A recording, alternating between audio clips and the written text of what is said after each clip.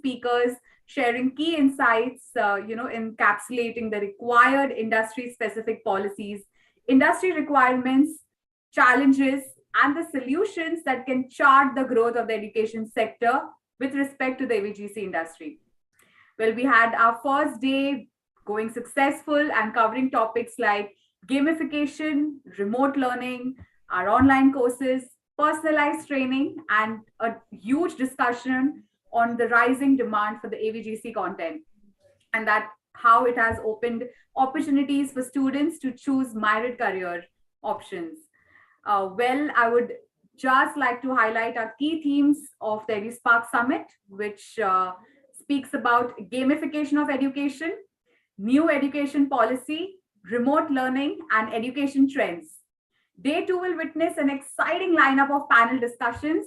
So all of you, please stay tuned to us and share your thoughts and experiences on social media using hashtag EduSpark Summit or EduSpark in your post. We can also be found at animationexpress.com on Twitter, Facebook, Instagram, and LinkedIn.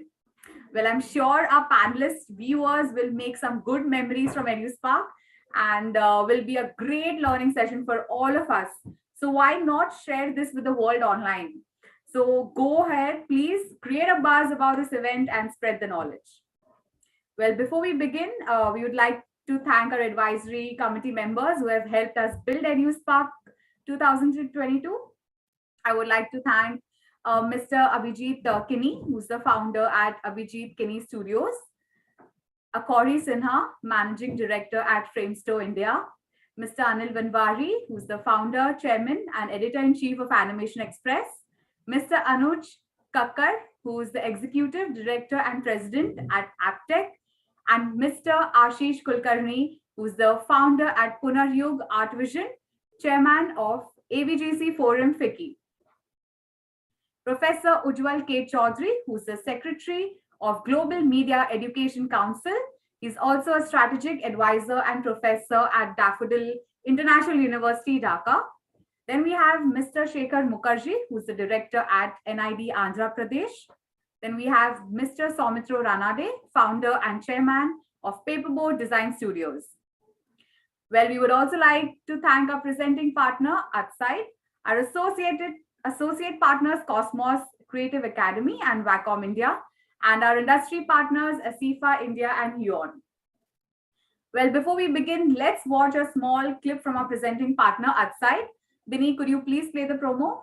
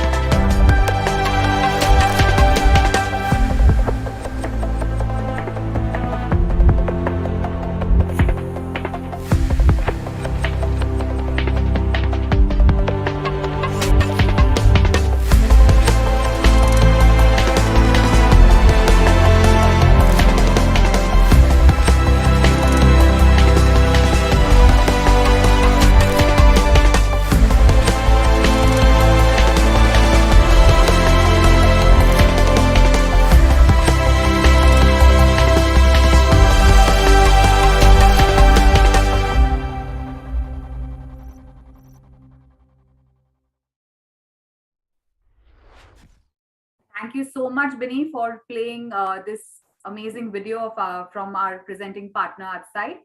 Well, viewers, if you haven't registered, please make sure that you go and register yourself for the on-ground event that will take place on the 14th May at the Lalit, Mumbai, where we have our Framestore Game On studio, Abhijit Kini, Vaibhav, More, who will take us through the making of some of the most incredible projects in the animation, VFX, comics, and the gaming sector. There will also be schools, institutes, and studios joining us as well. So if you haven't registered, please do that. Well, let's get the ball rolling and let's start with the day's agenda.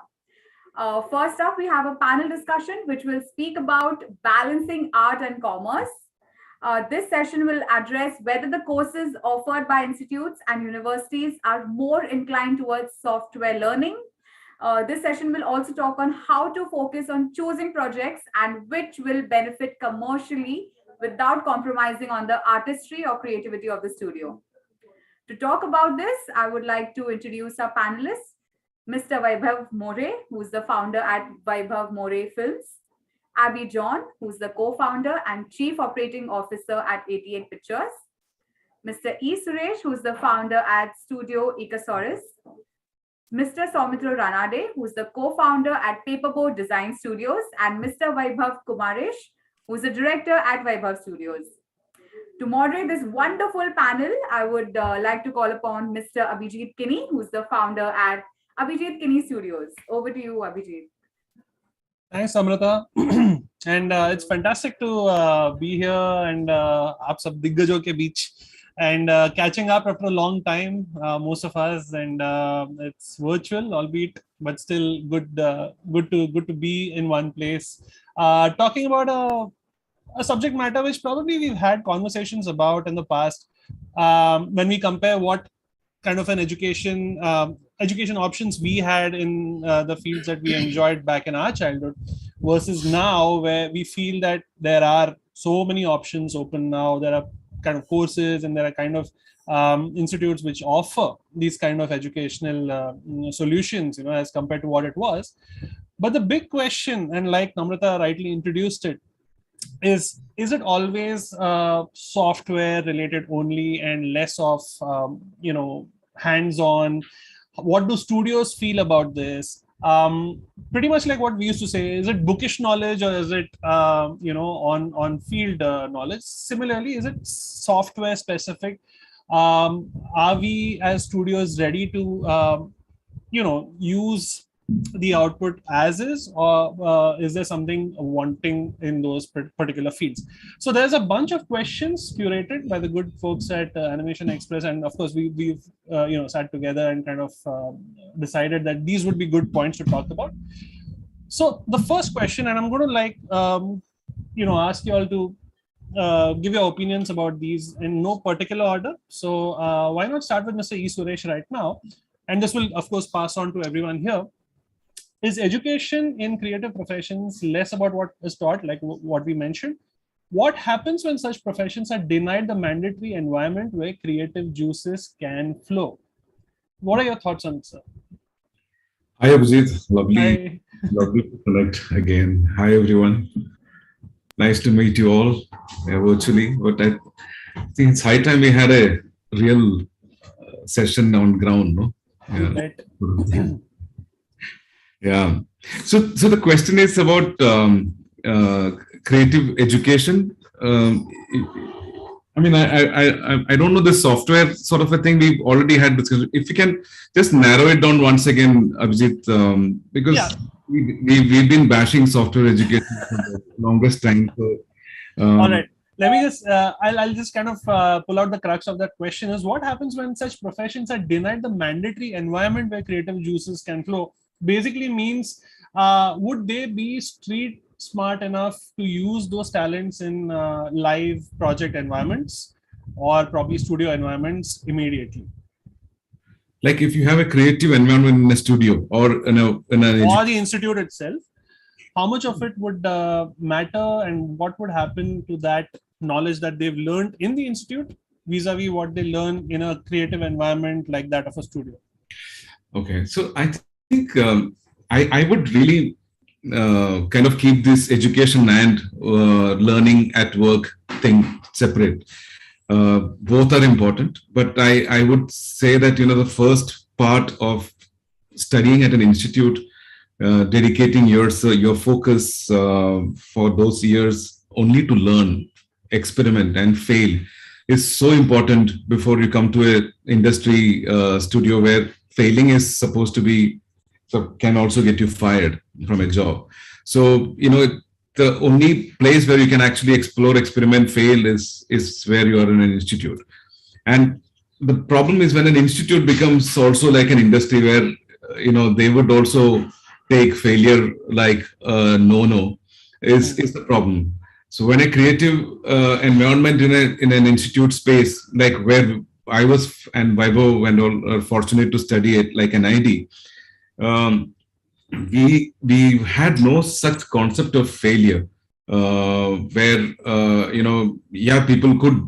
people used to get dropped for a year, or sometimes they used to be thrown out of the institute, maybe because of an attitudinal problem.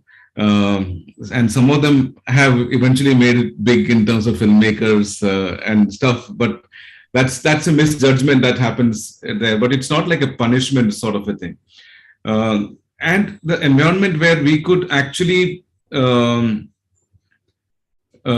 get exposed to multiple things was really, really useful for us.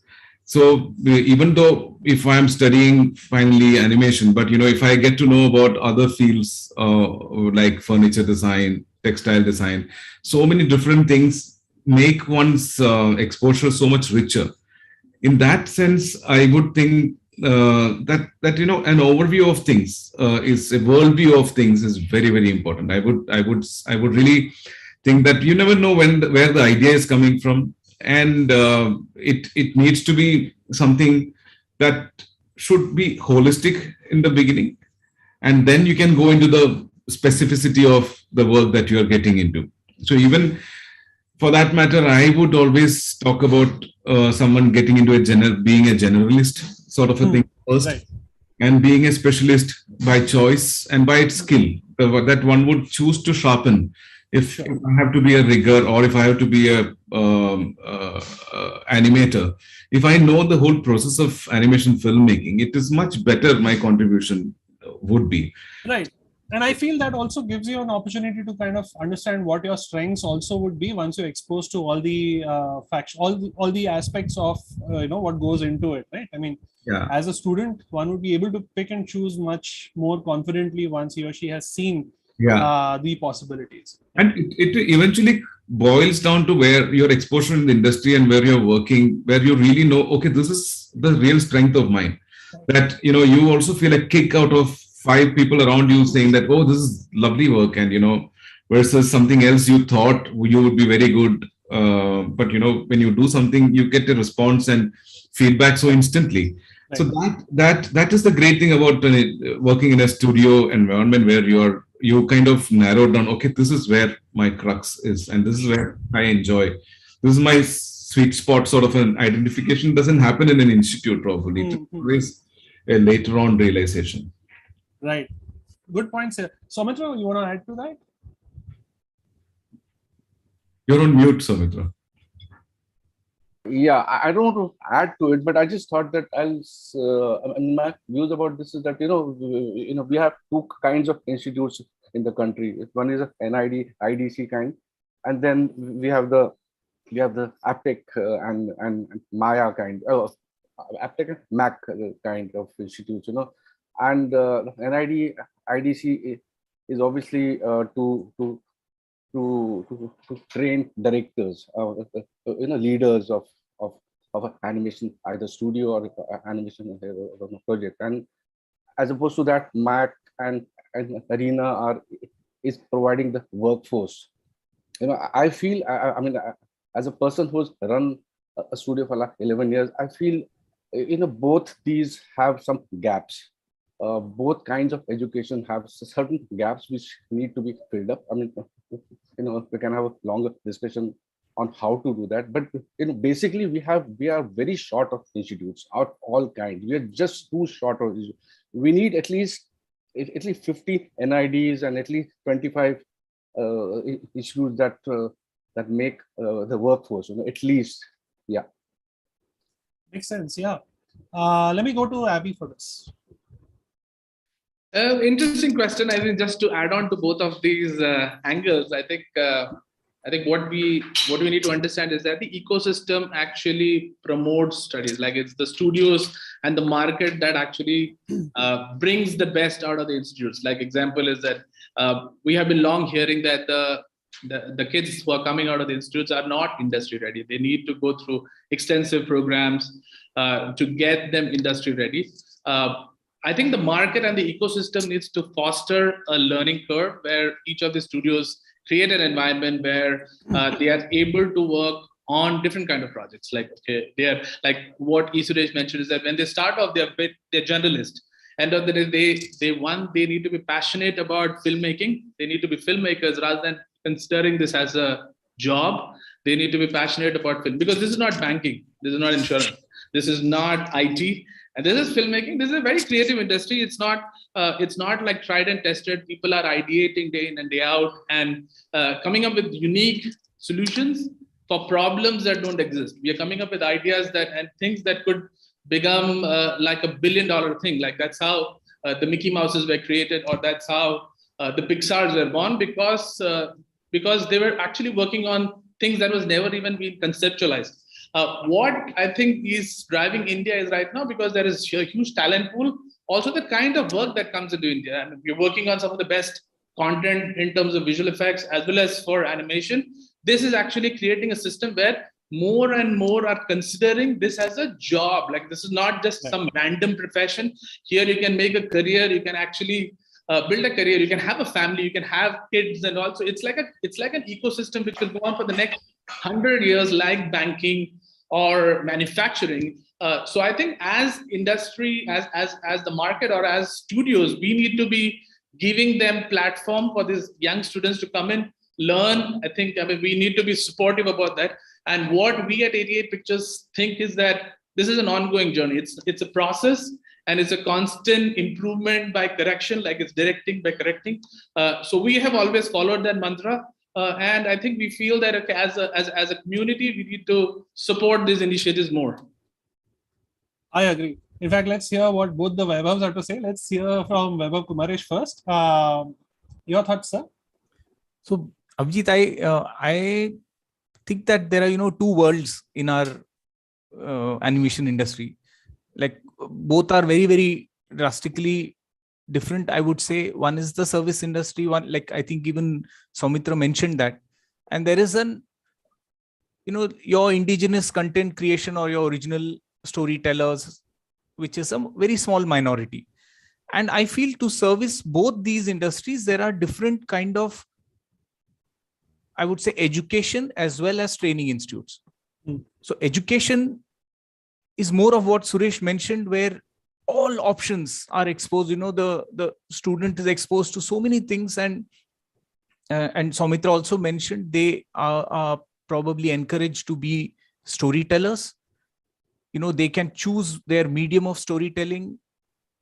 So and the other infrastructure caters probably to the outsource industry, which is so huge. So that primarily focuses on training for existing jobs, so that they can perform in certain industry standards or industry parameters. So I think the approach for education in both these are slightly different, although it will have the same core. It's an art form, it is storytelling, and every member, whether it's a director or a lighting artist or rigging artist, if they are cued into the storytelling aspect, they'll do a much better job at whatever they're doing. But somewhere the two curriculum will take a different turn, and I'm sure students are they, after a few years in the education, they get a sense of which way they want to go, right? And in their respective fields, as they proceed, there'll be a lot more avenue to specialize. And as they start working, yes, they also realize that yes, this might be my core forte, or I'm interested in multiple things. Sure. So they would tend to become generalists. But I feel there are two worlds, and both have different purposes. Both intentions are at the core, both the intentions are slightly different. So both these worlds have different strengths, and different education institutes feeding them or catering them I think even as students, they have these options to pursue both these worlds. True. I think, yeah, I mean, now that you say it that way, I think, Vaibhav More, would you agree with that? Or, I mean, yeah, first of all, thank you for inviting me to be part of such esteemed panel. So thanks for that.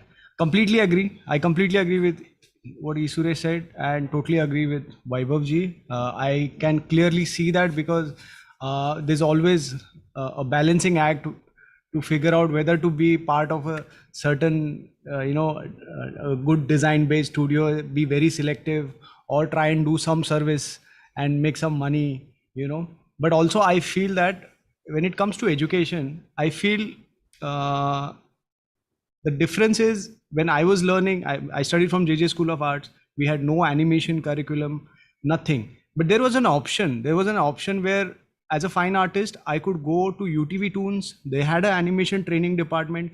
They were a full-fledged service studio. They were doing different series, because we did not have option at that time, I guess.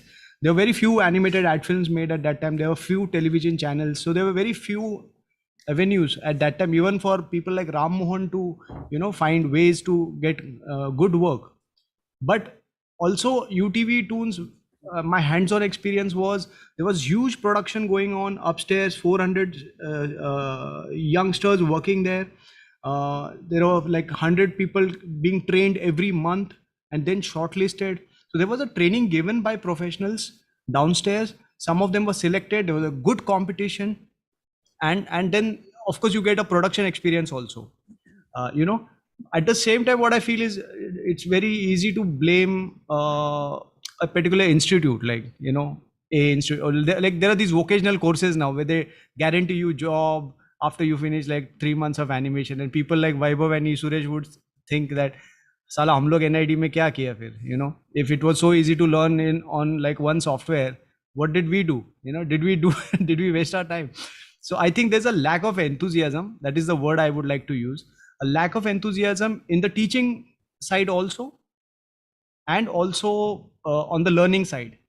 Like students have so many options today. Like young guys have so many options. There's YouTube that can teach you literally everything. Yeah. That it can teach you from Gayatri Mantra to, it can teach you how to fix your car, how to fix your refrigerator, how to animate. You can see Glen Keane demonstrations, I did not even know how Glen Keane looked when I was in fine arts, and now I can learn. I'm still learning, I still consider myself as I'm still in the process of making myself as a good animator.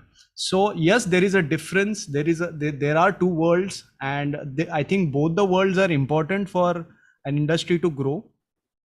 So there is a demand for each industry, each part of this industry. At the same time, I feel that enthusiasm that I expect from a student or an intern who comes to my studio, it's lacking. And even in the teaching institutes, I was fortunate to get into JJ School of Arts. Entrance exam दे के 3,000 लोगों में से 100 लोगों को select होना, फिर NID also same format of selection. So the cream was selected and groomed. Now we need to groom the masses. So there is like what Soumitra said, there is a gap of that NID level, and then there is these vocational courses. That gap needs to be filled properly.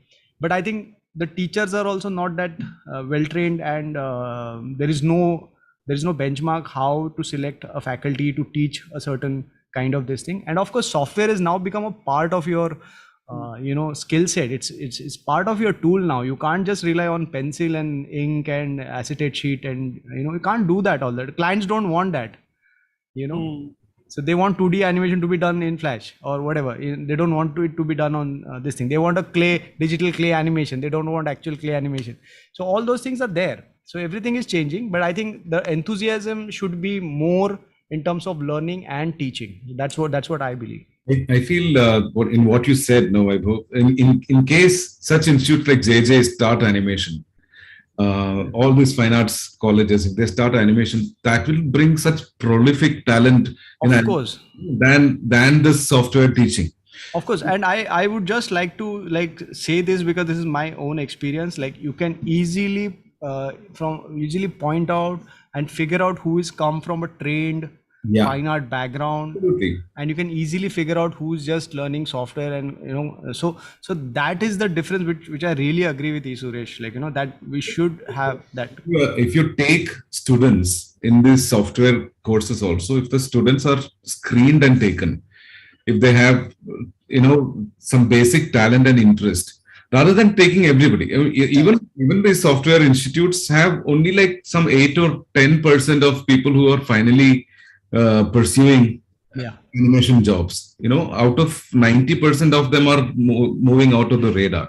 So if that can be created, because art colleges give the most conducive environment for them to see so many different disciplines and to grow from there. And when we outsource our work, sometimes to countries like Germany, Poland, and all for animation, versus sometimes to India, like big studios, so which have 100, 200 people, it is very difficult to get the work out of them. You need to go pinpoint every little detail, like directing, and but it's beyond direction. It's like going into nitty-gritties that even a lay artist would know that this needs to be done when you make a shot. So that sort of disparity between what you get as a very basic artist in abroad when you outsource the work, which is maybe at par in terms of the cost that we may be paying. So that shows the kind of filtration that happens at an institute level. Right. Which is very important. If that sort of filter is there in our institutes also, even if it is software coaching, that will automatically get you more interested people, even in the other world of service, because service also eventually needs great talent people. It's not like you can't have pressing button guys there, because then you need more managers to manage more of them. You need a whole series of production managers to keep whipping and checking and all those things, which is again a waste. So if you get good people who have art background, who have moved into software, it's better. I mean, I'm not against software teaching at all, because we all use software. It's just that the kind of people that needs to be taken in for such a course needs to be having some artistic inclination or some that sort of a orientation. Then they will be groomed to become better contributors even in that world of service industry. Yeah, because I think aptitude plays a big part here. I remember phases where students actually go, this has more scope, so we are going to go for this. They might not have the aptitude in it, and probably they find that out while they are learning things, or even when they are on job, they might have a change of mind in which they kind of start to lose the time they have put in. So I think, aptitude has always been one of the main driving points, no matter which career one takes. But many a times that is lost somewhere in translation, I feel. Great points I think we've had so far. In fact, taking off from where Vaibhav More left off, I think the next question fits in and segues right there very well, which is talking about the tricks of blending artistic skills with technology and commerce. What would your tips be on this? Any tricks and tips that you would want to share? Of course, this will again rotate back, but let's start with you, Vaibhav. Yeah, Vaibhav More, yes. I think again, I'll just come back to basic. What I from my experience is like you have to be a little choosy when you're taking up the projects, because you just can't see at the amount of money that you paid, and then you are willing to do that, Right. So and then explore that technology. So I'm pretty choosy, and I try to see that we don't repeat similar kind of project just to make extra penny. So that, because that is something that really can spiral you down again to doing nothing and just being part of this, like trying to work out the commerce of the studio.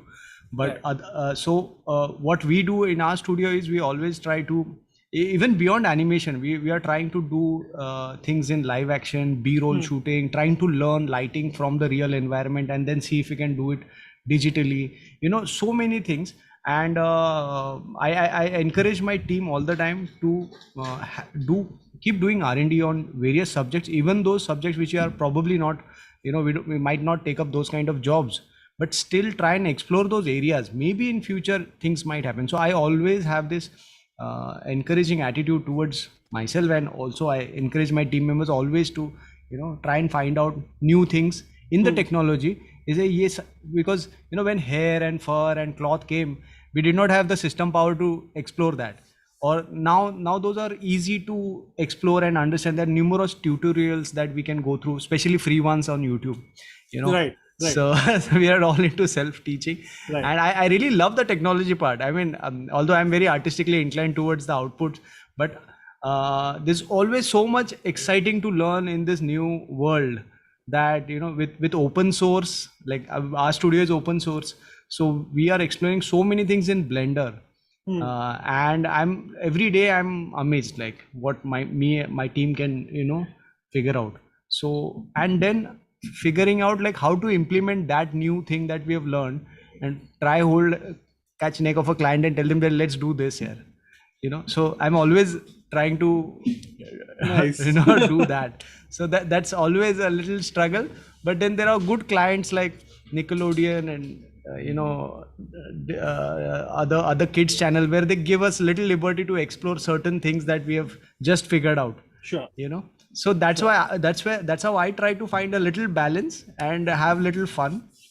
So Nice. that's my take. Nice. Let's come to Soumitra on this. Blending of artistic skills, technology, and commerce. Your tips, tricks, or advice? Soumitra, unmute. Yeah. Sorry. Yeah. No problem. There are no tricks here. There are no tricks. There are no. It's actually about balance, like he said. We take a lot of work for money. Yeah. We do that because I feel responsible. We have a certain number of people who are employed with us, and in the last 2-3 years, particularly, things haven't been good. I feel responsible that their homes run, because of our studio. Okay, so it's very important for us to live like a family. We are a family of 200 people. For that, if you have to take some work purely for money, we don't feel either ashamed or embarrassed to do it. But we have a larger vision. Because we are able to self-sustain ourselves, we are able to do projects like Bombay Rose and Gopi Gayan, GGBB, where there is hardly any money. So we try and balance this by accepting work which excites us, which is exciting for the artist, and which has little money in it, and balancing it with stuff we take for the money. And so we have lived quite peacefully like this for 11 years, and we hope that we'll continue. And having said this, that we do accept stuff only for money, we don't lose ownership over the work. We feel that even if it's for the money, it has to be of good quality. Right. And we sometimes also fight with people, our clients, that no, what you are paying for can achieve much more than what you're expecting. So we go that extra length, and so it's about balance, and yeah, that makes sense as well.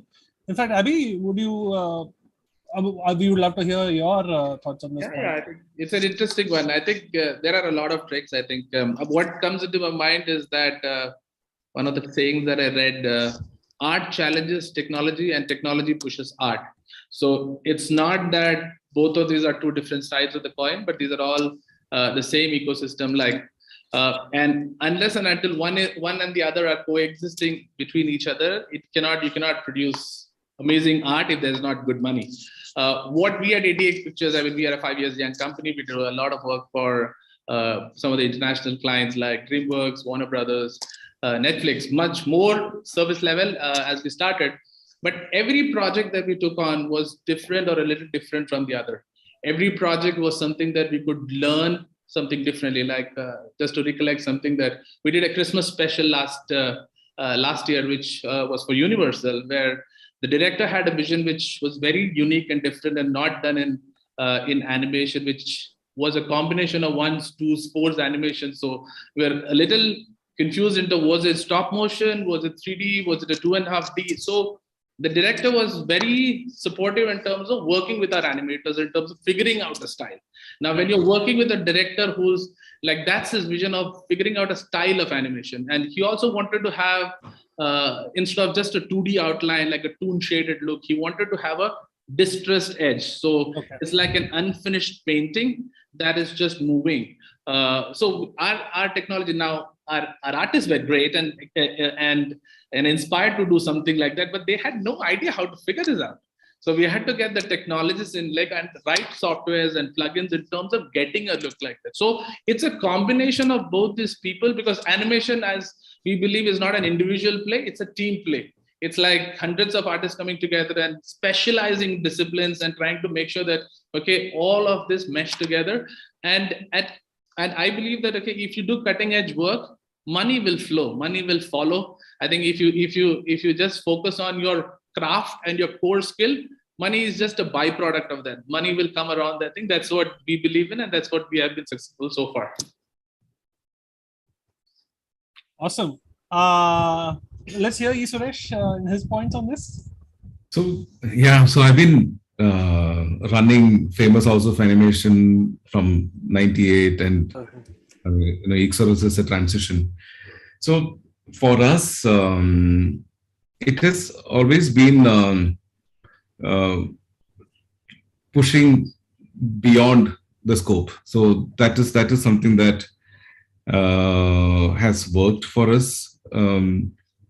Technology-wise, yes, we've been experimenting with it, but we are not such a huge culturally. We are not such a huge shifters to new technology and stuff. We are little.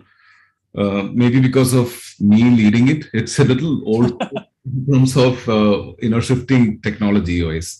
So we still work with Maya. Yeah, we just about completely shifted to TV Paint, but in between I got a lot of licenses for Toon Boom, but nobody even touched that. So we are a little technology shy that way. But in terms of commercial thing and keeping the creative essence, we've been striking a balance since the day one, because of course, Famous is something that we started thinking of creating content, even though it was too early for those times, and we had to kind of wind up and start doing promos, Channel V, MTV, and ads eventually.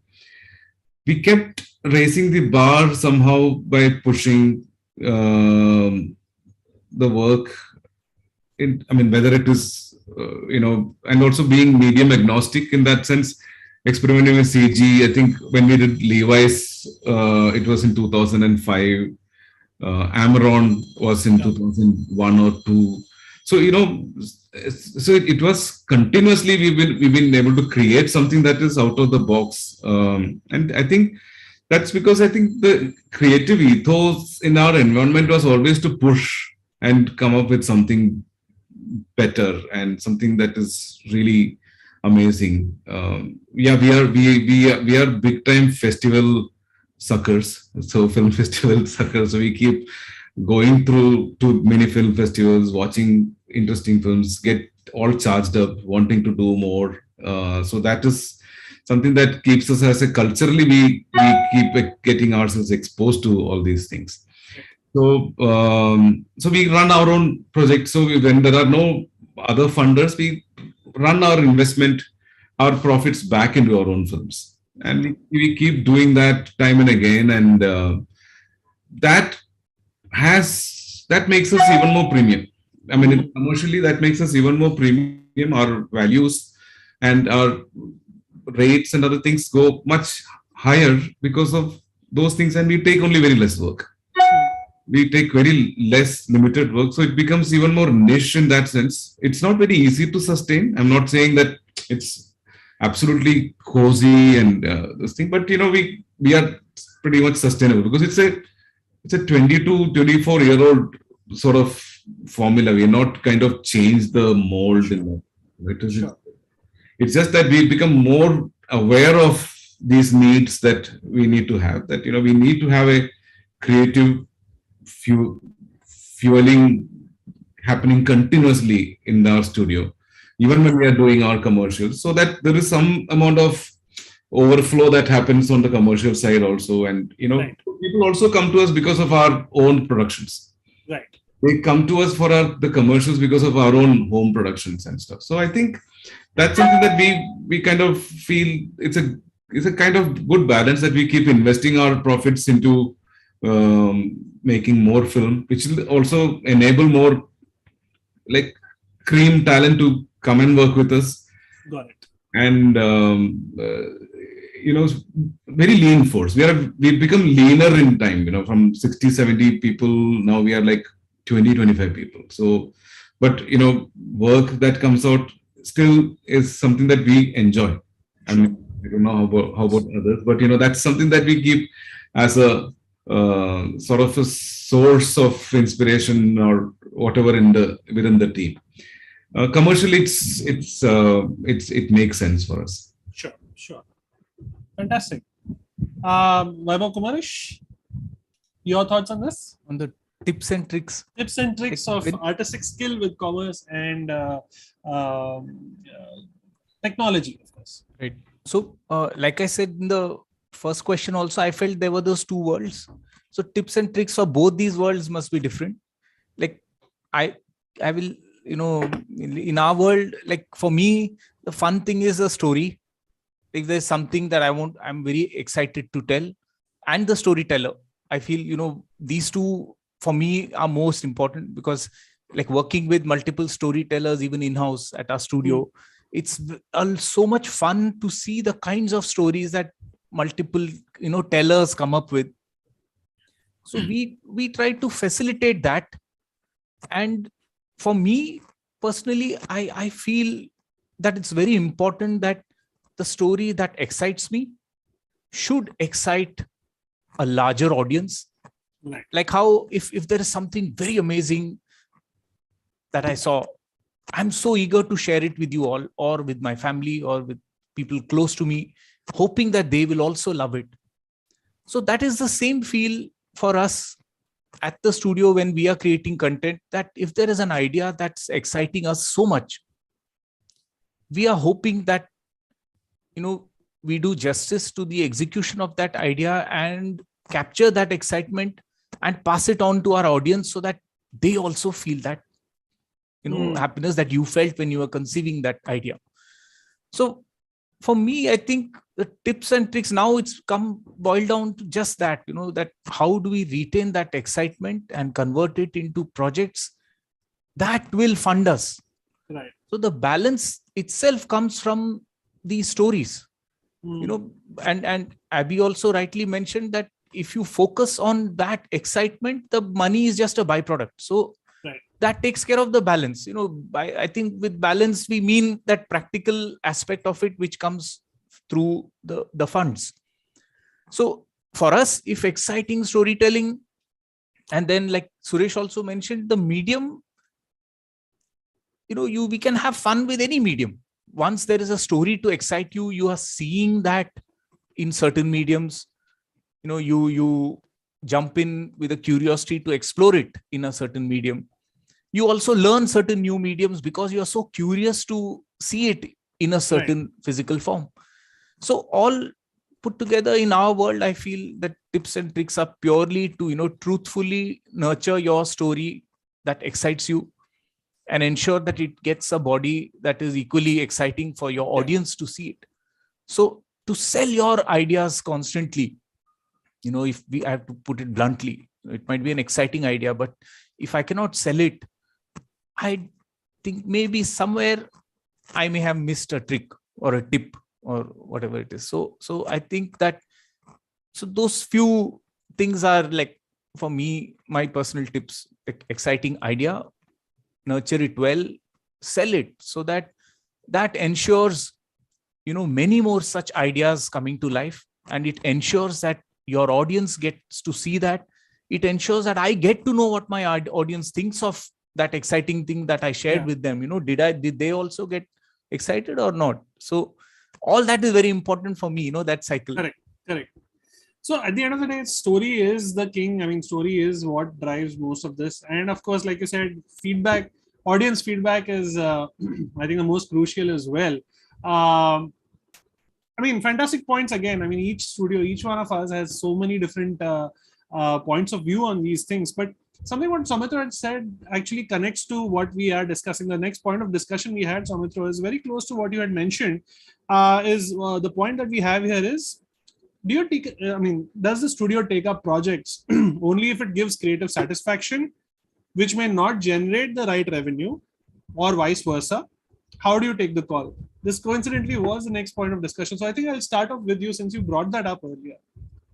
How do you take the call when it comes to projects like these? Mute. Sorry. Yeah. So yeah, it actually it depends on the DNA of a studio. Like each Suresh has a completely different kind of a studio than ours. And the others also. So actually, like all of us are pretty different in that sense. For us, I can speak about ourselves. We do believe in larger projects. So we like to do feature films. We like to do web series. Now we are working on a huge web series. It's animated web series. So we need numbers. We need a lot of people on the floor who can deliver these large projects for us. Now we are not going to get a feature film every day. And to create a team, to build a team, it takes time. So between the feature films that we do, or between the web series that we are going to do now, we need to have some work that will sustain the team. Otherwise, the team will disappear.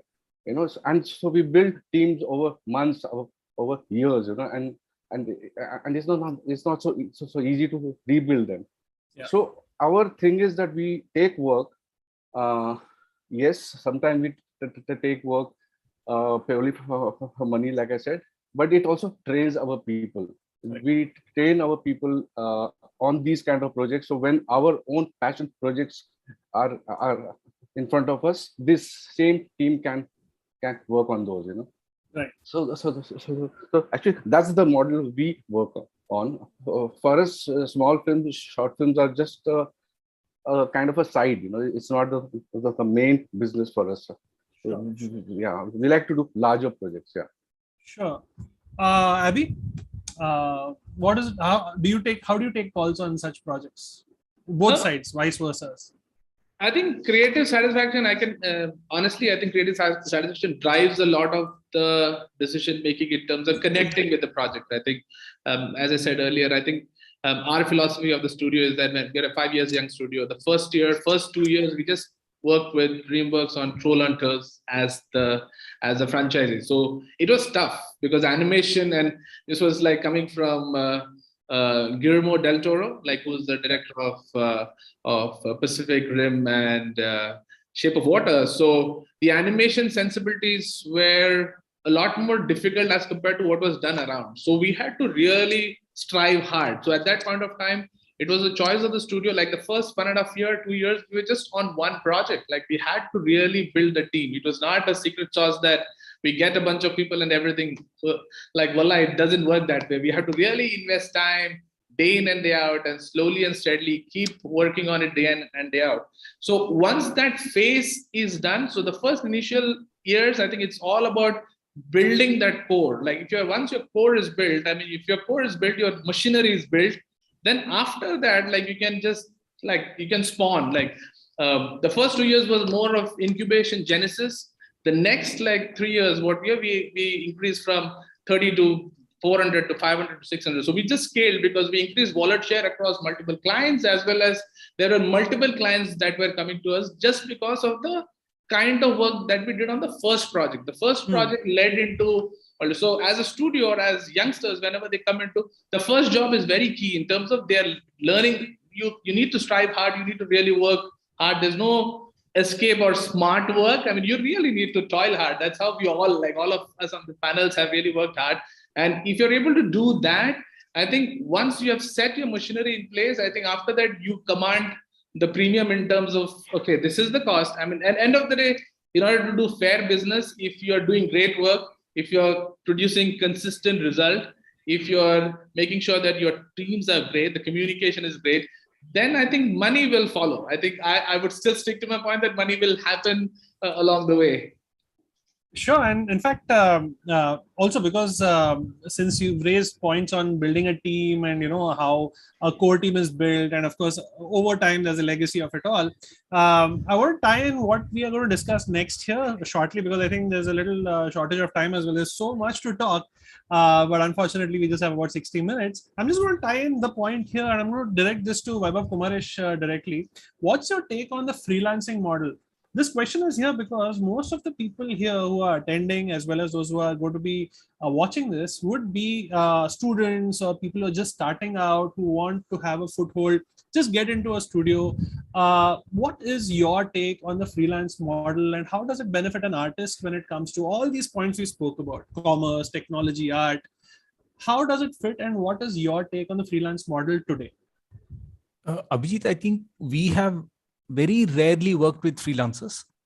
As a very small team, 17, 17 log hain. Right. But that's a core team, and most of the stuff happens in-house. But I feel, considering the times, like even during the pandemic and all, a lot of people have dismantled, and work can still be done virtually. So probably, the freelance model comes into play when there is suddenly a very big demand, and you need people from out of your own core team. Sure. And it's always good to have a talented pool that is not engaged somewhere, and that is like floating or independent, that you can collaborate with. And it also is helpful because you can assemble and dismantle a structure on a project basis, so it's not an overhead expense. Sure. So those are my only notes on this, Abhijit. I think others will be able to add, but like I mentioned, our work over the years, primarily maybe 1 or 2% projects where we outsourced or worked with freelancers. Got it. Yeah, Vaibhav, More, yes. Sir, up mute. Yeah. So my take is a little different because we are much more smaller studio than Vaibhavji's. So and also because I'm mainly catering to the advertising fraternity, and in advertising there's every job is like a challenge by itself. Right. So sometimes we are expected to do some VFX job, sometimes we are expected to do like a proper animation job, sometimes we are doing a product window, sometimes we are doing a Lego series. So every time when there is a different job, and in-house, if we have a certain kind of talent, and we keep needing different people with different kind of talents. So for us, we work with bunch of freelancers. With again, they are like families, but they are like not a burden on us every month to this thing. So, but a good talent around, especially in Mumbai, Pune, Maharashtra, Sangli, or all those areas, there's good talent of freelancers. So, and I don't want to let go a job because my team doesn't have a specific skill set for that specific job. Yeah. If the job is interesting, I would like to hire somebody and just explore that job. My team also gets to have fun and learn a new thing from that freelancer. So sometimes we need more compositors, sometimes we need like more modelers, and our team is more like a generalist, working and handling all these other freelance artists. So for us it really works well, and then it again builds a very different kind of network for you. Like you can assemble, disassemble, and keep your expenses in control.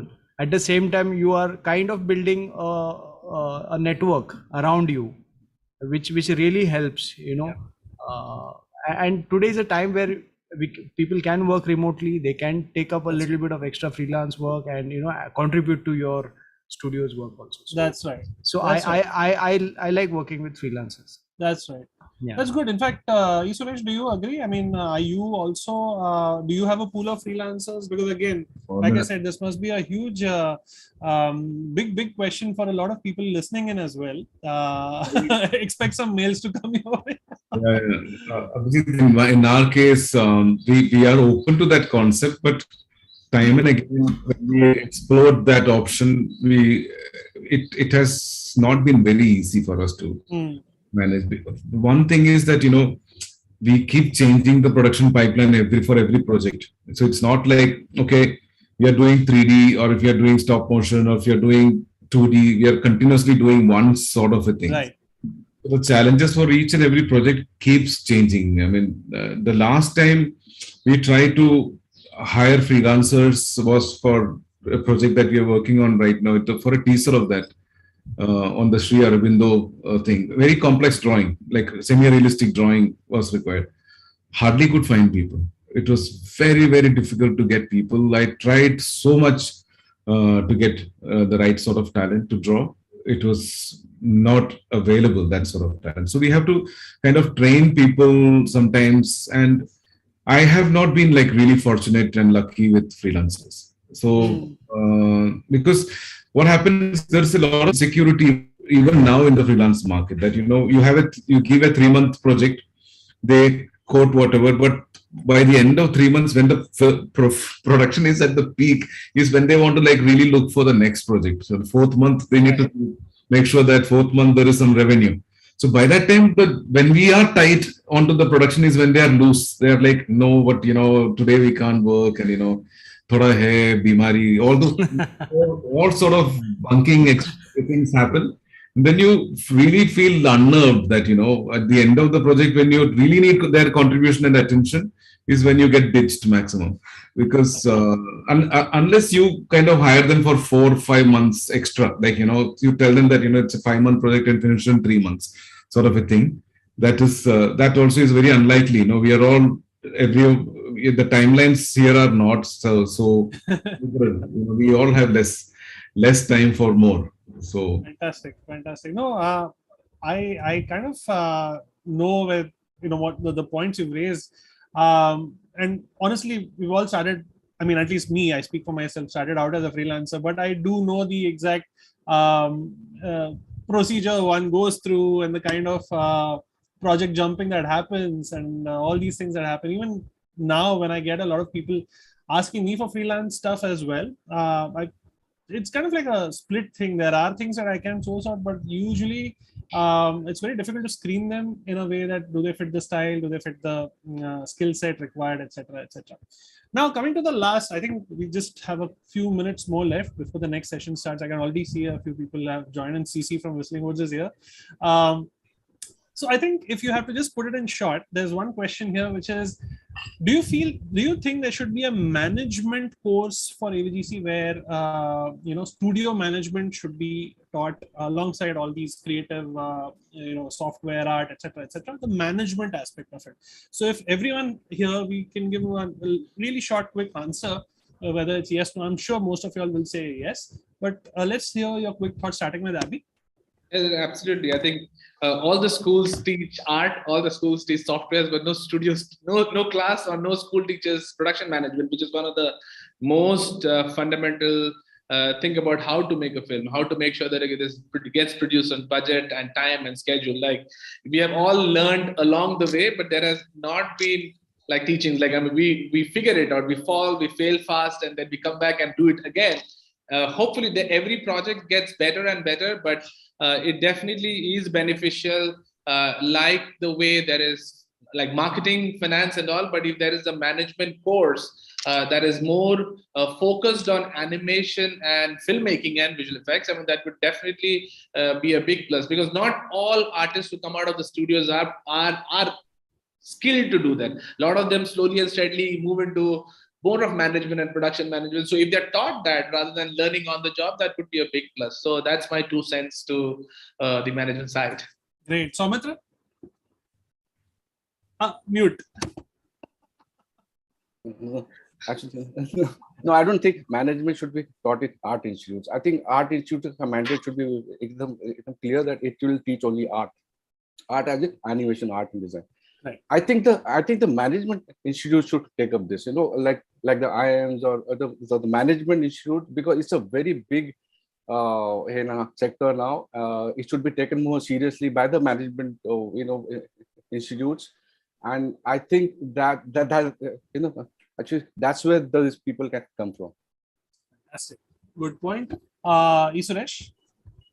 Sometimes I felt that people who are in the production side, who are working on animation and other processes are, like generalists, sometimes make for great production managers, when they are given that sort of responsibility, because they know exactly the grievances that they are put through by a production manager. So they always say, hey, you should have done it like that. Hey, you should have done it like this.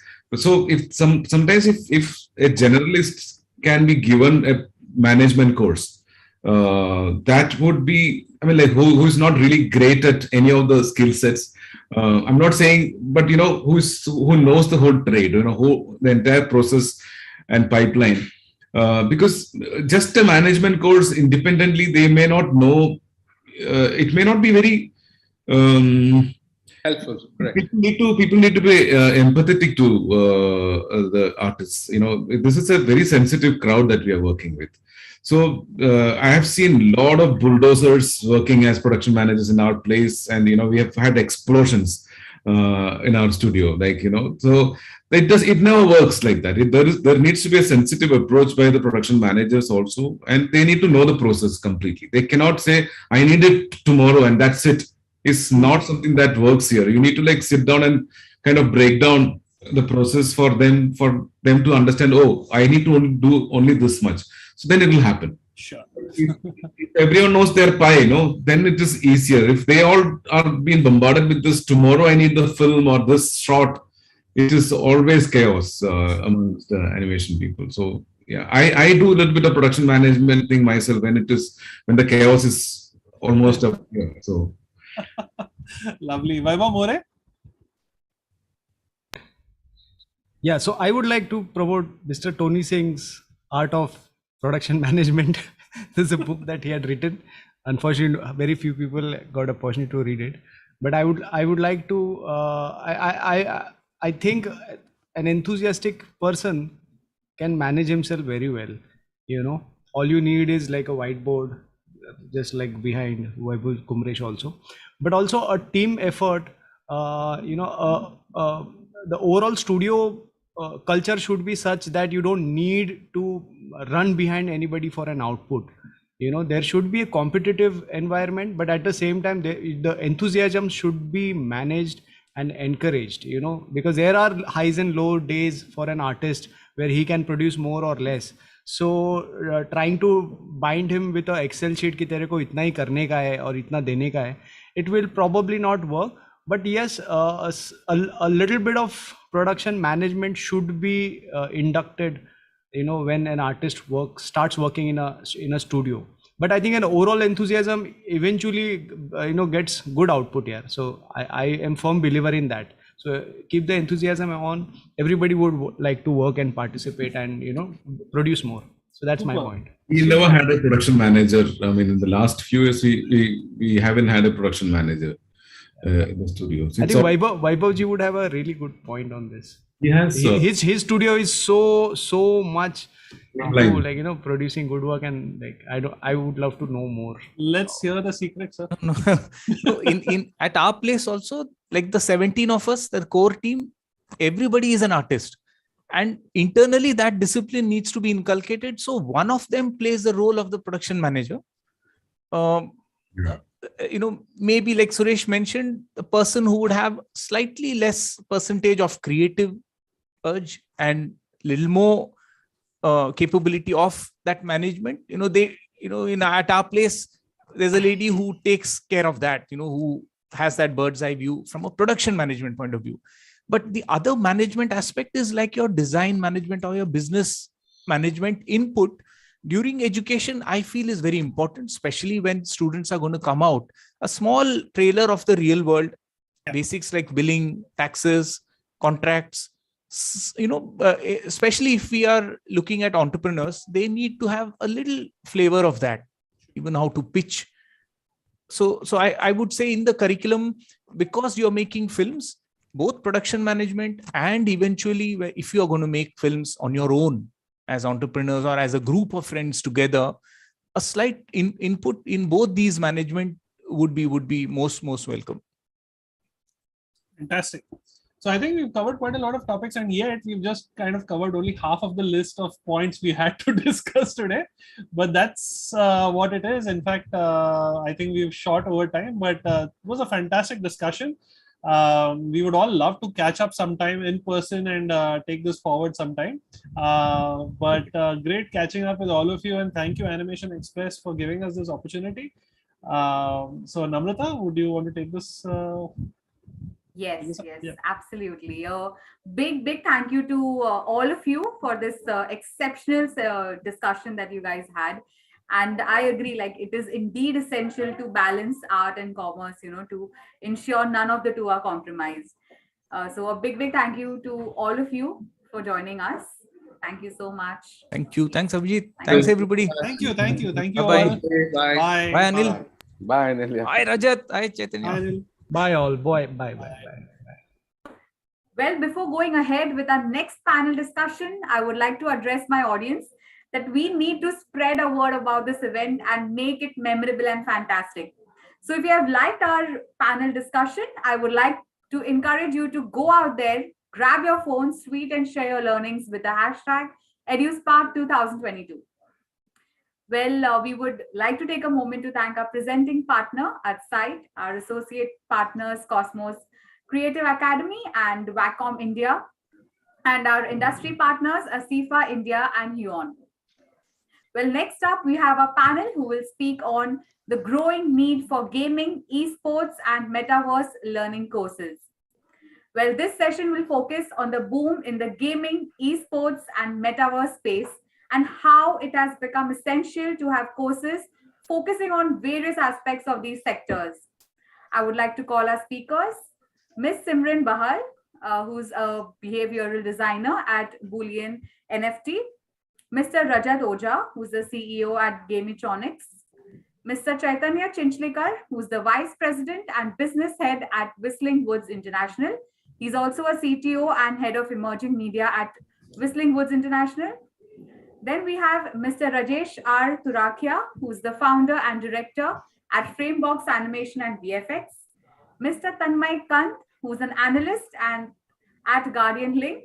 To moderate this wonderful panel, we have Mr. Anil Vanwari, who's the founder, chairman, and editor-in-chief of AnimationExpress.com. Over to you, sir.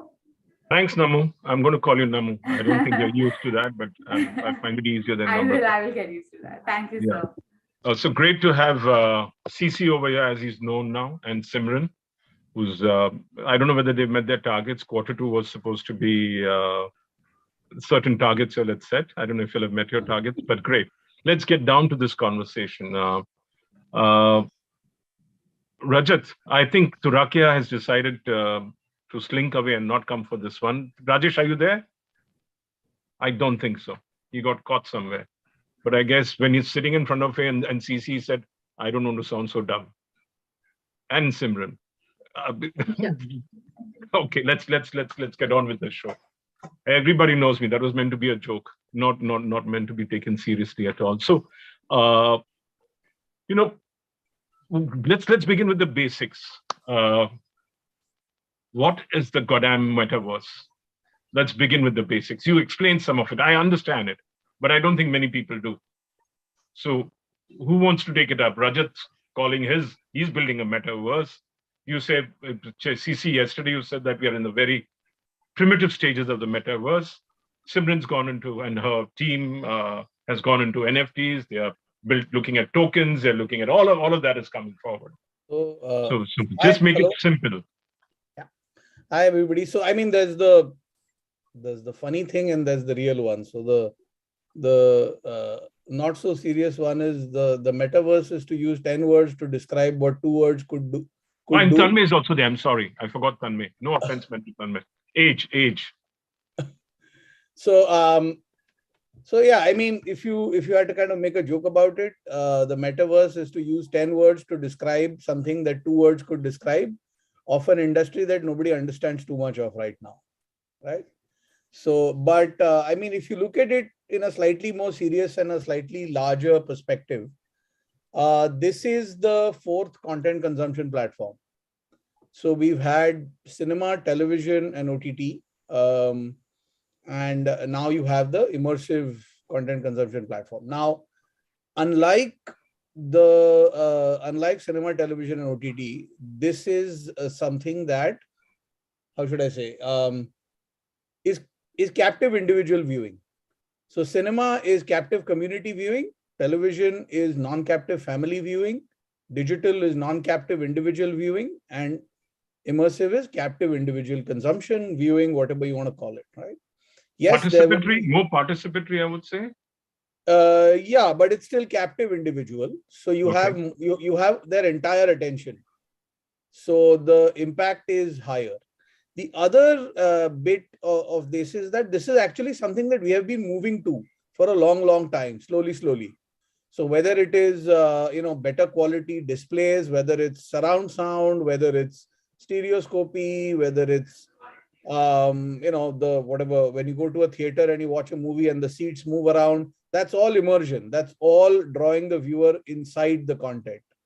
Now, when you're able to put them physically immersed in a kind of a virtual world, there you can entertain them, so they can watch fiction or non-fiction narrative content, 360 video. You can watch live sports, you can watch a live concert, or you can just go around and live your normal life, just like you live it in the real world, right? So you have the functional use of the immersive world, and then you have the entertainment use of the immersive world. A combination of all this is the metaverse. Right now, it's essentially an immersive world which has been, well, smartly rebranded by I don't know who to align with what Facebook wants to do. So immersive worlds have been around for a long time. Second Life, those who are slightly older among us, Rajat and me, will know what Second Life was. I'm older than both of you. No, you're 21. Okay. So I was very much on Second Life. Yeah. So Second Life, for example, was an attempt to do that in a less immersive environment. But anyway, so essentially that is what the metaverse is. It's got many aspects to it. It's not one thing. Yeah, there are parts of it that are evolved, and then there are parts of it that are at various stages of evolution. In fact, about 10 days ago, I did a 30-minute keynote at NAB on how we as a film school are approaching the immersive world. We'll come to that. Education part. Now let's begin with the basics. Rajat, your version. Yeah, that's the beauty of metaverse. Everybody's got their own version right now. So whatever suits the narrative. So my thinking is very simple. The virtual world is just a layer, but there's a lot more going on in a metaverse right now, especially unless you add the creators economy. I think it's because we had been there. We were with Second Life. We were, and especially coming from the game industry, we had been creating virtual worlds forever. The sense of immersion has always been there. And that's why when you actually play a shooting game, even in non-VR, you actually duck behind and you do all of that because you're so goddamn engaged in the entire thing. But what is changing with the one thing which we need to probably understand, that we are living in a creators era right now, where you don't need to understand tools and technologies a lot. If you can actually build, how to build and what to build, you can simply go ahead and build it. And that's what is, the current metaverses, and my definition of metaverses are actually allowing us to do that. We live in a world which is just a layer. We create our own economy over there. We build things over there, and we seamlessly, without any permission, we take this asset to a different metaverse, basically a different world altogether. So it's a permissionless kind of infrastructure. So it's a more of an infrastructure game for me. What you see is just a presentation layer. on top of that. There's so much going on. In fact, I was speaking in GAFX recently, and people thought like it's going to be all about beautiful world and everything, and I just literally bored everyone with all the layers underneath. So communication definitely plays a big role, because I think the most important thing is going to be the community within the metaverses, because communities drive the NFTs and creators economy and all those kind of things, and especially and still being specific to the custom needs of people. And I don't think that it's going to be just a layer to consume content. It's going to be your default platform for e-commerce and all sort of things which are going to happen in the future, and we are already doing it. But so where does games come in? Since you've been a specialist in games, where does games come into play? So very interesting. So what we focus largely is that so there has to be, and especially gamers like us, we need to ensure that people come every day to my world, right? They don't need to come for a Daler Menzies concert or Travis Scott concert or something like that. There has to be a meta, and meta is a game. And being a game developer, I know how to keep, bringing people back to my platform every single day or probably every single hour. And that's where, the understanding of game is very important. Then the design part. The other thing is the NFTs, which had been all the virtual goods and other things, and our traditional gaming thing, which used to reside. Yeah, but leave that for them. Leave that for Simran and leave that for Tanmay to get into. Okay, but play to earn, actually, the play to earn, the whole the gaming aspect in the metaverses actually work only when you have this play to earn NFTs and playable NFTs. So there is something we get for buying this NFT. There have to be tradable. There has to be some value built into it, which I don't think is really there now too much in the ecosystem currently. Right. If I'm correct. Right. Yeah. Right. So coming down to now Mm-hmm. to Simran, over to you. Your play. You're working on the Polygon layer. Yes. Polygons Yes. and investors. We are from. Yeah. Hi everyone, and I just want to take time and say thank you to Animation Express sitting around with so great experienced people and sharing it, my knowledge. But starting with the question, to understand this metaverse and why it exists, it's really necessary why this boom is happening now. Because if we see pandemic has just gone and we were so much online, the need of experiencing the things more was so much in this environment that we were virtually sitting around and like wanted some more immersive experiences in our lives because we were so much bored and everything. So big tech giants have analyzed and seen all this stuff, and as you have seen, like games were there in the last so many years, but now it's happening because of this thriving need of an hour of everyone. Games was one of the part, like an entertainment era of everyone's life, but now it's happening. Games in our real world with some purpose is metaverse. Like metaverse is the next version of web. First one was the information layer that we were having Googling and everything. Now Web3 is all about experiencing that information more. So if we are creating this environment and we will experience by sitting on the internet itself and interacting with people, we'll need those characters of games and everything to make it work. And other than that, there is an economic, because people will be there, people will be having so many things happening, and we'll have meetings. And as Microsoft is also working on that, we'll have more experience meeting, blackboard sessions, whiteboard sessions, and you can brainstorm on that. And even the meta of Facebook is working to get social on the internet and more having those experiences. Yeah, but I don't think that's going to work because you're bored of Facebook right now. Yeah, but they're working with the other name. Facebook is I know they're working with Meta. I know, but I don't know. I don't know whether Facebook. We also don't know what they're working on, but they are, because they have seen this needs. If we'll be so much into that, there is an economic rolling to it. So tokenomics and other things have been introduced through blockchain. And with that, the NFT space, that is the completely different concept that is getting, like, coincidentally very much helpful for the blockchain. That NFT is more of like a non-fungible token, but not many people understand because it's such a complex word. I will simplify it for you. Like it's non-replaceable. It's very unique. So if we say unique, we get in our mind like diamonds and golds and everything, but they are limited in quantity, but they are not that really unique. So to make it more particular, I'll give you one example to understand this NFT, what the basic of it. NFT is basically, if we buy one jacket and there are multiple versions of it in H&M or somewhat, it's not unique. But when you add experience and you have gone through so many tours and everything with that, and you that jacket was with you for all the time, and you like it, you feel good in it, and some things have been attached to that jacket and you like that, right? Some are expenses like not sensible, but it's attached to our emotions and behavior. So those things brings uniqueness to it because it's uh, unreplaceable with the other things and money itself. So uh, if someone will say that I'll give you 1 crore to just buy that jacket, and you are like, I bought it for just $20 or something, but that experience have made that thing so valuable.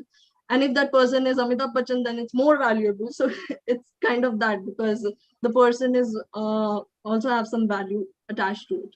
So this is the whole scenario that is working right now. And there are many things added to it, but the basics is this, if I want to just share. Thank you. So Tanmay, you guys have been working with Mr. Bachchan. You have been, she mentioned Mr. Bachchan.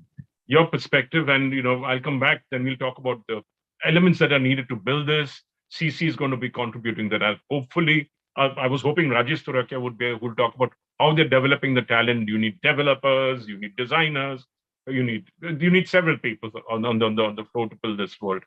Yeah, over to you, Tanmay. Definitely. Thank you for having me, number one, and super excited to be part of this. I definitely agree with everything Simran mentioned, as well as all the other speakers. I particularly loved Rajat's explanation of what a metaverse is, like a virtual world. And in a way, it's almost anything that you can make of it. You guys mentioned, I think, Second Life. I sadly was not there when Second Life was popular, but one that I have been well versed with is Sims, and then even GTA, and today we have Fortnite, which in their own way can be seen as pre-metaverses or non-Web3 versions of the metaverse, where you have open worlds where you can build arenas, fight, and basically just explore. So that's a very interesting concept. When it comes to NFTs, what Simran mentioned, I think that's a very good way to explain it. And I'd add another layer to that, where when you look at tokens that we talked about, right? So we have Bitcoin. One Bitcoin is functionally the same as any other Bitcoin. So if I go to, let's say, Simran today and give her a 1 rupee coin, and she gives me another 1 rupee coin, functionally they're all the same. Whereas an NFT is non-fungible. So this is sort of like having a house. So everyone's house is fundamentally different. So you can't exchange, let's say, a house in Bombay for a house in, let's say, Chennai, for example. So it's overall a super exciting space, and yeah, we're excited to be part of it. I love Simran's example of Mr. Bachchan and how there's certain things that made him very popular, because we actually witnessed that real life during our launch of Mr. Bachchan's NFTs late last year. Yeah, but again, what was the value that you placed in it? There was no value apart from the fact, did you all have meet the buyers? Did they have meet Mr. Bachchan possibility? Because maybe a limited token, limited NFTs which you put out there, but they had, for it to be tradable, there has to be some value behind it. Definitely. So I can speak to that. So we added value by assigning attributes to Mr. Bachchan's iconic works. So a couple of his iconic films, what he's done in the TV media space, some of the more prized collections actually included never before seen videos of Mr. Bachchan's poetic recitations. So, and these are just a couple of the utilities that you can add, and we have more things down that are built out in the pipeline. So again, talking about NFTs, right? One of the best examples that I would suggest that anyone who wants to read about the space looks into is that of the Bored Ape Yacht Club. These are those monkey ape rather NFT images which all these celebrities have on Twitter. So this started off as an NFT collection, but it's slowly evolved into an entire community. So a few weeks ago, they actually launched their own coin, which is super, super popular. A few days ago, actually, they launched their own metaverse. And if I'm not mistaken, they sold over $100 million worth of metaverse assets in the first 24 hours. So with metaverses, or rather with NFTs, you first build a community and then you sort of incentivize and grow that community through assets and utilities. Absolutely. I agree with you. And there has to be a value which they can be exchanged for. There has to be a value built in, which I don't think everyone's putting in place when they're building these NFTs. Definitely. There has to be a tradable component. Now, coming back again. So what are the challenges that the world of gaming, metaverse, NFTs, what are the challenges we are facing in this area specifically in terms of developing this at a faster pace? Of course, Facebook is pouring billions of dollars into it. So is Microsoft. But what are the challenges we are facing? I mean, I don't think there's just going to be one metaverse. They're going to be multi-metaverses, or they're going to be metaverses of metaverses. So who wants to take a shot at this? I'll go about it. Yeah, okay, the youngest lady. The lady wants to go. Yeah, wow. No, it's fine. You can go, Rajat. Go ahead. No, it's good. Go ahead. Yeah, ladies first. Oh, thank you for that. So if we see the challenges, first of all, in an industry front, I can see people are very much getting like hyped about this metaverse and NFT. And the artist coming there is having like a lot of expectations that they will get a big amount out of it, and they're just lying there and they're not getting any sellers. So we need to understand that NFT is an artwork, but there should be a multi-usability or some usability or the underlying ownership that we give to them. Or some reward associated with it, even if you pick it up. So that it turns out to be a valuable asset towards it. A concept is right, like artist values the concept, but from the traditional investors' point of view, they are struggling to find value in this assets. So traditional investors, in the sense, they are very much familiar with the stocks and everything. They're getting values and all. So this environment is getting tough for them as well. So many NFTs are lying on the platforms and not getting the investors. It's one of this point. Second is there should be a realistic and logical approach towards it. So as Boolean is also working towards like getting people purpose on this NFT, and we are creating an ecosystem where the ideas and concepts will be converge them into a more project format, a bigger project. Have you achieved your token sale as yet? Q1 was your deadline. Not yet, right? Not yet. We are on the phase of that. So we are working on that. We have some. No. Relax. Yeah. There's always milestones being missed. That's life. Yeah, it's okay. It's totally fine. Yeah. Like I was. So continue with what you were saying. Yeah. And the second aspect I can see, when a novice comes to these websites, it's very much difficult for them to understand this world. It's a learning curve a lot. So the user experience is too much technical, and we're also working towards it because it's a very learning curve, and this technology is too much going in a complex and more, I would say, in terms of. So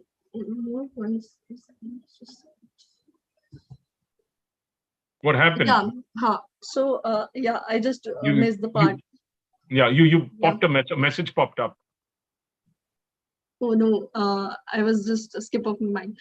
And there was a lack of trust, because it's people are not getting it, so people are not able to trust this, because the whole economic of this industry is so much different. Like the wallets and everything has to be created, and people don't know how to do that. So people are struggling with all these challenges, and we are addressing in our application in Boolean, and researching about it and talking to our users more so that we can address them and make it more familiar to them. Okay. Yeah. So now let's have CC. The challenges. One, is the talent a challenge? Where is the challenge coming? Apart from, she mentioned there's a lack of, I want different points from each of you all. Yeah. So if you look at, I mean, essentially to talk about this, let me just show you guys something that. Now you know why I call you a guru. Part of. No, you better not duck when we call you a guru. Arey yaar. Guru kuch hota nahi hai, sir. Arey, Rajat also calls you guru, yaar. Since you spoke about guru, so this is something called, it's called the Dunning-Kruger curve. It's a psychology curve. It maps knowledge skills and confidence on two axes, right? So if you look at, I mean, the journey of the various components of the immersive world and what they've gone through. So basically, when you have no knowledge, you have no confidence, and then you gain a little bit of knowledge, but you're still broadly in the ignorance spectrum. But suddenly your confidence shoots through the roof and you're standing on top of Mount Stupid. Okay. Then you learn, then you gain a little bit more knowledge, and then you're, essentially crash into the valley of despair. Then wisdom starts to set in, and then you get onto the slope of enlightenment in order to become a guru. So nobody's a guru as of now. So if you look at various parts of the immersive world, this is where they are, right? So you've got your essentially your augmented reality. AR is the. It's been around for some time now. Yeah, AR has been the furthest up the slope. So is cinematic VR. But both virtual production and metaverse are currently climbing up Mount Stupid. So at some point, they're going to go over the hump. There's going to be a huge correction, and then things will kind of get back to normal, right? So, but I don't remember augmented reality ever hitting Valley of Despair. I can't remember. Yeah, it did. It did. Okay. For a long time, it was kind of supposed to be it will replace all other kinds of marketing, and there'll be QR codes all over the place, and people will be scanning QR codes to receive all kinds of information and blah, blah, blah, blah, which, honestly never happened. I mean, it happened for some time, but it never really got on. The other thing is, if you look at actually elements of the metaverse, right? This is, if you kind of break it down, this is what Gartner released, I think, a couple of months ago. So this is just some of the elements. And for each of these, you're going to need a tech stack. You're going to need a business stack. And the most important, you're going to need a creative stack. And when I say creative, is not necessarily related to kind of storytelling, but essentially what Rajat spoke about also, which is the creator economy. So online shopping, what's the creative kind of place of it, right? If you're going to do social media in the metaverse, what's the UI UX? How is it different from regular? If you're going to get down to even NFTs, what's the creative element to it? So understanding and approaching the immersive world from the point of view of creators is right now the biggest challenge, because there is just tech talk going on. There's nobody who's really talking about how does somebody technology it's a tool, right? You don't define anything through technology. You define it through experiences. And we still not started talking about experiences yet. And that's, according to me, the biggest challenge right now. And the sooner we get around it, the sooner we're able to start having the experience conversation. That's when we will know. That's when we'll actually understand what is the platform? What are you selling? Cinema is a audiovisual narrative spectacle, right? Television sells you something. Digital gives you edgy, pacey content because it's individual viewing. What is the metaverse giving you in addition to immersion and interaction? So that is the piece. The larger piece is but the NFTs have started addressing some of that, right? The digital assets. But let Rajat step in now. Let Rajat step in. NFT is one component of a particular word. Now, NFTs happen. DAOs are coming up and all of that. Correct. So NFTs don't necessarily symbiotically, syncretically go into the metaverse, because even there is no metaverse, there will still be NFTs.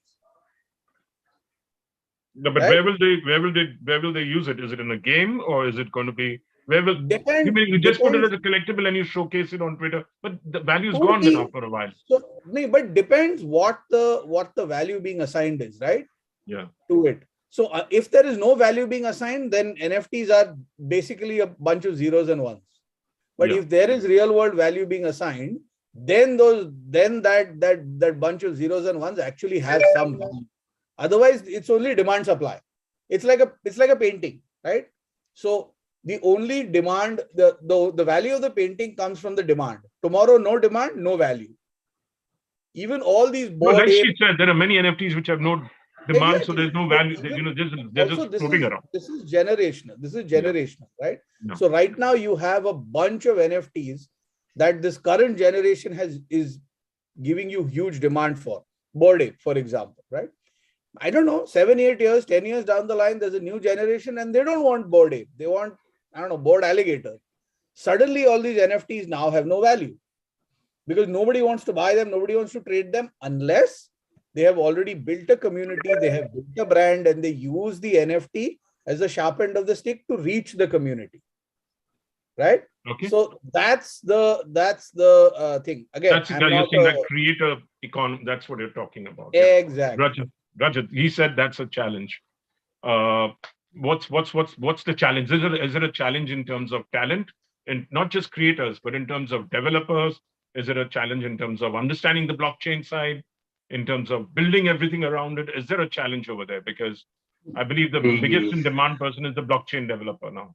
Absolutely, you nailed it. That's definitely the number one challenge, and making people understand, is another challenge. The one thing which Simran highlighted, the confidence, the trust factor is another one. I don't believe in, like that's my personal view here, that if I'm releasing an NFT, that has to be Amitabh Bachchan's NFT.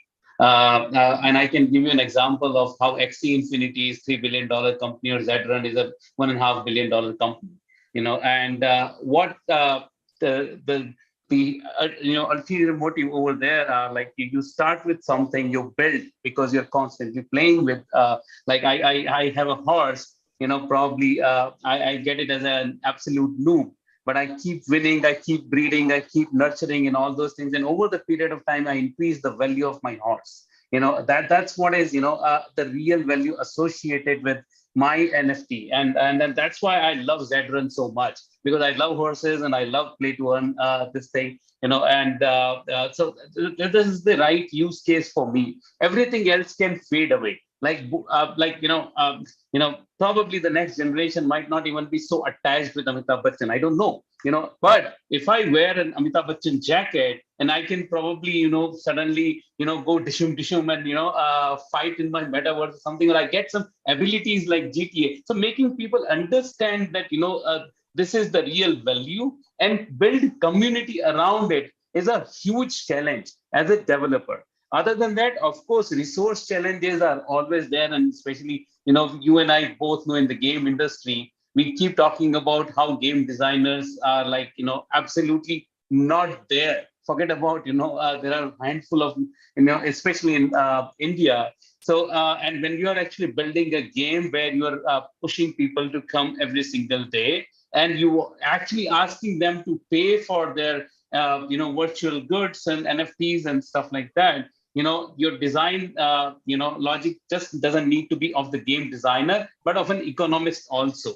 and bringing these kind of, verticals together, I think is a huge challenge in India. We definitely need better ways to communicate this to the younger audience. Of course, I'm I'm an old school guy. I started when C++ was everything for making game. Then Renderware came. And then Gamebryo came, then Unreal Engine came, then Unity came, and all those things came. But we had been, building things on top of those things because our foundation was super strong. And what we focused all along the journey was to build our foundation so strong that either we survive or pioneer in whatever we get into. But the mushrooming institutes all around, people come with game designer courses and stuff with still having no idea about this thing. So yes, there has to be a better way of doing this. So community, the understanding that NFTs can be playable NFTs in a bigger way, and build community around the trust factor of those things, because you're increasing the value over the period of time. You're not just going with some sort of hype machine here.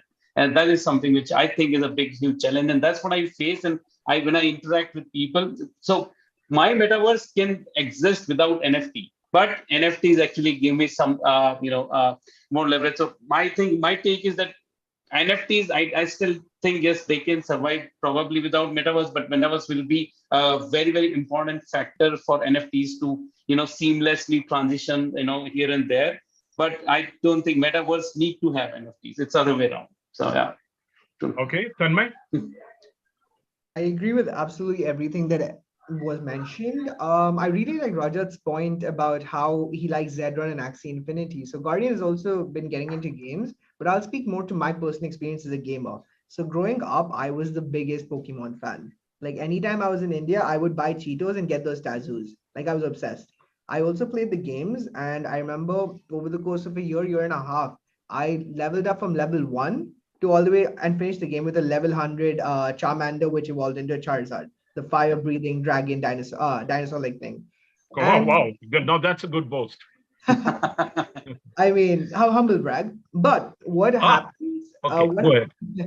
Yeah, but what happens with traditional games is once I'm done playing, my level 100 character or fighter, or in this case, my Pokemon, would be restricted to the game. What the NFT world lets you do is lets you actually monetize that and let someone else experience the benefits of it. I think Rajat mentioned this, how when he races with his horses in Zedrun, he sees them evolve, breed, and upgrade in a way. And I think that's one of the beautiful things where you're no longer sort of restricted to the wall garden that is your cartridge or your CD or any of those places, but now you can actually in a way monetize your blood, sweat, and tears, and in my case bad eyesight. But yeah, so that's definitely one of the things with NFTs that make it really cool. I think again, NFTs inside a metaverse is a good combination where they sort of help each other become better. So like they have great synergistic effects. Now, when it comes to some of the challenges, I think almost all were covered. Like obviously we want to trust in a new system. Like any new tech, we want to be able to trust it. We don't want ideally any project to come and steal all my money. We want a good user experience. And that's been one of the things that we have noticed exists a lot in the current Web3 space. So if you look at NFTs, blockchains, even setting up a wallet until fairly recently was quite a Herculean task, where you needed to know a good amount or have a very good tech background to understand and sort of navigate the space. Like until early last year, it was impossible to buy NFTs or even invest in any crypto without having or with normal fiat. So with rupees, it would be impossible. Then additionally, another thing that I feel that needs to be reduced is the cost of entry. So a lot of these famous NFT collections, like Bored Ape, for example, to buy a Bored Ape, it's like $300,000 and above. Now, most people are not going to have that, and they won't be able to experience that. So ideally, having accessibility in terms of lower price point of entry, at least, where people can come, experience, see why these tech products are exciting and useful for them, and then eventually transition this from a niche product, which is used currently by early adopters, to one that is more mainstream. Yeah. Okay. So you didn't mention talent for your side. Do you have enough talent available? Enough talent, or are you having to groom them in-house? Similarly with, yeah. There's a massive shortage when it comes to talent. So we've been fortunate where at Guardian in India, I think we have one of the largest teams of blockchain developers, but we're always on the lookout for people who are either talented in space or have a hunger to learn and build in the space.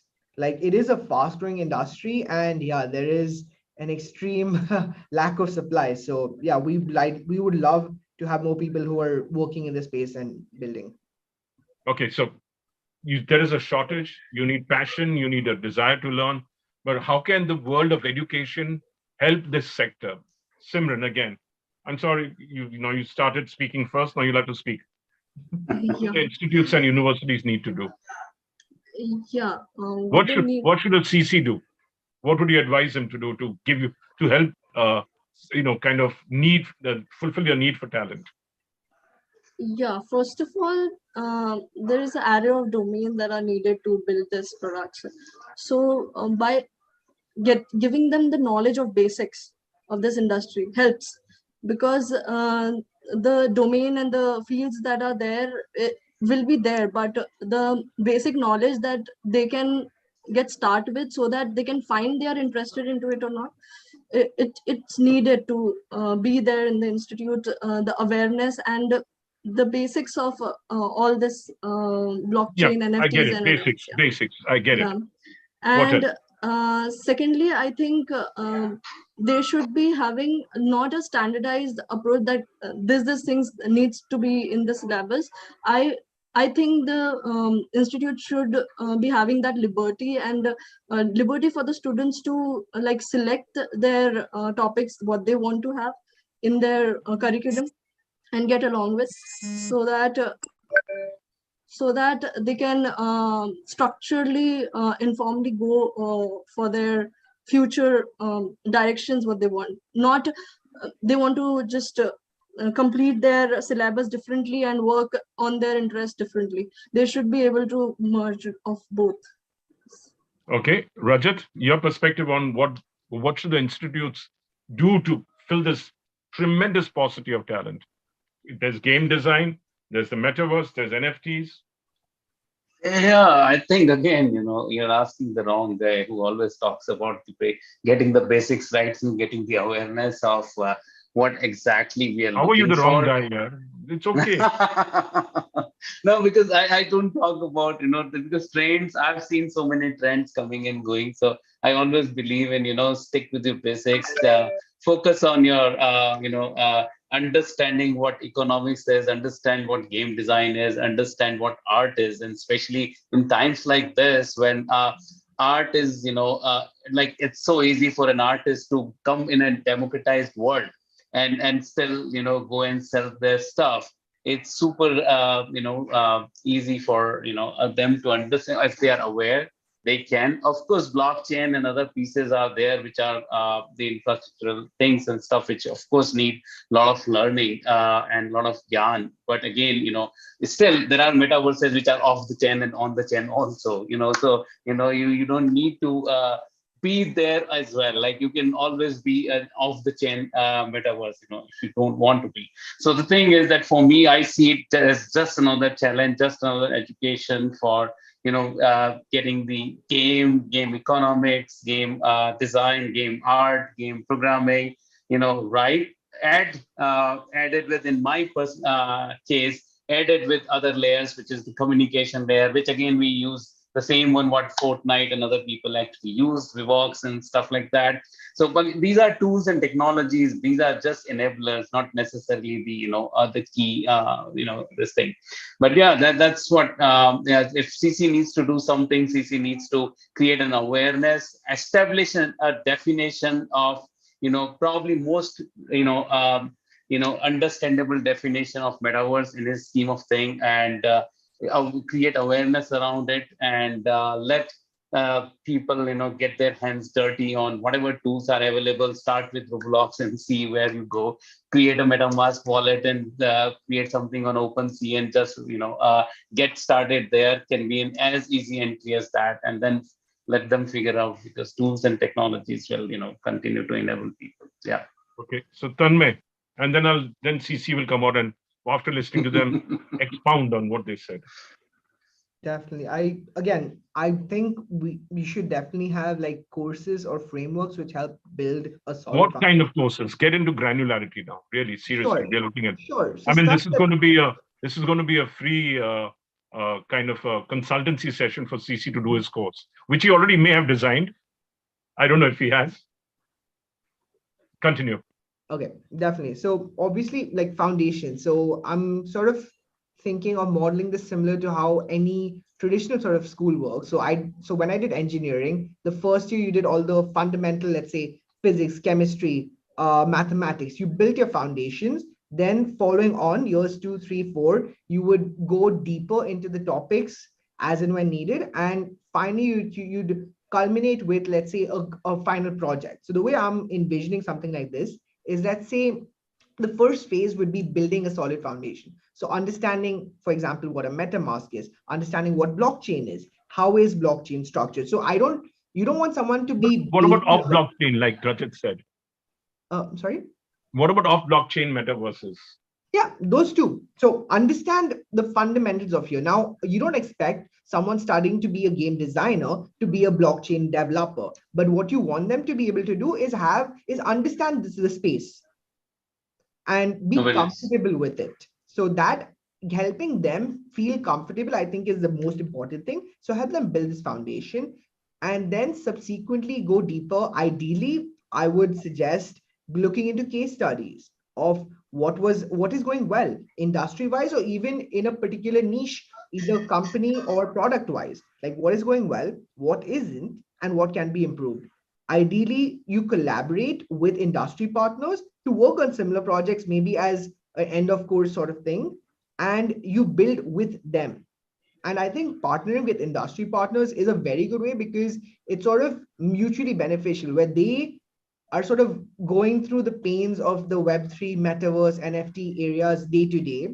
And you can work with institutes to partner, collaborate, and create the perfect, or as close as we can get to a perfect coursework, which helps create the next generation of amazing designers.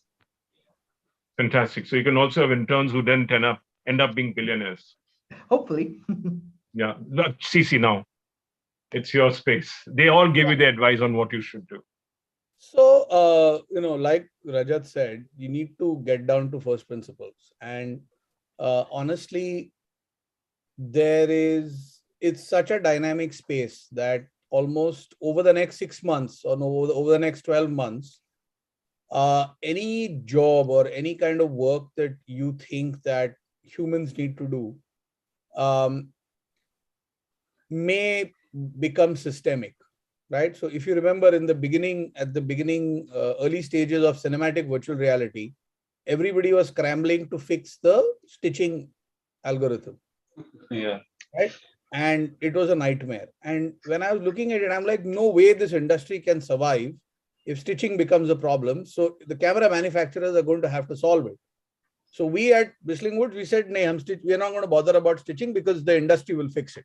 That's not my problem, right? My problem is how to tell a story, right? So screenwriting, directing attention, those things. And that's exactly what happened. Today, cameras are giving you high quality stitches right out of the camera because they built the algo, stuck it on the firmware. At this point of time, whether it's for whichever part of the immersive world, whether it's for live streaming of sports, live streaming of concerts, fiction content, gaming, you're essentially going to have to focus on what are the experiences that you're creating. So how are you telling, everything is storytelling. So how are you kind of creating that? What are the UI UX design is very, very, very, very crucial at this point of time. One thing which I think is very important, which I don't think the computing is there for right now, is to make the immersive world photoreal. Photorealism is a big, I mean, at least for me, maybe old school, whatever, but there may be younger kids who are okay with CG immersive worlds, but I'm not. So there are a few things that we need to look at, right? So when you look at what are the concerns at this point of time, if you look at what are the concerns, then those they need to be. One is the entire experience piece. So both for narrative, so experiential entertainment, functional, as well as utilitarian. For example, virtual production is a utilitarian output of the immersive world, which became a tool to make cinema, right? But cinematic VR is very much core, or live streaming of sports in VR. Like I saw the Olympics in VR, sitting at home. It was a fantastic experience, 50 times better than any television experience could have ever been. Okay, next time you're inviting me. Yeah, come. So, and I just picked up the HTC Vive Flow. I mean, it's like a thick pair of sunglasses, literally. Yeah. And it's great form factor. I mean, right now they don't have onboard battery, but it will get there. They will put in an onboard I've battery. been struggling to get an Oculus Rift, the new version. I've been struggling, not available anywhere. Oculus 2, yeah. So I mean, we have a couple of Oculus 2s, but what I'm really interesting, I don't know if you have you seen the HTC Vive photo? No. This is what it looks like. And the flow is just like steampunk glasses. Yeah, it's pretty much nice. Right. And so, but are they available freely? Are they available freely? In the US, it's a 2-week pre-order. Yeah, but it's pretty much available. It's not available outside US and Canada. Yes. So this is, and so we are lucky you're in a school which allows you to test these, or you know. Okay. It's a split display. It's got pass-through mode. It has, your ears are open because it uses over-ear sound. It's you use your phone as a controller. So I mean, it's fabulous, right? Now, as this stuff starts to get more and more better, as you know, your device is no longer a big shoebox on your head and it's just a thick pair of sunglasses. Your expansion of the user base will happen, but that's not the main problem, right? So according to me, I have like few concerns. One is the entire privacy biohacking aspect of the immersive world. So all headsets do iris tracking. When you're consuming streaming content in VR, your pupil dilation is being tracked. If it's an AVOD platform, your advertisers are going to now start saying, whenever this person's pupil is dilated the most, please serve my ad. Sure. Right? Which is pretty horrible. No, I see a future where you'll actually have a lens instead of those thick sunglasses. Yeah, even then, I see a future where your pupil dilation will be recorded. The ICs are going to become so tiny, you just need a little lens. Yeah, but they will still do iris tracking, right? They'll not stop. The chips, it'll shrink so much. My other problem right now is the entire business model of most metaverses is linked to cryptos or tokens. And I'm not so sure that's a good idea, right? Because why are you mixing up two business models? Why are you making one business model reliant on the other? There is a whole other world. There is a whole other experience that people have in the metaverse. Don't link it to cryptos and tokens, right? Just because you want to create a second level of economy in a content consumption platform, you're actually creating, according to me, that's an issue, right? The third problem is, and I think you mentioned DAOs. So DAOs, yeah. When you look at DAOs, me as an investor, I don't understand or agree with the concept of DAOs, because investors in companies don't invest in companies, we invest in people. So if it's a nameless, faceless, decentralized organization of people, who am I investing in? So tomorrow, if say, I don't know, GM or Ford says, oh, we are becoming a DAO, I'm sorry, but as a long-term investor in these companies, that's not, I invested in that CEO. No, but there is, and we can argue on this, that there is a bunch of influencers who are part of your DAO. But I don't want a bunch of influencers. I want one person in charge. I don't want a bunch of people. Community. Business is not a democracy. Business is not a democracy. I'm sorry. Okay. I won't argue with you on this since you're so very... Company ek aadmi but chalata Rajat may have a different view on DAOs. Totally. Agreed. That's fine. But me as an investor, right? If I'm tomorrow, if a company says that, oh, I'm going DAO, I'm like, no, this is not my seat, right? So according to me, that's a problem, because a lot of old school business investors invest in people. They don't invest in companies.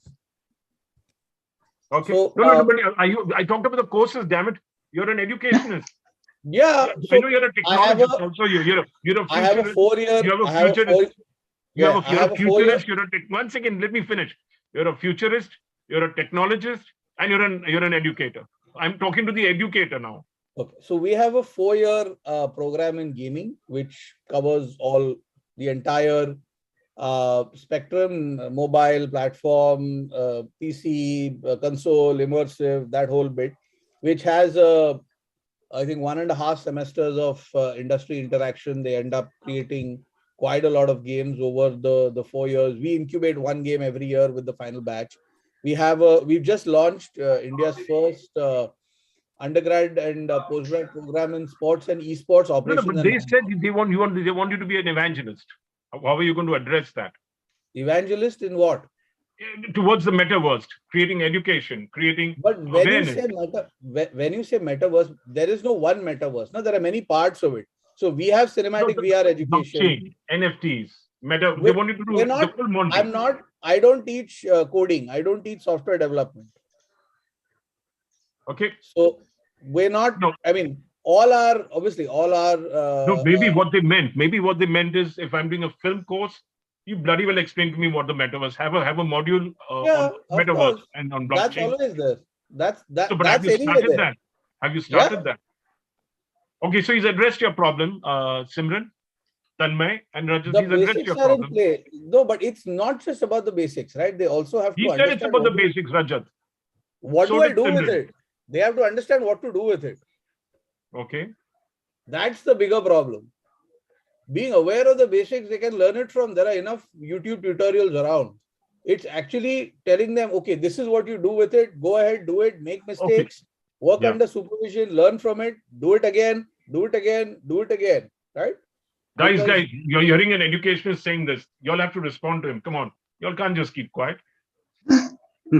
Okay, no, yes. So my 2 cents. I'll call you CC. Probably on Monday or Tuesday. But right now, I think and talk to him independently. Right? No. Yeah, that's what I'm saying.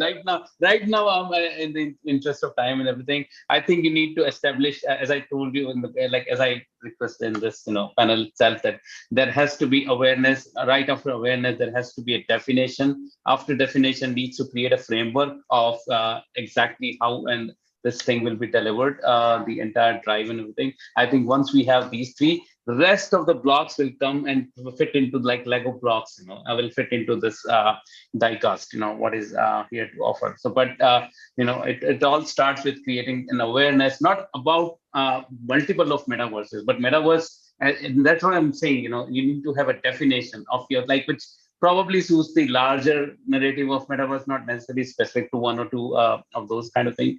Once you have that, of course, you can fit in your game courses and other things, your 4 years game courses, different blocks, and put those things there. I think that that framework is very important to have. Let me try and show you. Let me try and show you how we're approaching it right now. So for us, it's 3 parts. There's experiential, functional, and production. Right? I mean. So if you look at experiences, there's a bunch of things that are immersive. Functional, there's a bunch of things that you do. And utilitarian, there's a bunch of things that you do. And we have to break it down. You've got photogrammetry on the production side. I'm trying to read because I'm talking to you from my phone. Volumetric capture, various types of virtual production, and more going to work. We'll come to that point of going to work, shopping, education, social experiences, cinematic VR, live VR, gaming, tourism, and more. But I don't see the word metaverse anywhere here. Because there is no one metaverse, no? It's the 6 blind people in a dark room with an elephant. I understand. So are you okay with this, Simran, Tanmay? Are you guys okay? No, basically, what I feel is the companies also need to understand that not everyone can know everything, right? You should start with basics, and the companies and everyone should trust the other person as well, in terms of you should evaluate how curious that person is, how they are interested in knowing things much better. So it's a evolving era, and the whole thing is going too much on that stack. So we should go on the personality stake when we are hiring some people. They should be hiring at next stage. We'll come to that, but I'm talking about which level of education we should need, like the basics, and to understand the curiosity to know this world and the users as well. I feel there is a lack of need of user experience, as he also said. I totally agree towards it. You should know the psychology behind what people are doing, why they are doing. And if you know if your foundation is strong, then they're good to go, I guess. So you need, so therefore, why people, you also possibly need to get why people will buy in this. Possibly consumer behavior, you need to put a layer of that rather than just that. Yeah, but we'll come to that. Let them share. Yes. Let Tanmay also share. Yeah, one sec. Let me Give me a just bit, quickly come in on. Let me quickly come in on what Simran said, because this is something that actually I should have mentioned, but I did. So you have physics, chemistry, biology, three pure sciences. According to me, the fourth pure science should be cognitive sciences, because we're essentially selling to the mind, right? And so everybody needs to understand CogSci. In India, at least, there are a couple of good institutes that are like IIT Gandhinagar does some excellent work in cognitive science. So we've actually had their team come over, and me and Subhaji have gone there, spent some time, had their team over, come talk to our faculty, talk to students on how to structure cognitive science education for the media and entertainment industry. So now CogSci will become part of our general education, which everybody studies. Yeah. Excellent. So that's your problem. One problem solved. Tanmay, Rajat has said his bit. Simran has said a bit. Now you have to tell me your bit. Tanmay, what he said, or he said. Definitely, I think that makes sense. Not about Cox science, no, but something else. That's been addressed. That these is out of the statement because we're interest of time. Sure. I'll tell you what I think is the best way to think about this. In 2010, 2012, everyone heard about cloud. Today, cloud is second nature to us. I believe that this is what Web3 is going to be. Right now, it's a new emerging space, but it'll have applications across the entire spectrum. Today, I don't save my phone, my pictures on my phone on an SD card. It's saved on my Google Drive. And just like there's not one single cloud, there's Google Drive, there's Apple iCloud, there's Microsoft OneDrive. But people have a good understanding of what cloud-based storage is, right? So just similar to that, I feel like we should push for understanding metaverses as a concept and like the whole spectrum of what Web3 concepts come to be. That's basically what my take is. Okay. So now I'm going to ask, no, Cece, you said a bit. Now this is about a day in the life of a person who works in a metaverse company, which is Rajat's kind, which he's developing, and in an NFT company, which is Guardian Link, and as well as Boolean. So talk us, what is the day in the life of an employee? Depending on, I don't know whether he's a developer, designer, what is he? I don't know. So what is the day in the life? Again, Simran, your turn. Yeah. So to start with, it's do you sleep ever? Yeah. Okay. I thought you wouldn't. In the early days of web in the 1990s, I never slept. Oh, but it's not like that. We keep a work-life balance here. No, we were coding ourselves, writing HTML because we didn't have graphics and all that. So we had to code without being able to see it. Without seeing how it will look like. Yeah. Yeah, exactly. But as a designer, behavioral designer, we are into like very much discussions with our users, and our whole team sits together every day to see what's happening. In the life of an employee, not of an employee. It's more of a you should read, and like it's so much of content is happening every day. So I'm asking about a day, not what he should do. I come to the question of what he should do. Answer the right question, Simran. So, but in an employment phase, obviously we wake up and just go for an exercise or something to just keep a balance and start with our work by just reading what is going on in the whole spectrum. And after that, when we brainstorm and everything, that helps what is going on in our so you get to office. Then what do? You have a team. No, we have work like I work from home, so I sit on, like, we coordinate in a Discord. So in that we discuss and brainstorm a lot. So on that one, many things, like if I tell you one thing, how it is drastically evolving, like we are brainstorming one idea today, but you don't know, like this happened to us at the other day around, we have seen that idea already happening. So it's so much fast-paced world that you need to stay updated and keep that fast pace. What you are thinking, just execute it as soon as possible and get so out you have of to run to be in the same, to stand to stay in the same place. And I think not just a unique idea, but how you execute it as an experience is very much needed.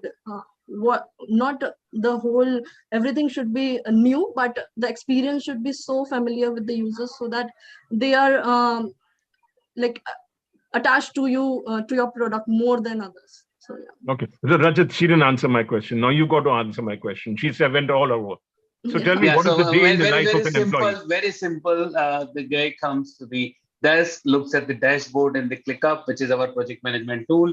Look at the tasks what are assigned to that person. If there are specifics, and get on the job. Discord is always on for all the live interactions with the rest of the team. All the creative discussions and all those things happen. Even if you are, we are running with the hybrid model right now. Where 50% team is working from home, 50% comes to the office. But they are, regardless of wherever you are actually discussing all the decision making happening in the Discord right now. We make sure one session happens inside our metaverse every single day, which everybody has to attend. It's a compulsion. That's kind of load testing for us, and at the same time other testing. People and then there are in between every single day, every team has to have two stand-ups, kind of, where they discuss all the communities related things, all the projects which all the other use cases which we are building, and the meta game which is we are rolling out in August or September. So that piece is actually assigned. Then the project, usually the project manager and the QA guys, they interact, and I'm talking about, generalized this thing, but largely this is how it looks like. A lot of creative decisions are taken. Every decision, whatever is taken, even on Discord and everything, has to go back and get pushed in the in pickup, which is for logging it. So no communication which happens in the ad hoc communication remains there. It has to come and get updated inside our project management tool for tracking purposes. So this is how it looks like. And what time do you wrap up, and what time do you start? Do you start at 6 in the morning? Do you finish at 2 in the morning? So we have like people who are coming into the office is a usually 8 to 10 is the flexi time. You need to spend 9 hours in the office. So if you come at 8 o'clock, you can leave at 5 o'clock, kind of. That's how it works. People who are working from different locations and stuff, they need to be there when the Discord discussions are happening, even if they are planned to be at 11 o'clock in the night. So they need to figure out, their logistics. But yeah, again, there had been some very critical use cases which we had to roll out. So we usually don't encourage Saturday, Sunday working, but we did. But whenever we did, we actually gave them 1 or 2 days leave after that, after the event happened. Okay, Tanmay, your last words, and then after that we're going to have. Will you advise anybody? You answer what is the day in the life of an employee at Guardian Link, and then all of you will come. Would you advise people to get into this space? But that will be left after Tanmay answers. Definitely. So for us, it depends on team to team, but I can speak to how sort of our software engineering and our blockchain development team works. They usually start off in the morning. So I think they arrive into the office around 11, but talking to the team, I think we send out sort of an early morning sort of curated list of newsletters, news readings, basically. This is a very fast growing space. And I think Simran alluded to this before, but you need to keep absorbing information, staying on your toes, understanding what's happening in the space, what's going well, what's not going well, so that we can build on that. Because it's possible what we're trying to build has already been done. And it's possible it's already failed. So we can learn from that on the fly. Now, I think Rajat also mentioned this, but having at least 2 stand-ups every day is good. A lot of our work is predominantly like in person. We don't really prefer work from home as much because honestly, we feel like it reduces productivity a bit. So yeah, we're predominantly in person. Our hours can be rather intense, and the hours do get more intense as we come closer to a launch. So we just like 10 days ago launched our NFT cricket game and our metaverse based cricket games NFTs.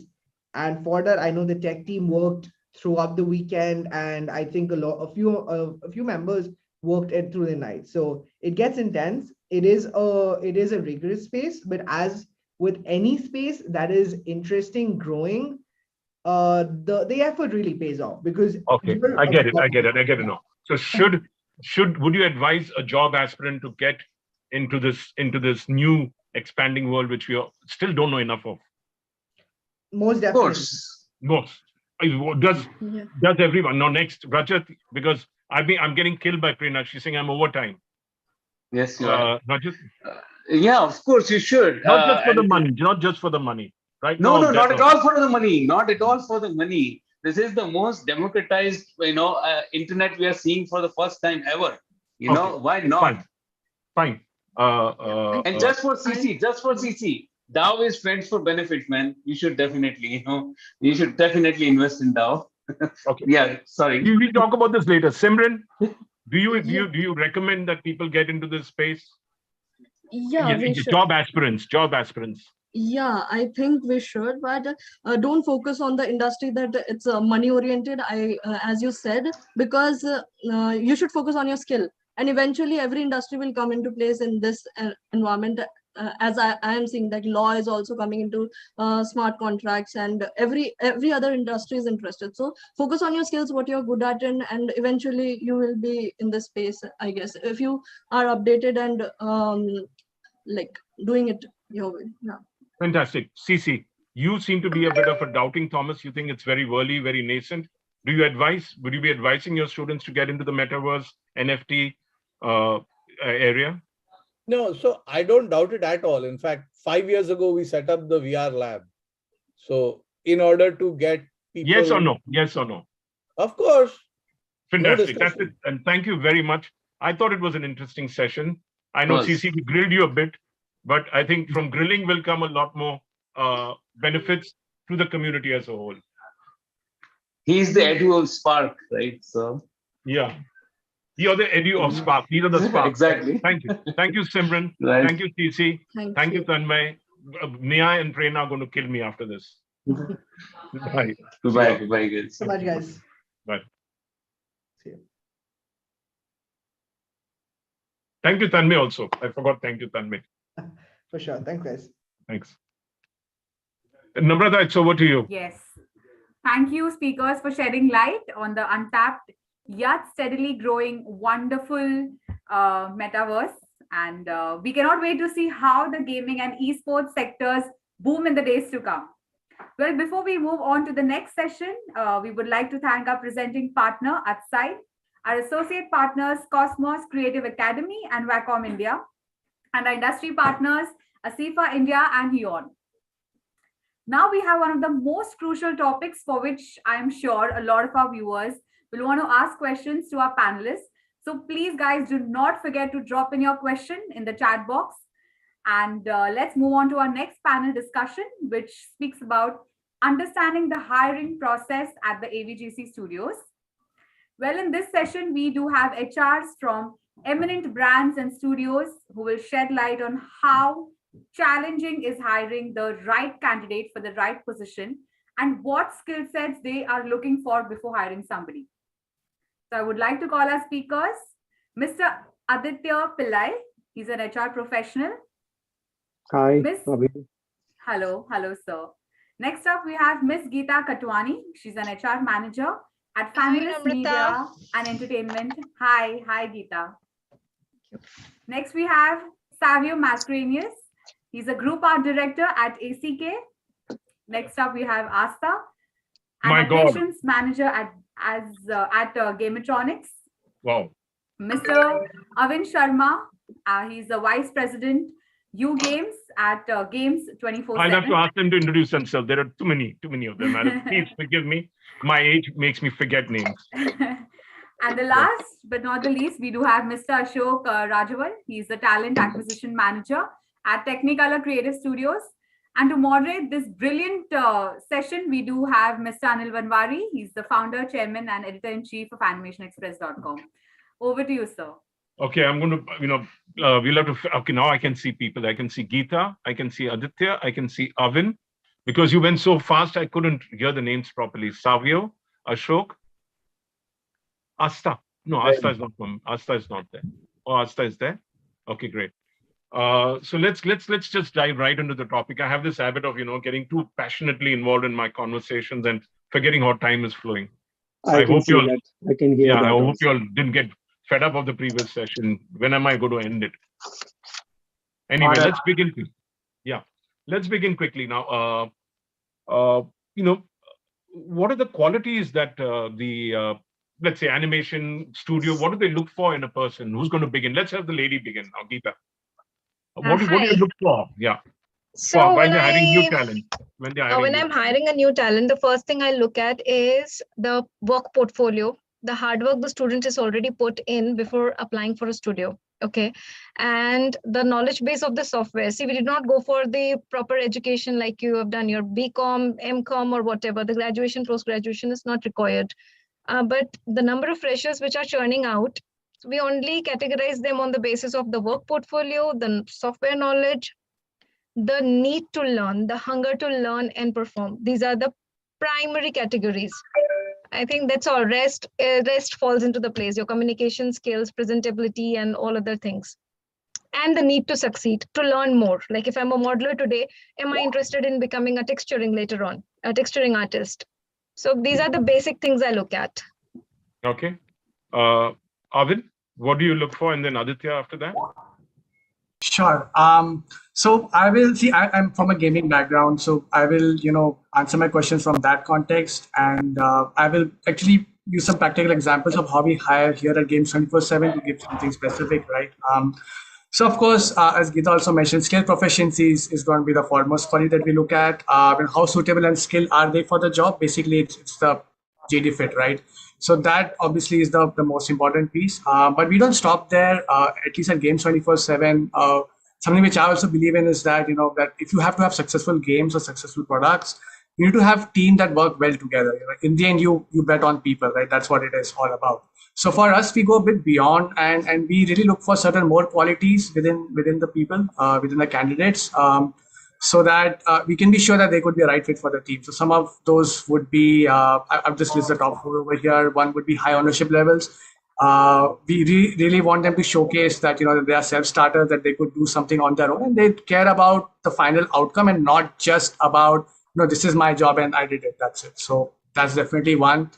Second would be a team player. How well do they work with the team? This becomes tricky when you try to judge it when you talk to a candidate, but definitely something we try to extract when we talk. How good would they actually play in a team? The third, which I know most of you will also mention, is eagerness and propensity to learn.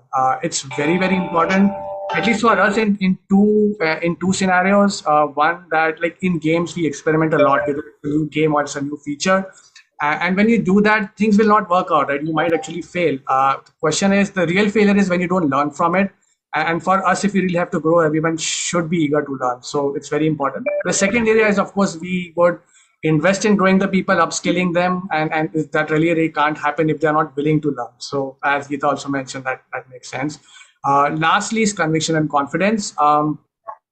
Again, we're going to make innovative features or games. This would be uncharted territory, which means that we need everyone to pitch in. Everyone should have their own ideas to contribute to finally get something that would give the best player experience, which means that everyone should have the conviction and confidence to speak their mind, to contribute to it. So yeah, these would be the qualities that we look for beyond the skill proficiency. Fantastic. So Aditya? Yeah, hi. The most and the best part is the patience level, because in this industry, the patience level should be good and the thought process also should be on the point.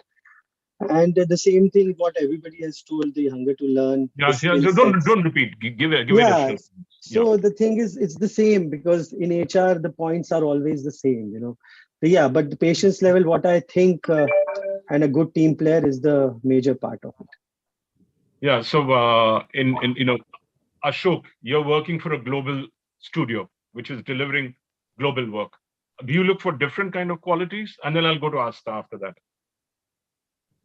Yes, sure. We'd look for different qualities because we work for different business units like VFX, gaming, then cartoons and CG. So it's all different skill set what we look at. But initially at the stage where we deal with the freshers, we definitely look for a good demo reel and the effort what they have put in to make that.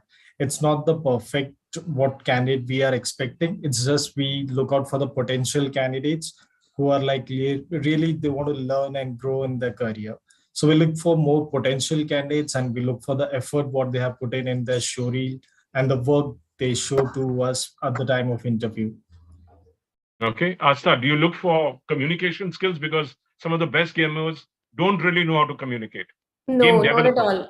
They don't know how to communicate at all. That's some of the Yeah, best I know, things and not at all. designers. So for artists, we look for attention for details in their show reels and their flexibility to adapt new tools, their ability to observe. That's it. And for programmers, if you talk about, we look for fundamentals. The basics should be right. We don't ask language specific questions. So Okay. And communication is not a really requirement. He can be Not at sitting in all. the corner and developing and designing, doesn't matter. Even if he Doesn't doesn't talk. Okay. As long as he knows how to pass on what he's been assigned to the next person. yeah, Right? and communication is not everyone's forte, right? So Okay. So Savio, you're from a comic book universe, which is now looking at getting into the animation side with Applause and all of the other partners. So what are there any differences from what these other people have said, other panelists have said? Yeah. So Any other different criteria, not the same? Yeah. So when I look at comics, it's mainly the drawing skills of comics is a completely different medium in comparison to all the others over here. So when I look at portfolios, I see to it the skill sets of the artist. How can they draw comics?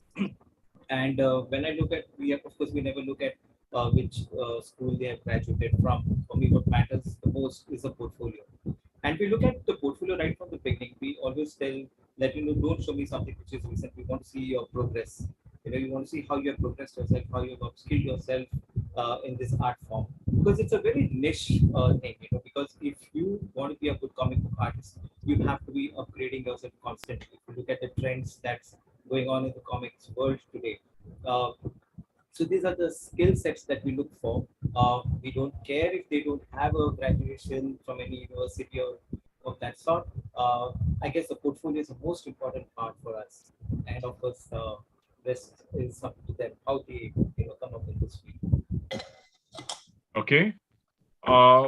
So, I'm going to ask Asha this. I'm a new student out of a gaming institute. How should I apply for a job to you? And I'm going to ask each of you all, and what should you said showreel, you said all that.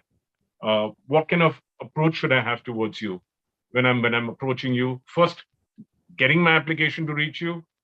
Second, getting your attention in the application. With the application, each all have to talk about that. And thirdly, when I'm being interviewed, what are the best practices I need to follow? As an aspirant, Asa, over to you. yeah, make yourself visible on social media, on Behance, on blogs, contact us, share your profile, and we are open. You can send us WhatsApp or messages, wherever. Where do you get the numbers from? WhatsApp messages. That's everywhere on the internet. Okay. I'm going to look for your number after this on the internet. If I find it, I'll... Please do that. Okay, what else? What are the best practices? So create your portfolio, share your showreel. That's it. That's it. No, but when I come to see you, you're one big dude. I'm sorry, you're one big lady, not a dude. Sorry, but I'll be scared. It's my first job application. Don't get scared. Okay. Okay. So, yeah, sorry. Finish what you were saying. we make everyone feel very comfortable here. So just show us your show reel, and that's it. And we'll approach you after that. Okay. Ashok? Unmute yourself. You're from Technicolor. Please. Basics. Must be having a lot of virtual meetings. I'm so sorry. I was pulling your leg. Continue. It's almost the same like for freshers. We would like to see the show reels and the demo reel, what they have worked. And there are other platforms also like YouTube or Animation Express or some other social media networking sites where they can put their work, they can show off their whatever they have done it in LinkedIn. So there are a lot of other social media platforms also where they can show their work. And definitely the more they show off their work, it's good for the recruiters to judge the candidate by them. And also there's one more thing, a reference check, what we do, like how good the candidate is, if someone has trained them from our office, because there are a lot of people who get trained from our employees also, and they come through academy. So when we do a reference check, we get a surety from our own employees that, yeah, we have trained them and he's good. So that's another way to check their work, like how good they are. Okay.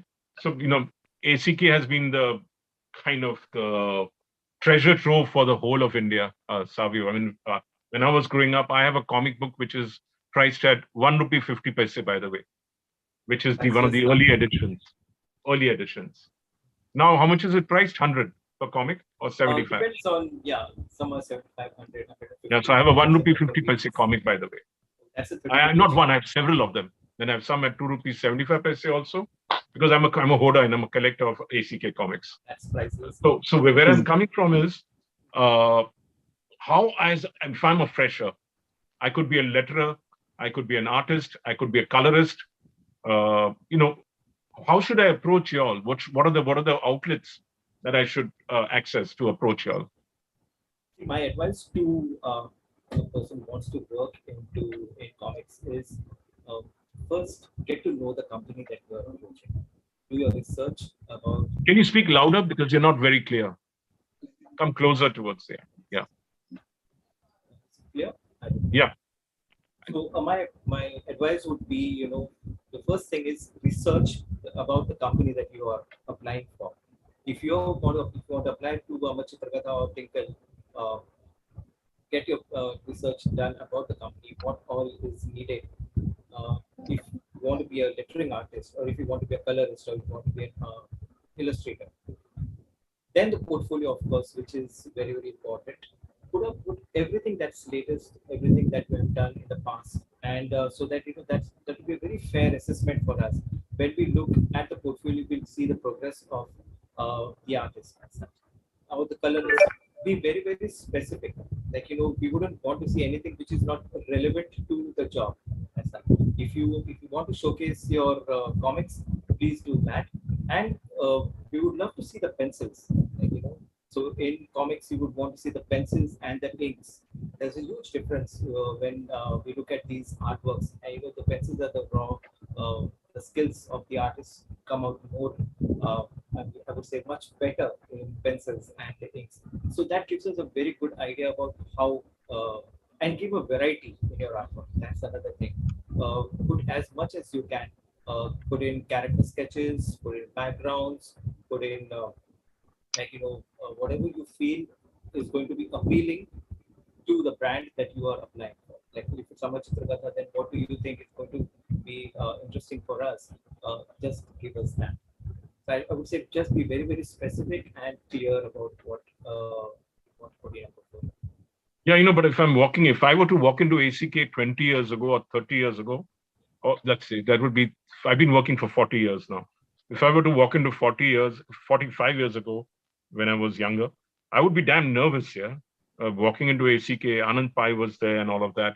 I would be so damn nervous because there'd be so many other aspirants wanting to come in. So what advice does Arvind have to give? I'm moving on from you to maybe I'm going into games 24/7 and I'm a fresher. There are so many candidates being interviewed, either online and I so much want to get into this career. Right. Yeah. So. Yeah. So I'll talk about, how you could apply, what are some best practices that I would look for. And obviously it's only when you have cleared some preliminary rounds that we might actually would bring you in possibly. Channels to apply obviously are usual stuff. We have our postings on our website and on LinkedIn. So I don't think that should be a problem. What I would really want, first of all, people to do before they apply is get some clarity on what they really want to do. Like we have had cases where people apply for all open positions, right? I mean, that's not how it should work. They need to figure out exactly what do they want to do, and they should focus on it and dive into it. That would be one of my biggest suggestions. Focus on what you want to do, because people look for clarity of thought, right? We look for clarity of thought. So we really want person to be focused. The second would be something that someone has already mentioned, so I'll not repeat, but I'll not elaborate, but basically, showcase something that you have done. Showcase something that you have done that can tell that yes, you have the skills required to do it.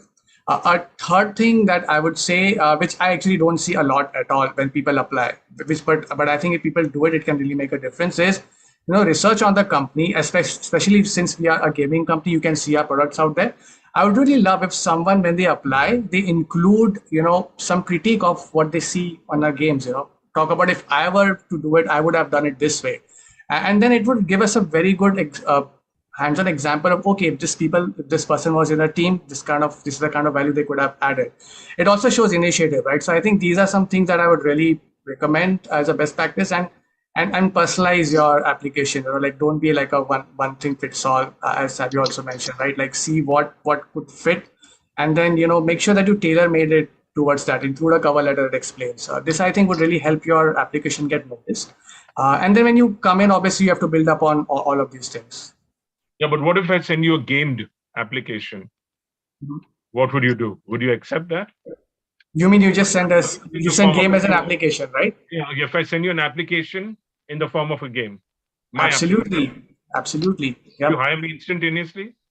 Not instantaneously, of course not. Because like I said, skills is one part. We need to see whether you are a good fit for a team. The culture fit is going to be really important. So we'll not hire you instantaneously, but it will get you noticed, obviously, right? Because you have shown the initiative, you have shown that you can go beyond the norm. So it's going to really help and get noticed. And I think if you talk about funnel, that's also a very good achievement, right? To actually be funneled into the next step of the process. Okay, Aditya? I've just gone through the answers which everybody has given. The first, what I see, is the cover letter. Basically, everybody should send a cover letter, because usually these employees, they only send the resume, and then we have to look which positions they are looking out for. So that has to be a main, I have got my jobs through cover letters only, because the person should understand what particular kind of job you're looking out for. Mm-hmm. So that is the most important part of it, which I think the students should do. Okay, because Geeta? They should. Yeah. Sorry, continue if you haven't. No, go ahead. Geeta can. No, I'm fine. If you have more thoughts, please share them. That's, basically these are very freshers. A lot of people, they don't know to approach to a company. They should, look for the companies and the company's HR working with that specific company, and they should, speak to them with a cover letter, understanding what kind of job role they are looking out for. So that will help. Yeah, but also there are hiring cycles. When there are projects coming, there are hiring cycles. How do they find out about these hiring cycles? See, hiring cycles is continuous with these gaming and VFX industry. Every day there is an attrition rate. Every day people are hiring. So, it should be in the kitty. So at least the good guys will always be there, and it will be noticed. Okay, yeah. Geeta? All right, most of the points are addressed, so I'll be very quick. Basics are missing, so that is what I'll just come to. People should first learn email etiquette before applying anywhere. The subject lines are missing most of the time. Even before a cover letter, a subject line is of importance. So for example, if I get 100 mails, I will scroll down. I will only see the ones with the proper appropriate subject lines. So basics, that's it. Email etiquette. Come in on time, be punctual, bring a hard copy of your resume. Yes, your work portfolio, attach your resume. Add your phone number, which works. Most of the times the phone numbers are not working. So the major parts are covered by everyone. So these are the most fundamental, vital aspects which a candidate should ensure. Be available for the phone calls. Give your appropriate phone call, proper work portfolio, a good subject line. Cover letter, yes, it's an add-on. Just get noticed. When you come in on time. Punctuality is a problem. That's what I feel. Yeah, I People understand. Don't come in on time. I get it. Punctuality. That's well said. Now, what's happening? There's a lot of poaching happening across studios now, because projects come up. So, one way to get out of this poaching problem, are you all also looking at reaching out to the interiors, tier 2, tier 3, tier 4 towns? Are you all looking at reaching out? I'm going to ask each of you this question. Are you all changing the way you all look at talent? Yes, that's the game plan. Because you see, there is a serious dearth of talent. Poaching is one answer to that. But that way, what we are doing is we are limiting the future generation of the artists. We are not letting the new generation come up, learn, because we want immediately. We want someone who's trained, someone who'll just come and churn out my projects. So in that way, what we are doing is we are making it difficult for ourselves to hire the future generation. 2-tier, 3-tier students everywhere. That is what is the current trend. There is just limited. What steps are you taking? What steps is each of you taking? See, I want to know that. we will reach out to these institutes. We have not done yet, but that is what the discussion is. We'll reach out to the institutes in the first place. So I remember hiring from some institutes in Nagpur 2 years back. So they send us a very good bunch of students, and then we But connect their Nagpur's a big tests and all. city. It's not really. It's a big city. Mumbai has a lot of these things, institutes and all. Nagpur didn't have many. Nagpur, Nasik are the two cities we have tapped yet. But we are planning to go south and every other places. Kolkata is hub of artists. That's what I feel. There are a lot of institutes there. So that is how it is. We'll That's reach not out tier to the 2, tier 3. institute. That's not tier 2, tier 3. Tier 2, tier 3. Okay. You're not taking the steps. It's okay. It's okay if you're not. All right. Aditya. See, poaching basically comes dual way because, the candidate should also, react to it. If we are, talking to a candidate and he's ready to leave the organization, that's not called poaching. So if he's ready to leave the organization with a better salary, it's for his career growth.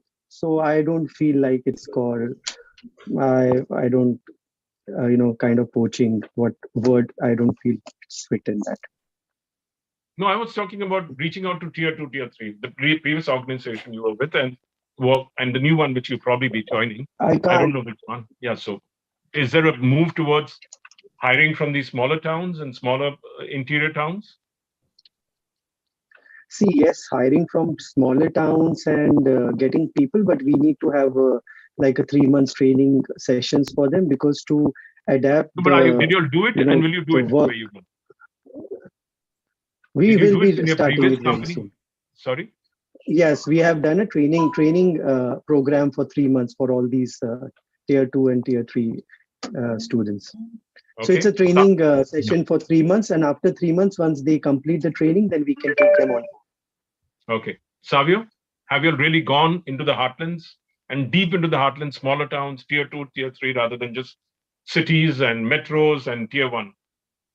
So, when we look out for artists, I don't think we even look at where they come from.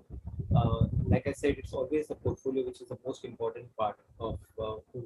So there's not been an effective outreach, which is what is needed now. So we have reached. I mean, we have got artists right from Calcutta to Nagaland.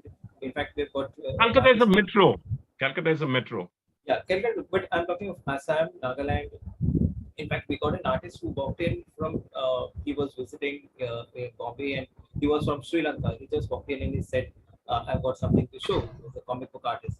So I think Amar Chitakata has always been open to talents as such. It doesn't matter where they come from. But of course, I would like to add one more thing: is that we do have a test. Like we would give them a script to work on.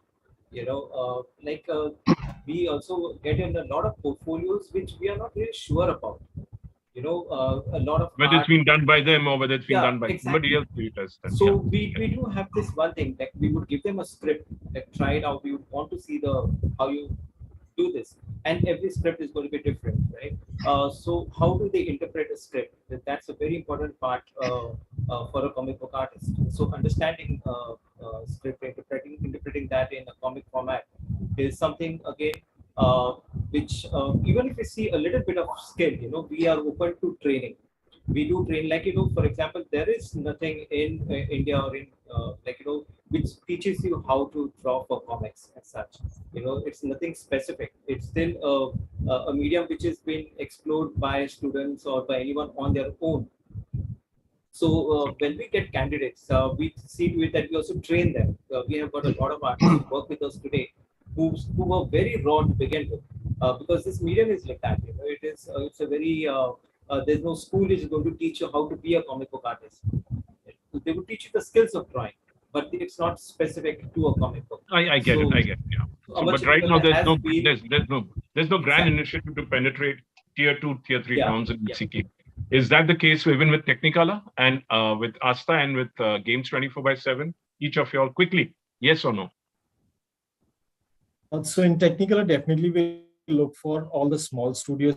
We have targeted a lot of small and minor, like mid-size or very small studios in. institutes and studios both in Kerala and Hyderabad. These are the locations where we have gone to very small studios and we have picked a lot of candidates. We reach out to the faculties and we tell them to, like, if they have trained someone, we tell them to send them. And we definitely have academy batches also for each departments, which is like 6-month contract and where they get paid also.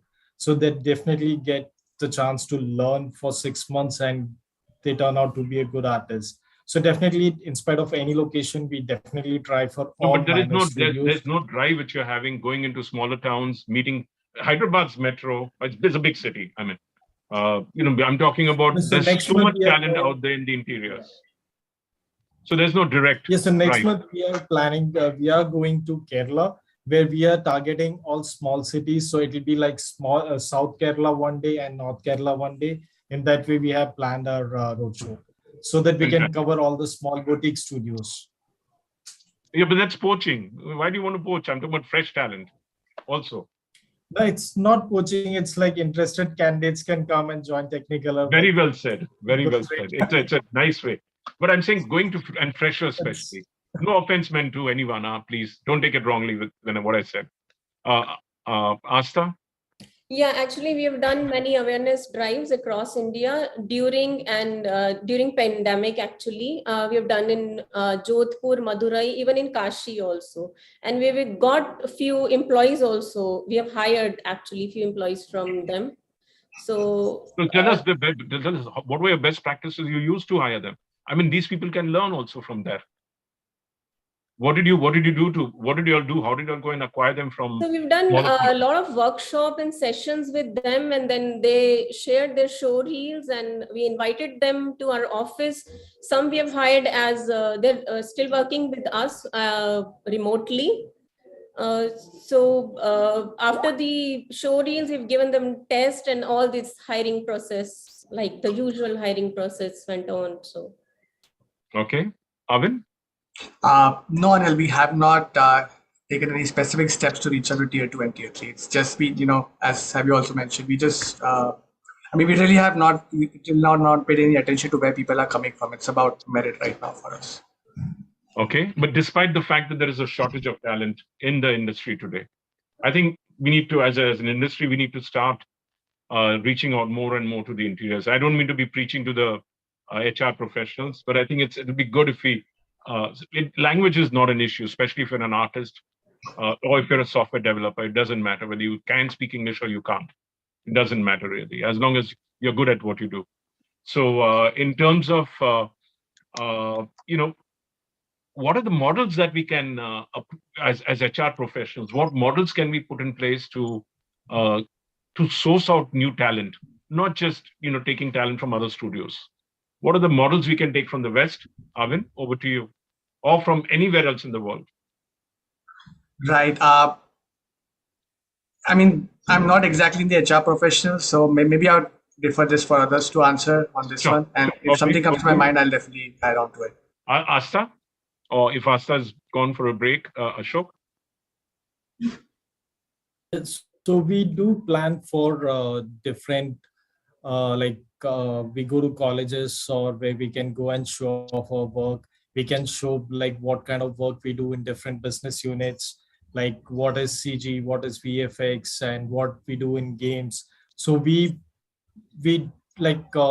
show all the different work so that interested candidates, like students, they get an option to choose the career, and they can know better like what they have to do and where they are interested. And definitely we do all this. And we have online like seminars kind of things also, which we do for students where they come and join. So these are the different things what we are doing right now. Going to colleges, we have reduced because of COVID thing, or else we were doing that, and shortly we'll start that also. Going to the locations and displaying our work. So Asta, what are some of the Western models or international models we can follow to source new talent for you all? For a gaming studio such as yours. Are there any thoughts on this, or you don't have thoughts on this? So, sorry, I didn't get your question. So we want to source new talent. So what are the new practices we can put in place to source new talent? as a gaming studio, as an HR professional in a gaming studio? What are the new things you can put in place? We can run drives, workshops, we can share knowledge, we can run meetups. Like in Okay. the past also, we have done, we made this gaming forum where all the game developers, indie developers used to meet, and we mentor them. So that was like pre-pandemic thing, but yeah, we need to start it again. Yeah, so in the virtual world, so let's move on to Savio and then Aditya and then Geeta. So what are the things we can do to, get more talent into this field as HR professionals? In fact, during the pandemic, this was during the 2020s, we did a lot of workshops, and this was basically reaching out to schools where we were talking about comics, about how do you write a comic book or how do you draw a comic. So this was reaching out to school kids, reaching out to college, and whoever is interested in the medium. So I guess that is one way of getting to the young child who's like 14, 15, discovering comics, understanding this medium, and we had this entire session where we would teach them right from the basics to advanced in both the forms, of course, in writing comics and also for drawing comics. So I guess that's where we can reach out to. We did that a lot during the pandemic, and we still do that. Hopefully 10 years later or 5 years later, some of these guys will turn out to be fabulous talent. Fabulous, yeah. So, Geeta? I have just one thought. See, the thing is, every kid will tell you, I want to become an engineer, a doctor, but perhaps they are not aware that they can be an animator, they can be a VFX supervisor. So maybe we should create a little more awareness about the existence of this industry and the amount of opportunity it's providing. So I think we should just target people who are like Savio said, maybe in schools itself, maybe earlier in the college, wherein they can actually decide for their careers, so that it becomes a normal career. It's not just out of the blue that, okay, this person didn't study, so he's become an artist. That's what should be the approach for I think it will take years, not immediate. Aditya, you have any additional points on this? See, what we have done in past, that we have kept an open house in the studio. So all these people used to come to studio. We used to, showcase our showreel and make them understand what kind of work we do. So that's the easier way, and they are also comfortable, to see. And then we have set up a discussion with the HR, so these people can talk to HR directly. So that was a very good drive which we had done, long, like 2 years back. That helped a lot of students coming from, south, coming from north. And it was a full 1-day session. We have kept it for, at least for 3 days drive, open studio drive, where food and everything was with the studio itself. So that this made the students also very comfortable, and for them it was the culture. They should know the culture, basically. How is the company all about? So it helped us a lot for hiring. Okay, with the lockdown, there have been many layoffs and downsizing in studios over the past 2 years, and there's also been a lot of hiring, by the way, thankfully. Exactly. So what's the cost beneficial model now? Is it better to hire freelancers or full-time employees, according to you all? For me, it's always full-time employees. Freelancers, I prefer full-time. It's my answer. Okay.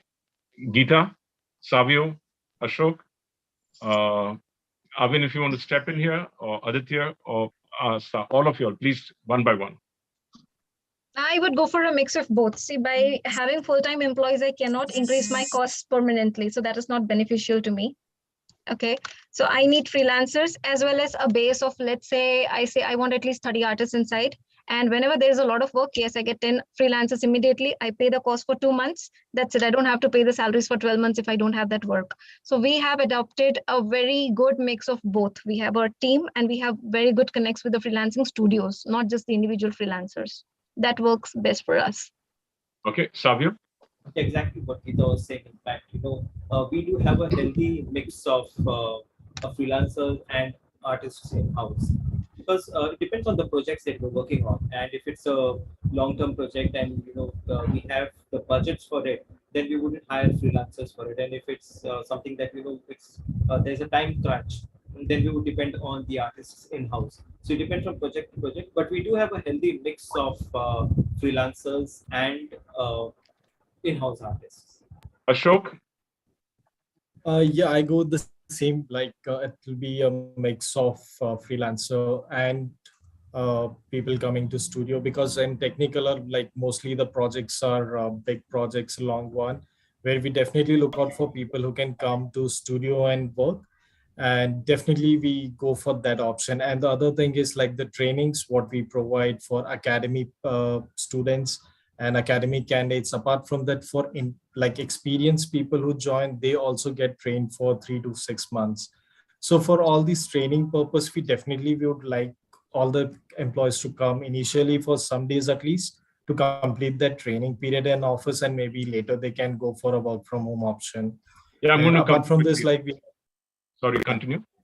Continue, please. Yeah, so apart from that, like as I told you, we have different business units. So mostly in MPC and Mill, we prefer people coming to office, and Micros on and Technicolor games, we still give a leeway of people working from their home and doing a freelancer job. But for Mill and MPC, we definitely want people to come to office because of the criticality of the projects. Okay. Avin and so again, what remote working, hiring for remote working freelancers as well as full timers. Avin, you want to take this or? Yeah, sure. Yeah, yep, absolutely. So, like, first of all, when you started with layoffs, like thankfully, since gaming has been going almost 40% CAGR, and that's not one of the considerations that we use when we figure out what we want to go with. In our case, we are making games, and games is a lot about providing the right experience to the players. It requires a lot of disciplines to come together to make it happen. So we don't feel that there's any substitute for full time here. I think we really want people who are working on this full time, working together to make it happen.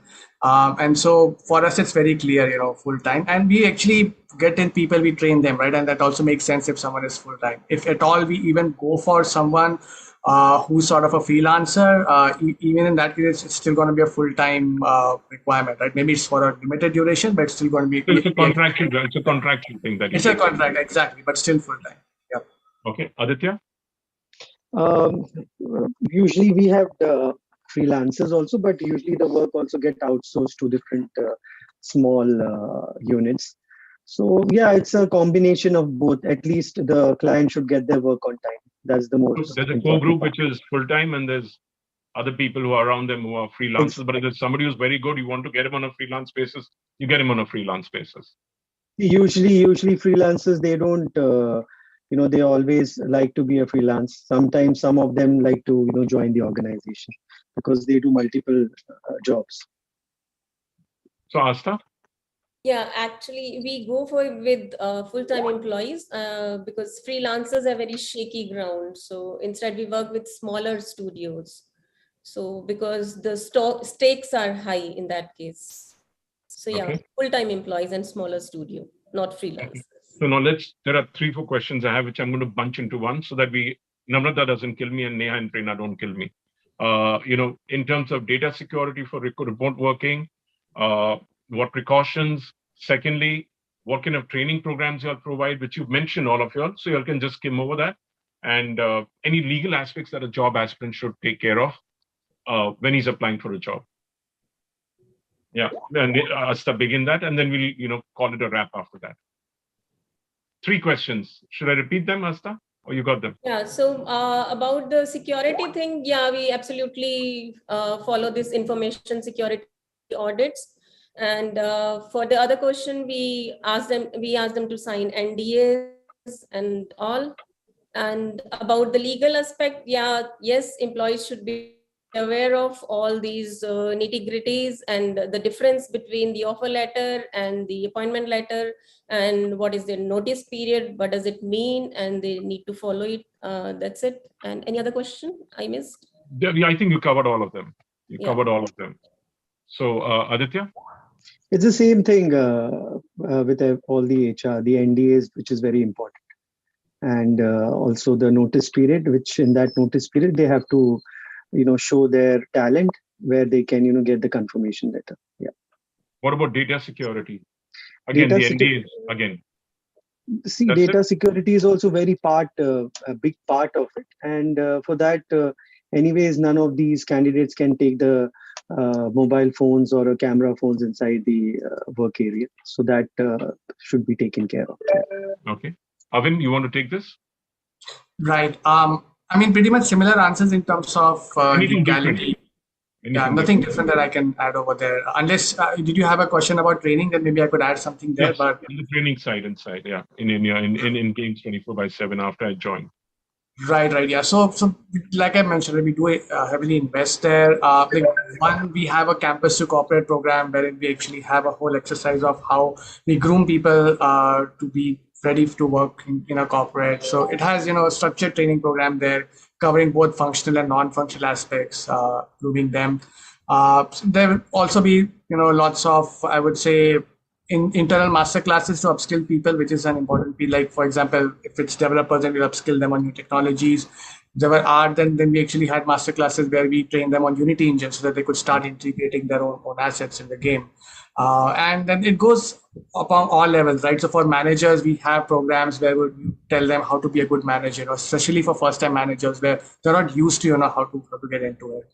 And this sort of coaching happens throughout. I personally have also gone coaching last year, so it's pretty phenomenal transformation, right? And everyone has that opportunity to upskill and coach themselves.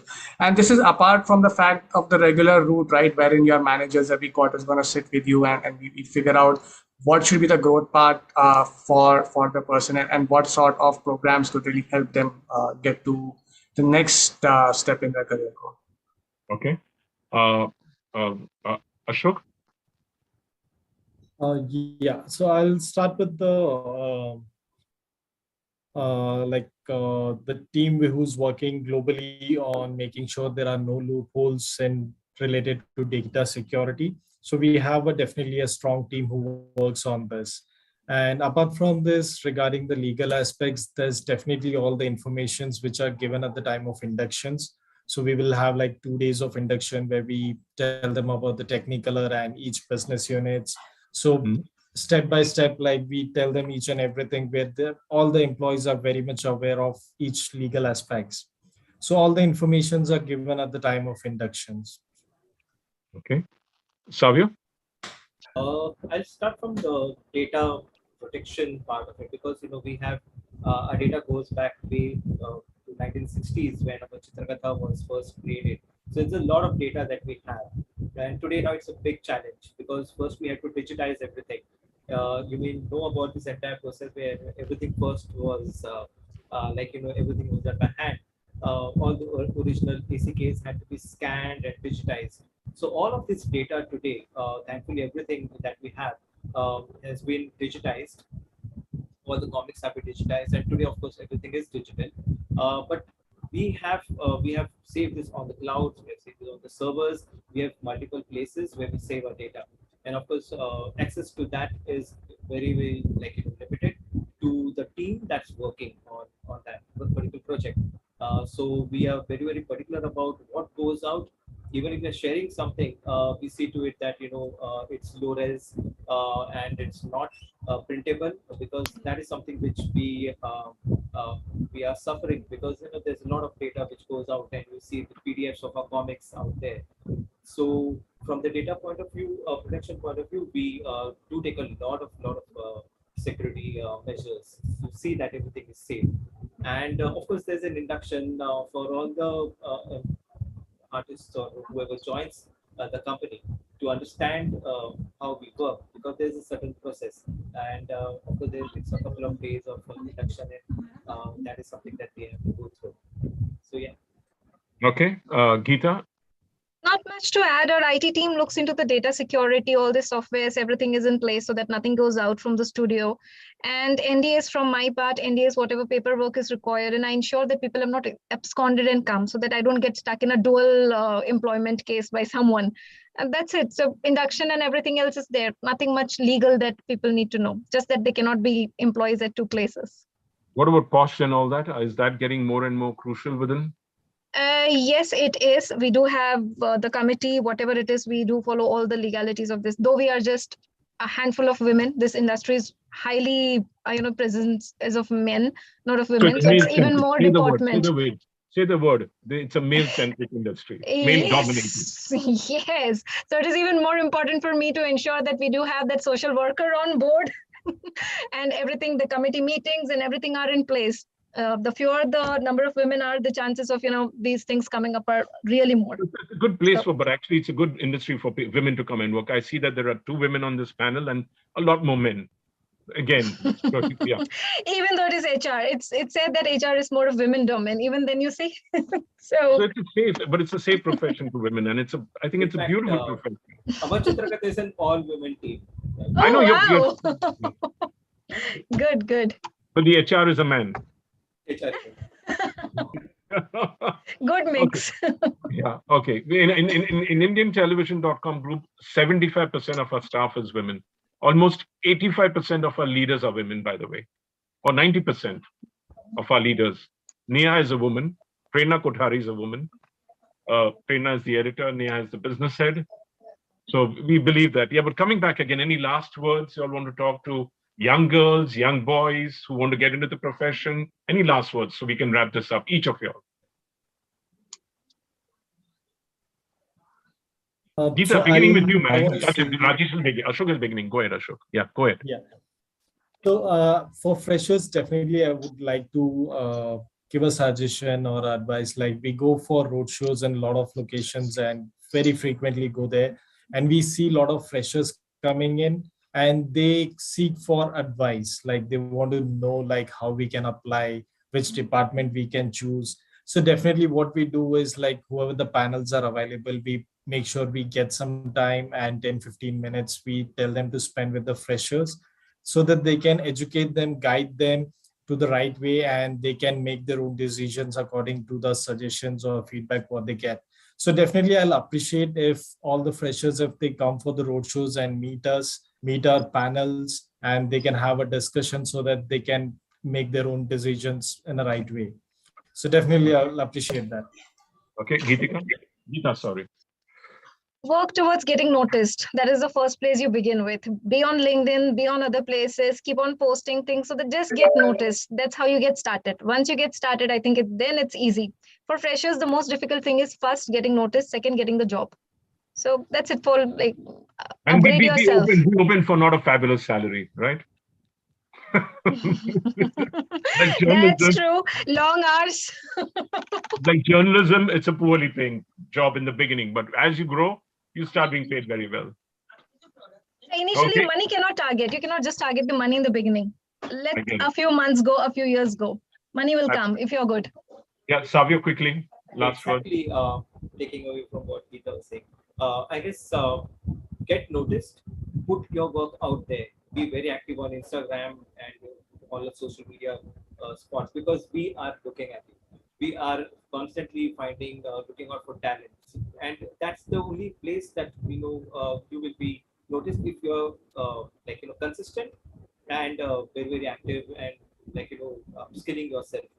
And yeah, that's I guess that's one way of getting. And if you're interested in comics, I guess in whatever medium you are, do your research, get into the depth of it, and do the best you can. Okay, Arvind? Two things I would like to say. One, I mean, the ABGC industry is a very beautiful industry, because most of the people can actually end up creating the content that they're going to end up consuming the content that they're going to end up creating, right?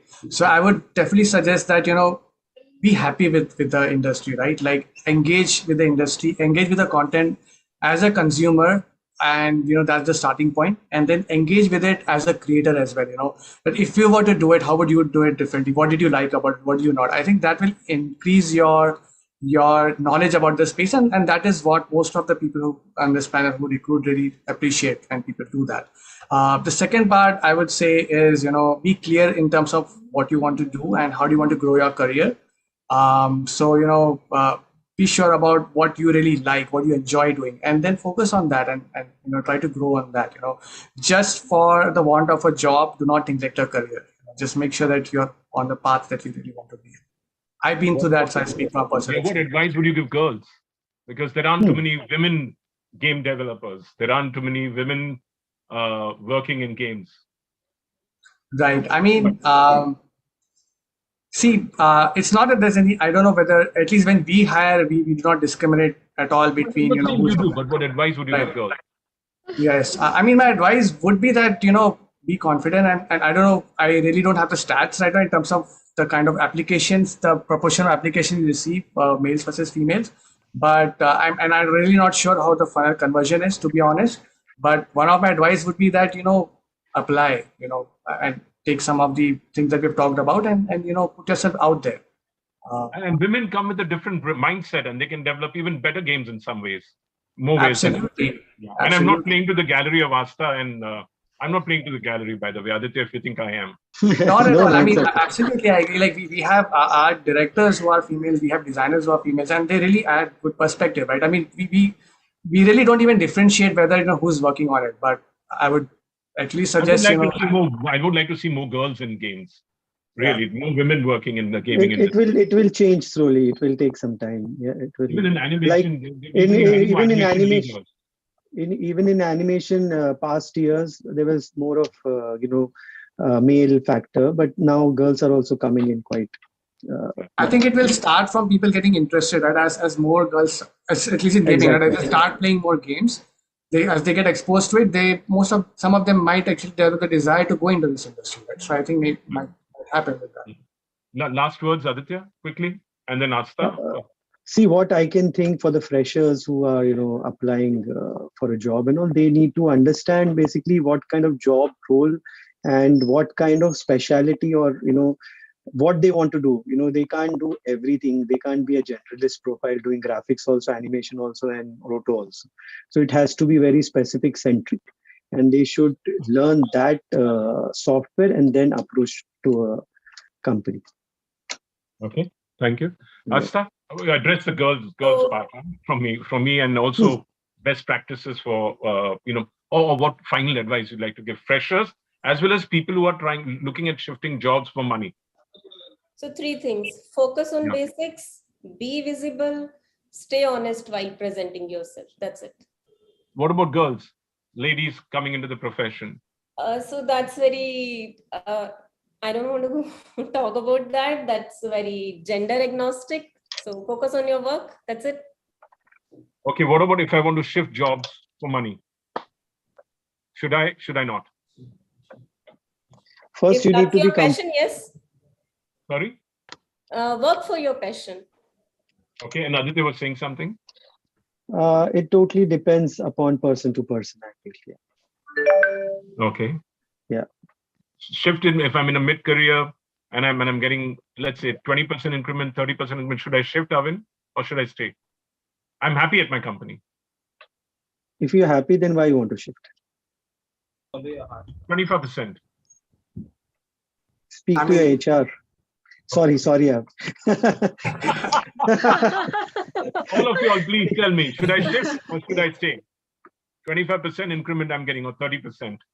It should be the month which you are shifting. It should not be December. It should be April, close to April. Geeta, all of them, quickly, last words on should I shift or should I not? Or should I approach you? You should approach me first. Maybe you'll get 25% here as you're already happy, or you'll just negotiate and you'll stay at 20% hike. Ashok and Savio? Yeah, it totally depends if you're shifting for 20 to 30%, and depends on the company. 50%, let's say 50%. And 50%. It depends on the kind of projects also, what you will be going to work there, whether it's going to be a new learning for you or it's just some other work, what you are doing every day. It's just can be a monotonous work. So if it is something new, what you're going to learn, that's a benefit for you. Yeah, but the other company is giving me, other company is giving me HRA, it's giving me loans to buy my house, all those things that come in. So contact your current HR, definitely they will help you with something. If not, we do have retention plans. So we will look into that.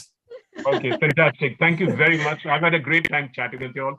I hope you all enjoyed my chatting. I did push the point of going into tier 3 and tier 4 and tier 2 towns, but I will continue pushing it. I know it might work for us. It would be beneficial. Yeah. So I know some senior people in the industry have said I try to push my point too much, but I continue doing it because I believe we need to get new talent and we need to generate employment from smaller towns. That's where we really need to upscale our economy. Thank you very much. You have been very kind with my questions, all of you all. Thank you very much. I enjoyed myself. I hope you all did too. We did. Thank you. Thank you for your time. Thanks a lot, Alan. Thank you, everyone. Thanks, Thank you. Bye. See you. Well, a big thank you to all our panelists for this enriching session. And yes, I mean, well, I agree. Over the past couple of years, the number of skilled talents are rising, and it has become quite challenging for the HRs to choose the best from the lot. But we are sure, your tips would help them decide better. Thanks. Thank you so much. Thanks to all of you. Thank Well, you. Thanks, everyone. Thank you. Thanks for having us. Thank you so much. Well, moving on to the last session of the day, we have the young leaders who will be sharing their experiences with respect to the options available while choosing the AVGC courses or the lack of it. It is imperative to know the current educational status from the young minds. So let me call Mr. Kushal Baid, who's the founder and CEO of Gamergate Studio LLP. Saksham Dwivedi, co-founder, leader, developer, designer, director at Agarthan Games. Then we have Deepak Kumar EP. He's a freelancer, animator, and fine arts student at the Thrissur Government College of Fine Arts.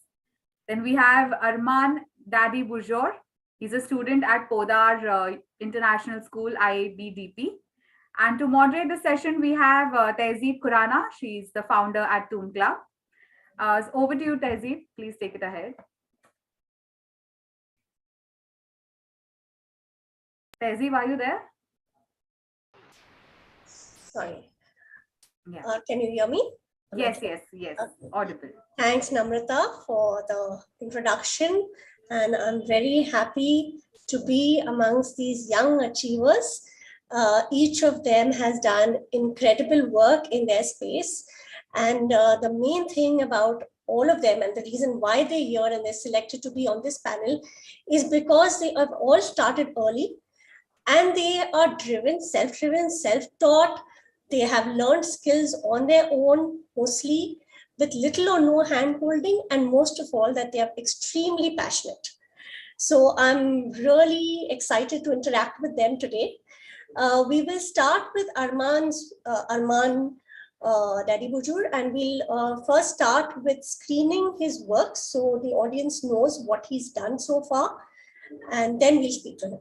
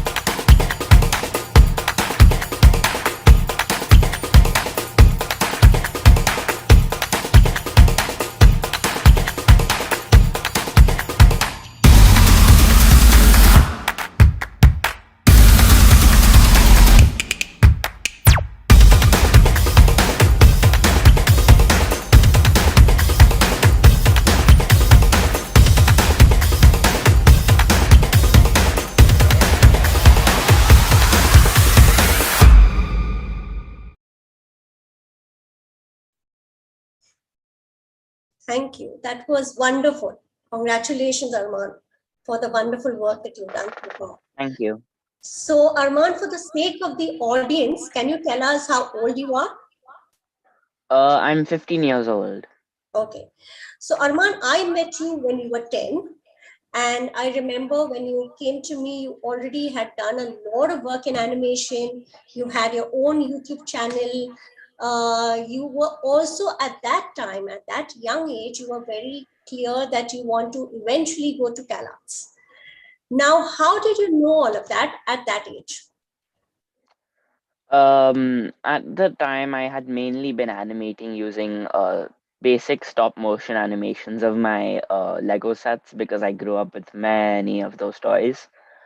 And I knew about Cal Arts, and knew I wanted to get into the animation industry because I have practically since I was born, I've been a massive fan of cartoons and video games, and I almost and the first and biggest name I'd say in the AVGC industry in terms of colleges abroad was Cal Arts, and that was the first thing that came to mind for me.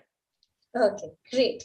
And you also dabbled a little bit in gaming, right? At what age was that? That was 10 or 12, where you... At the age of 11, in late 2018, I worked on a very simple PC game called Don't Rage Quit. It doesn't exist anymore, sadly, because most of my files have been erased and it's not on the internet up to download anymore. Okay. But it was quite a good learning experience to make. Yes. So how did you go about making that game? Which engine did you use at that time? I used the Game Maker Studio 1.0 engine. Okay. It's quite a basic engine. Like at the time, I didn't understand coding that well, so I mainly used the drag and drop feature to very bare bones and basic programming was used for the game. Great. Great. And would you want to learn more about gaming, or would you want to just focus on animation going forward?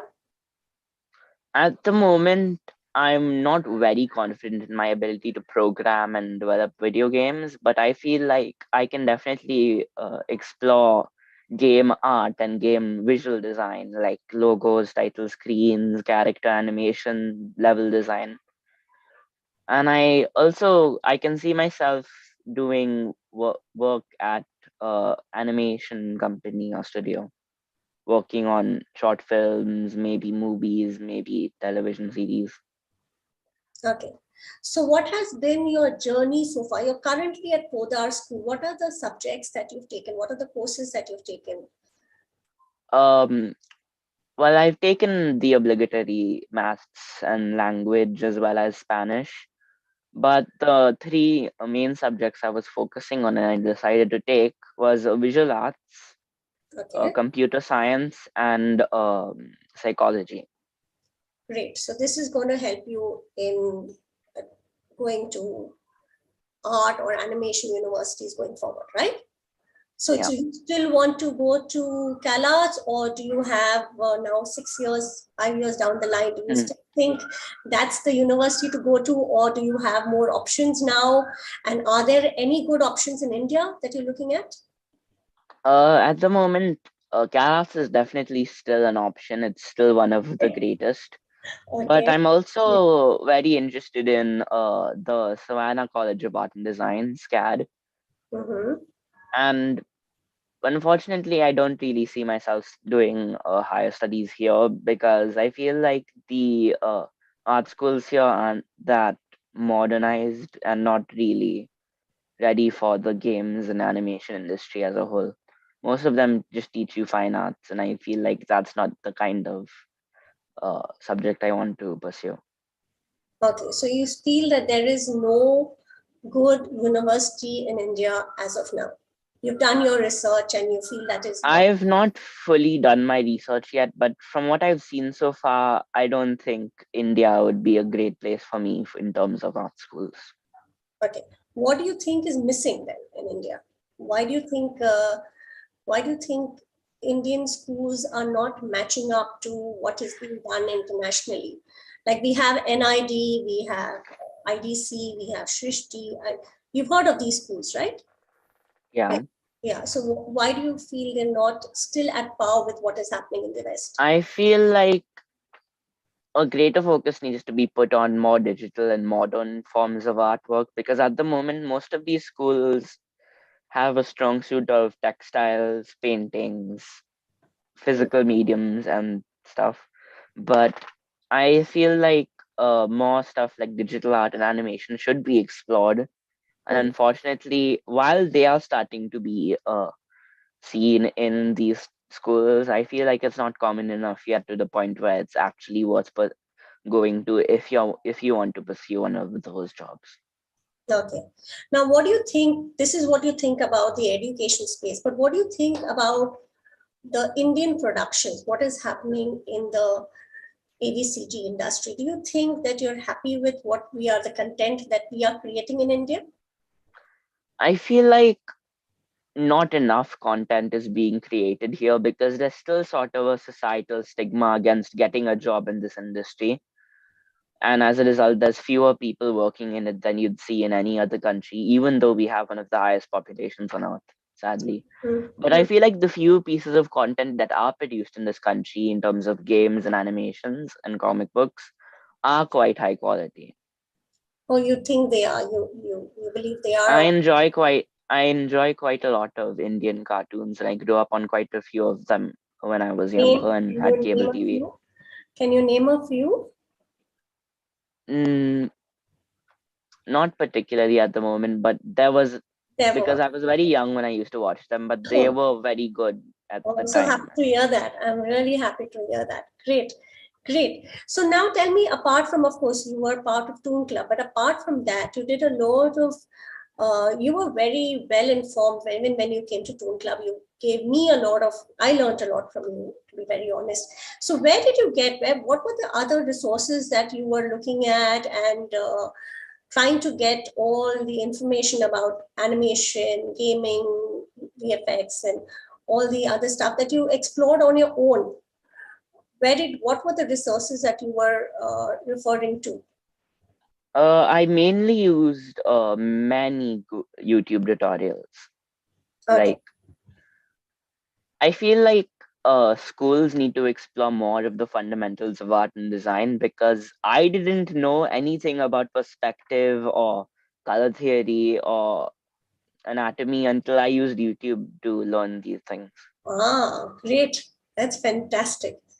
Great. And I feel like having an online platform where everything is so easy to access is one of the boons of modern society because it makes it accessible for practically free for anyone to see and learn these things if they want to outside of school. Right. Now, knowledge is available on your fingertips, but you should know where to look, right? That's the key. Yeah. You should know where to look. Great. And now you said there's a stigma to animation. Why do you say that? Growing up in my previous school, which I will not name, many of the teachers sort of had a disdain for art and the art class itself. Like, while many teachers and other students were very impressed with the artwork I was able to make at such a young age, nobody really thought that art would be a good job to pursue. There's always that stereotype of Asian parents wanting you to be a doctor or be a lawyer. But while that's not really true in my case. I feel like my parents are very supportive. Exactly. But many people just don't see the art industry as something worth pursuing because of it's very new, essentially. Like, while animation has been around for a while, I feel like it's just starting to enter the mainstream eye with digital technology and all. And I feel like as a result, people don't understand how the industry works and why it's worth it to let your child dream of pursuing these kinds of jobs. Now, this was while you were growing up, but things have changed and things have improved, I hope. Yeah, so the visual arts class I'm taking at Podar at the moment, I feel like is a really good step in the right direction. Fantastic. And I feel like more art classes in the previous years of school for students these days should have these abilities because we're allowed to basically do anything considered a visual art in visual arts, like be it photography, sculptures, 3D models, animation. It's very diverse and it allows you to really experiment with more modern types of artwork and animation. And I feel like that really helps the AVGC industry in developing new people to work in it and basically have the skills required to get a good job in the future. Great. So I'm glad you're at the right place and learning the right things to take you forward. Excellent. Thanks, Arman. So we'll now move on to our next speaker, who is a gamer. His name is Saksham. We'll just play his. He's created a lovely game called Wask, and we'll just play a teaser of that game. Yeah.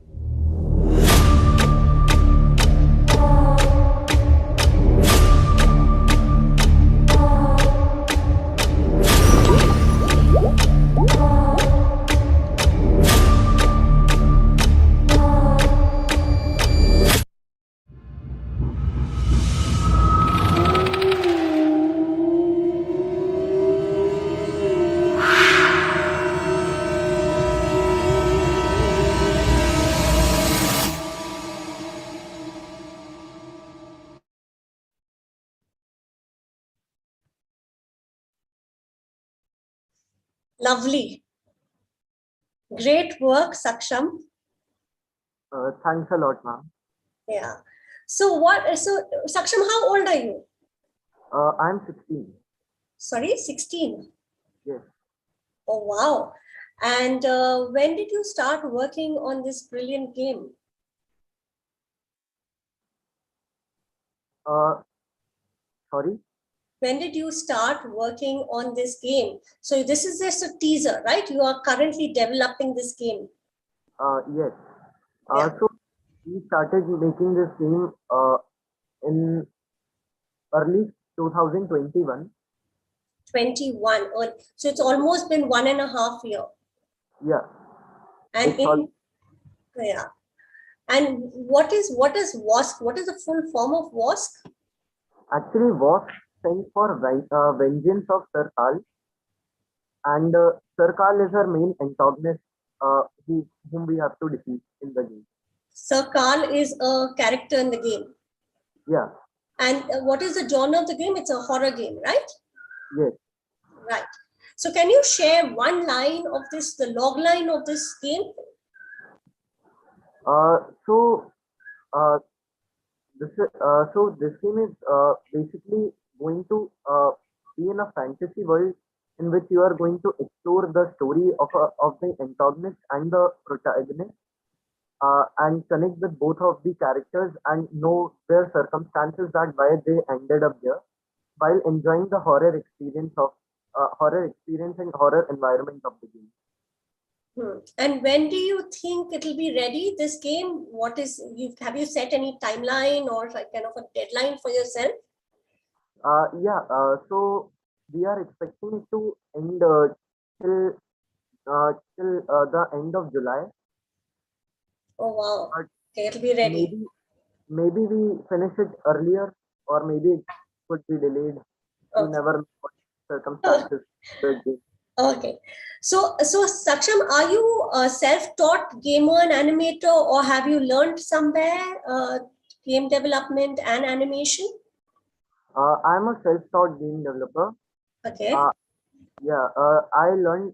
basically started learning it through YouTube, and I studied other people's code and reverse engineered other people's games, and saw how different people used to implement a specific mechanic in their game, and this gives a lot of experience of making a single mechanic, and this teaches you a lot.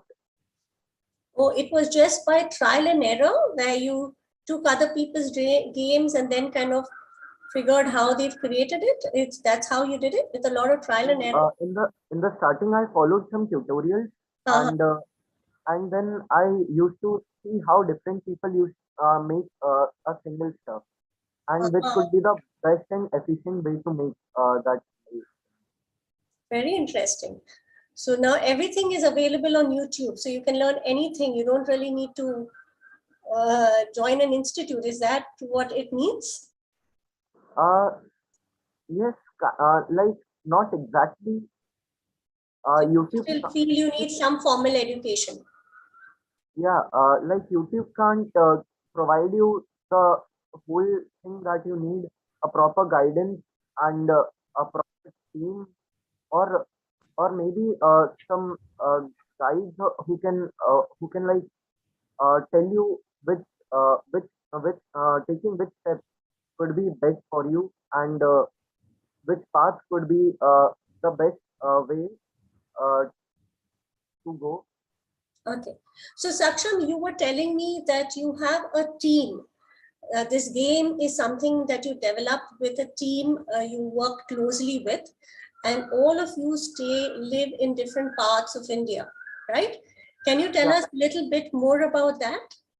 So how did that happen? How did this whole thing happen, and that you all came together? And can you tell us that entire journey that happened that you were sharing with me?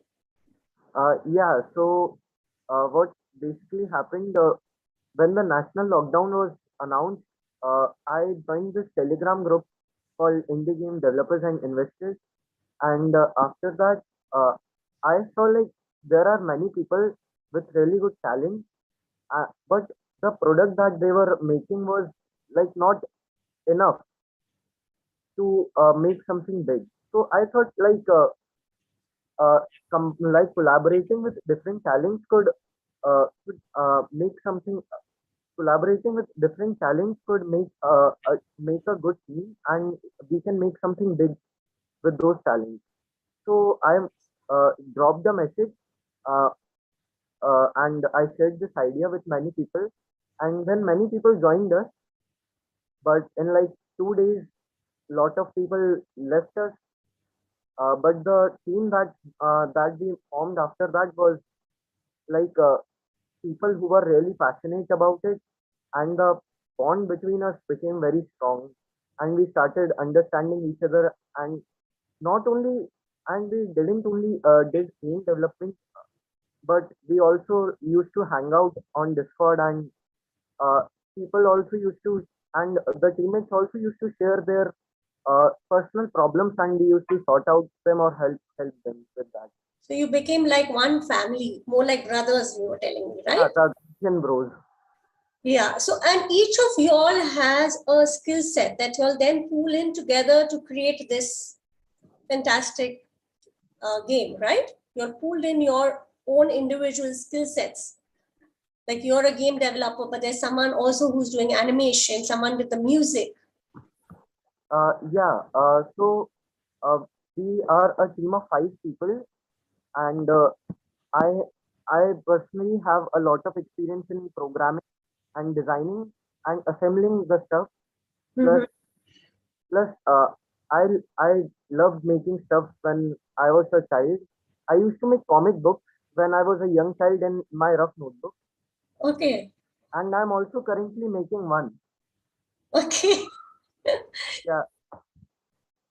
So so like that creativity And that you're also a storyteller, which is what you told me.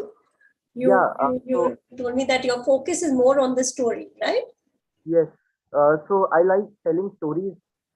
So that combination made me go in the field of game development, because I was very much fascinated with technology. And our team members like Shubham, who is from Ghaziabad, is a really creative person and a really experienced gamer. So he helped us in designing and learned 3D art. So he is basically working on the map. And Piyush, who is a experienced 3D artist, makes assets for us. Ayush joined us later, and he is a very talented 3D artist, and he makes models for us. And Shivam, he is a really phenomenal indie musician, and he makes really good music. Like he is a good friend of mine, but sometimes I start fanboying him. Okay. Okay. And how old are you're the youngest in the team. You're 16, and the others are all older than you, I believe, right? Yes, except Ayush. Ayush is of my age. Everyone Yeah. is older than me. Yeah. So how old is Piyush and how old is Shubham? You call them Bhaiya, right? Yes, yes. So Shubham Bhaiya is 18, Piyush Bhaiya is 22, and Shivam Bhaiya is 23. Fantastic. Amazing. And then how do you all discuss all your things? You all are sitting in different parts, and how do you all kind of come together and discuss and your ideas and brainstorming that you all do, the creative process that goes behind the execution of a project? How does that happen?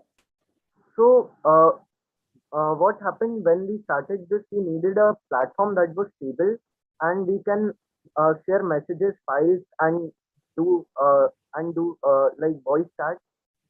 And if we are not working, we can just hang out and talk with each other or just play games together. So we chose Discord, which was very convenient for us. Like if anyone is free, they just sit in a voice channel, and if someone else is free, they join them, and then we do all the brainstorming and creative process there, Okay. And we also do screen sharing and present our work, like the progress that we have done so far. So what are the challenges you're facing, Saksham, in your current developing the game? What exactly are the challenges you're facing currently? The biggest challenge that we faced was like being student and like managing our studies and game development together. So that was a hassle. Like we also have to study, or like my parents say that you are doing this thing all day, and like when do you study? And when I focus my whole day on study, so I can't do any progress in my game. So I eventually made a timetable so that I can manage it, and also like everyone had their personal struggles, and so like managing that was a challenge. Correct. And the lack of What are guidance. these personal challenges? You meaning their exams and their jobs and other things? Is that what you're talking about? Uh, like recently, one of our team members, Piyush Bhaiya, was shifted from Nagpur to Bangalore. So that shifting just took a week for us.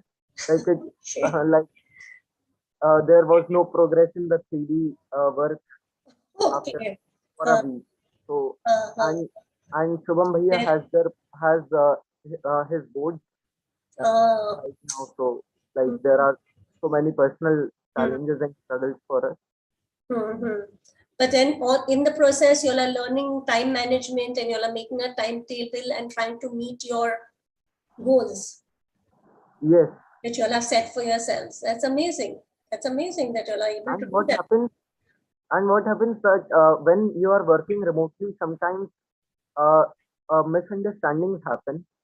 Communication gap, right?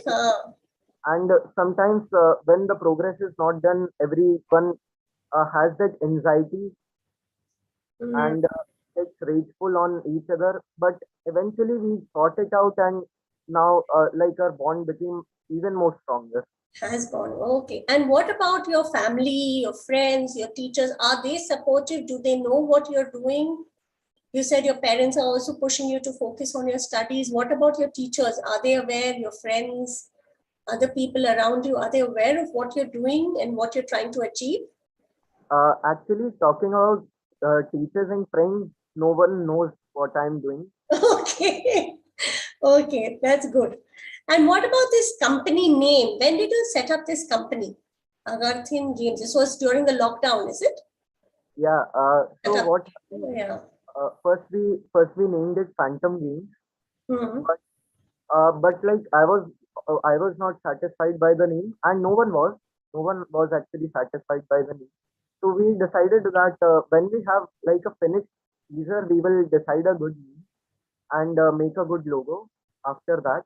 So Shubham Bhaiya was very much into fiction and was researching like so much on Agartha. So and when he told us about it, we got like very interested in the theory of Agartha and eventually named it Agarthin. Okay, what exactly does Agartha mean? Agartha is basically a a fictitious reality, like an alternative reality, in which the in in the which the center. center, yeah, in which the center of Earth doesn't have a core. It has a whole new world, and the people living in that world are called Agarthi. So that's because you are creating a fictitious world as well in your games, right? Yeah. Yeah. Excellent. Thank you. That's wonderful. So shall we move on to the next speaker now? We will speak to Kushal. Before we speak to Kushal, we'll play his demo reel and see his work.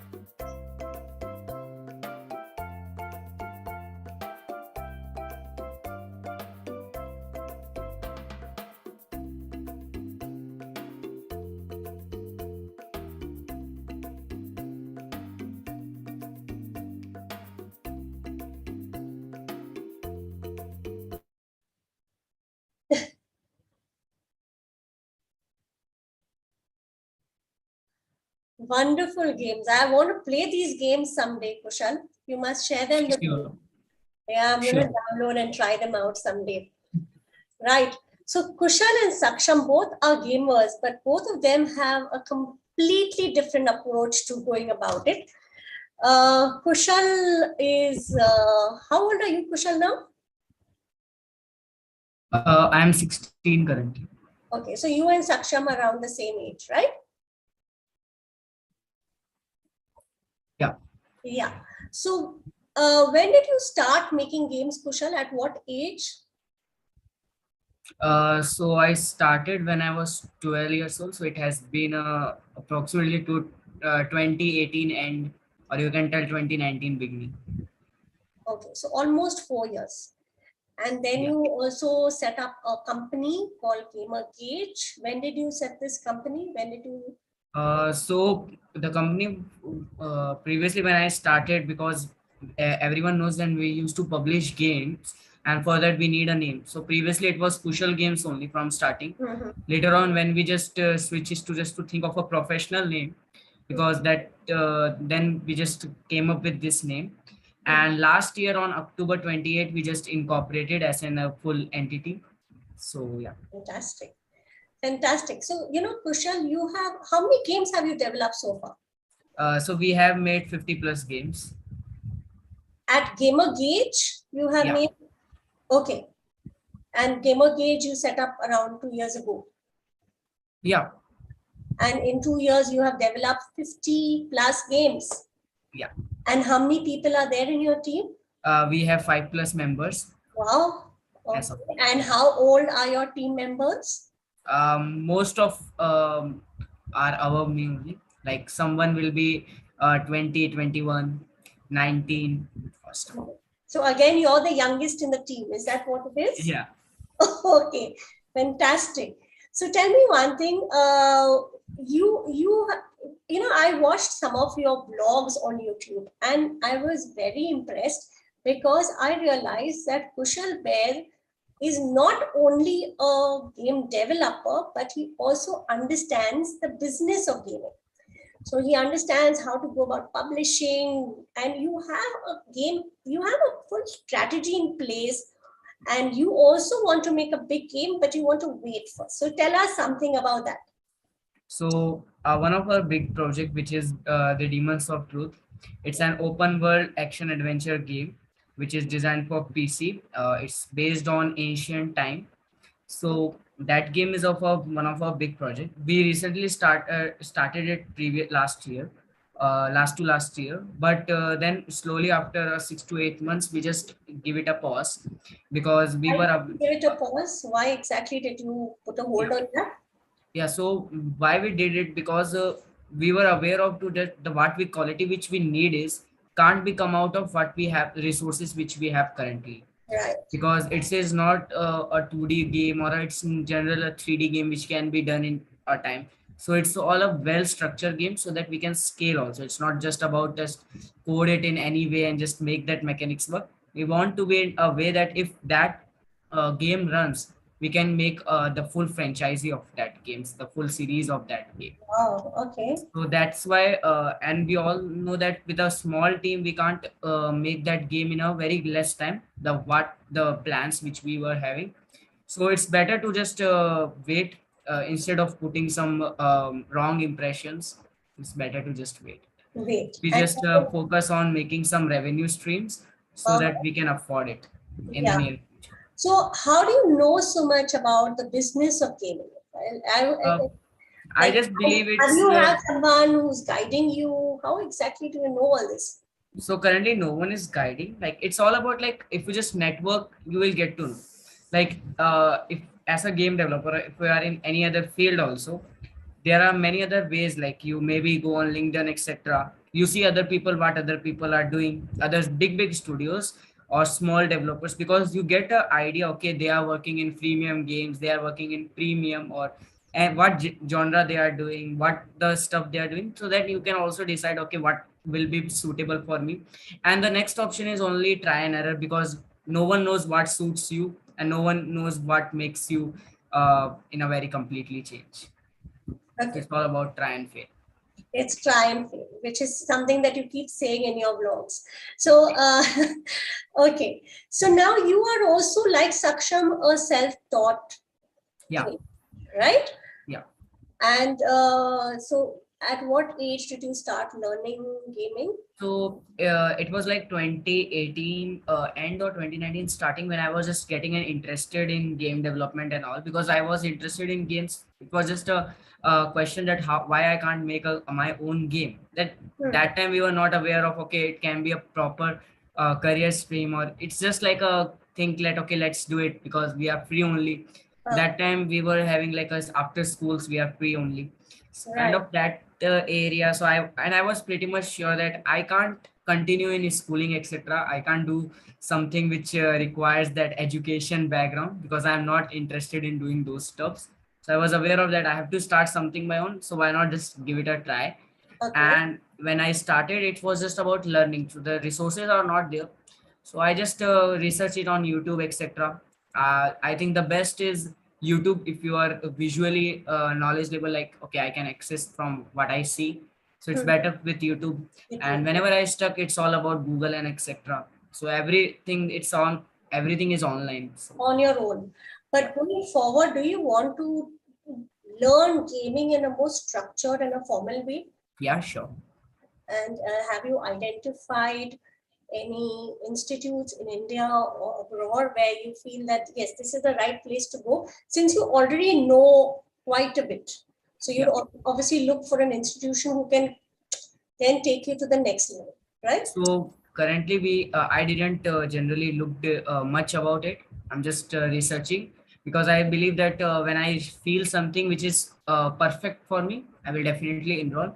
Otherwise, I have my own journey which is running. So I will be happy to just fail in that area and just learn, because I think that because I'm a believer, like, okay, when you fail, you learn more rather than just learning from all these stuffs. So it's better to just try and fail and learn. So So that's the because on the go you just learn. No? That's the Learn better way. on the go. No one knows what comes. Okay. And what are you currently studying, Kushal? What exactly? I'm currently in 10th standard. 10th standard. And what do you want to do after your 10th? You will have to do a graduation, right? So what is the stream that you're looking at? So currently I'm just thinking of commerce. Okay. So basically commerce. Yes. Which will also or else I'll be if something else I will be just. Sorry, I think I missed you. What? Can you just repeat? Yeah, I think you suddenly froze. So commerce is one stream that you're looking at, and the other stream you were saying? The other stream is just to do some diploma in game design or game development. A diploma. Okay. And any institutes that will that you have identified in India that will? I'm currently in research of it only, so I'm taking reviews and all and stuff. Okay, you haven't identified anything. Great. Yeah. Great. And now, yeah. So now, what do you know anything about the growing digital verse, that metaverse, NFT, crypto? Do you have any? Yeah. Yeah. So can you share something that you're aware of, and are you exploring that space also, because that is the next new thing? So currently, like in the term of exploring, it's all about I'm just doing research and all. But in terms of development on that area, we didn't decided that because it is totally new for me, for my team, and for everyone. Because all knows what is available digitally. No one's have just know the clear path or clear ways of maybe it can be of money making or it can be of development process. So we are just thinking of it and we are just doing research. And in short, metaverse and NFTs are going to be the upcoming future, because we all know the games which we currently play, we own a digital asset only by just paying something in in-app purchases. We just got something. That's a similar way we are just buying something outside in any other places, any other art and all, and we get that in the games. It is a very big thing. And also metaverse is more in terms of interaction, which I believe, like you are going to be entering into the same world instead of just playing it on your smartphone. You are now getting into that same world. With the time goes, there will be headsets and all which are currently in development. Also we know about Oculus, etc. Things are getting changed and improved. So I think that all will get in terms Web3 and all. And I think that's the very biggest thing in the gaming industry. It can be play to earn and Web3 and all. That's the one of the things which I think. Fantastic. Wonderful talking to you. So now we'll move on to Deepak Kumar, who is an animation filmmaker and an artist. So can we play his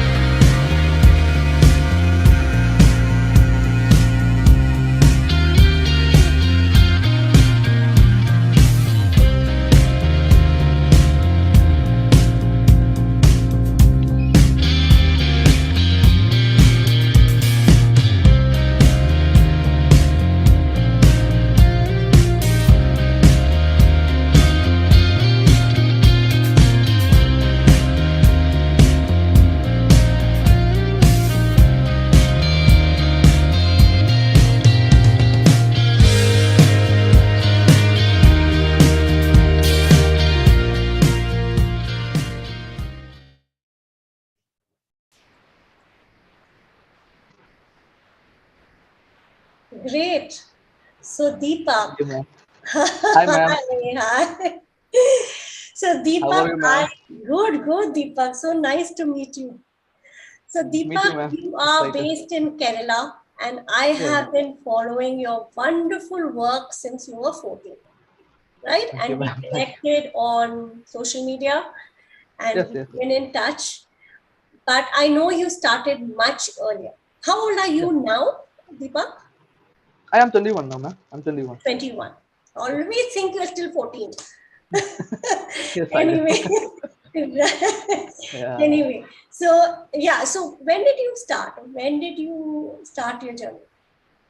So when I was little, I always used to be inspired by Disney's work and the animation movies and games I usually played. And so slowly, like I started like researching into it, you know. And I think the time that got snapped is when I saw the behind the scenes of Jungle Book. I Ah, actually saw the behind the scenes of Jungle Book. It really touched me actually. Like, you know, when I saw the animators taking a pencil and drawing Mowgli and stuff like that, man, that really touched me. Then after that, that was I how used to old were play. you then? How old were you then when you saw the behind the scenes of?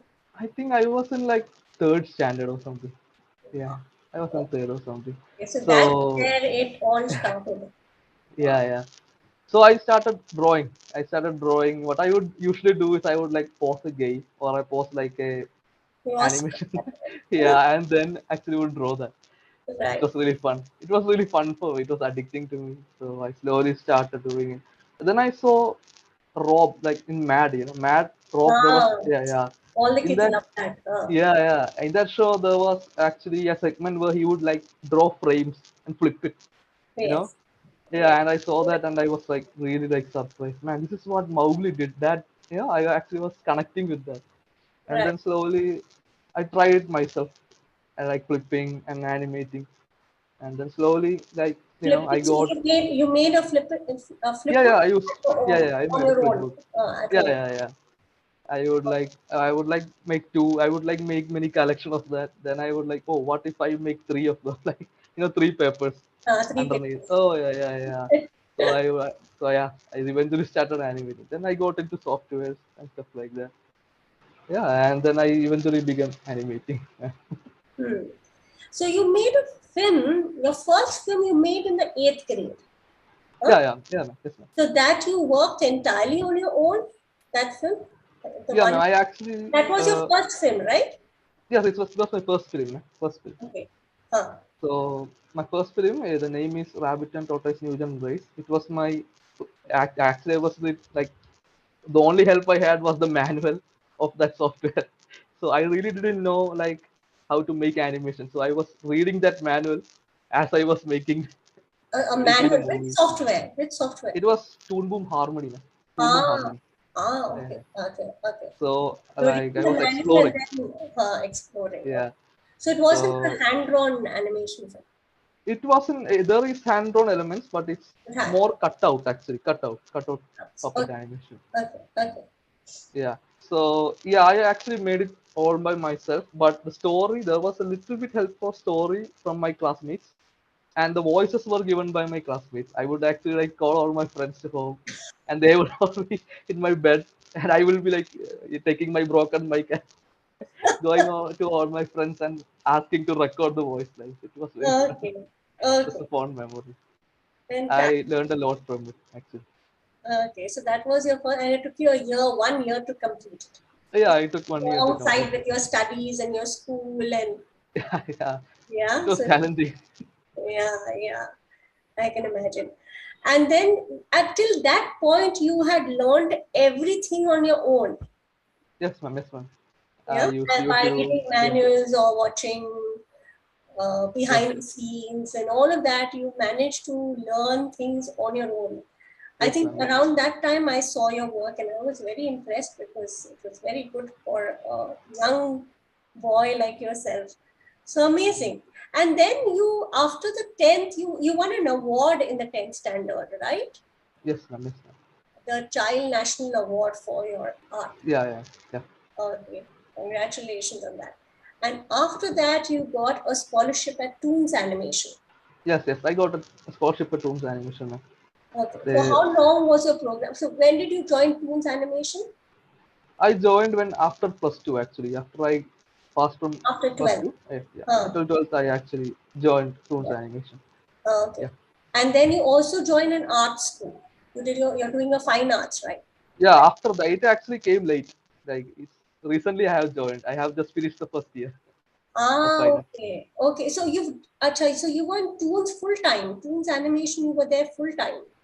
Yeah. I was actually there after 12th. I was in Toons for like the course is actually 15 months, and due to COVID, there was a little bit of indifference. It lasted a little longer.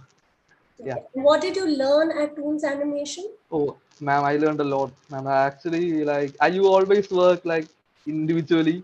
Like I'm an introvert, so I usually work like alone.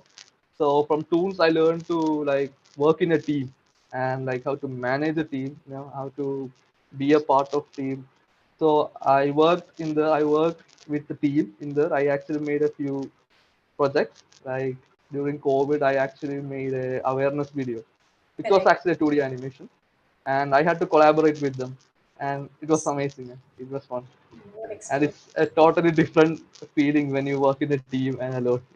Yes, Yeah. absolutely. There's a lot more when you work in a team. You can see that with Saksham and Kushal. They're doing amazing work when they're like collaborating and coming together. Yes, ma'am.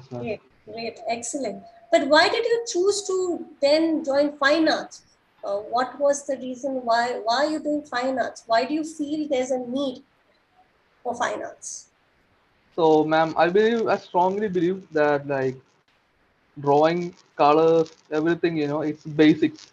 So even if you are like if you're taking games or if you're taking movies or whatever, everything comes from that, man. Like the roots are actually in the fine arts or the art itself. Like drawing. If you want to do good animation, you need good drawing. Like 3-dimension So perspective. even for animation, you believe, for gaming, you believe that art is the basis of any, for gaming as well? No, I think art style is more important in gaming. Like, yeah, it's art is needed, but I think like a game like Undertale, which is actually a pixel game made by an individual. Yeah, there is a certain charm to it. It's not like you need realistic or anything like that. But yeah, you need art. You need art. You need to be creative. Yeah. Yes. Right? Okay. So that's what you believe, that art is required for any for animation, for gaming, and that's the reason you've joined a fine arts program. Where and I've seen that your work, you're already very good with even modeling in your or your digital paintings that you've done. All that was done at Toons Animation, the digital painting and the modeling and all that we saw in your demo reel. No, actually, I did it in my system actually. On your own? Yeah. On my home, in my home actually. Okay. In my system itself, yeah. Okay. So tell us about your awards then. Tell us, you won the Child National Award for Exceptional Achievement in Art when you were in the 10th. Right? So my exceptional achievement, before that, I got an international award from Switzerland. It's Kyoto International Film Festival. Yes, that was for your film, right? Yeah, that was for my film. And following that is that I got a national award for achievement, exceptional achievement for the international award. So it connects. Okay. So I got because I got an international award. And by the game. Yeah. Fantastic. And then you also got a Bloomsame Emerging Talent Award as well. Wait. BET Award. Emerging talent, yes. Right. And which are the other awards you won? Can you tell us? Can you share how many awards you won? For me, I didn't actually calculate. Yeah, but actually, I remember. Sorry, I forgot to mention it. I actually made the trophy design. Yeah, for the contest. Yes, you made the trophy, but you won an award for your work. But you have also won many other awards. So how many have you won so far? Or you've lost count? Yeah, I not lost count, but yeah, I won like 5 to 6 6 to 7, I don't remember. Okay. Yeah. Okay. So now Some in of the terms of education for animation, education for gaming, what do you think is, like, do you think that in India we have good institutes that teach animation or teach gaming or VFX? Do we have good schools in India that can help children to learn these skills? I think there are institutions in India. I think there are institutions in India. So many of them are there, but I think it is still difficult to find good institutions. You know, Okay. because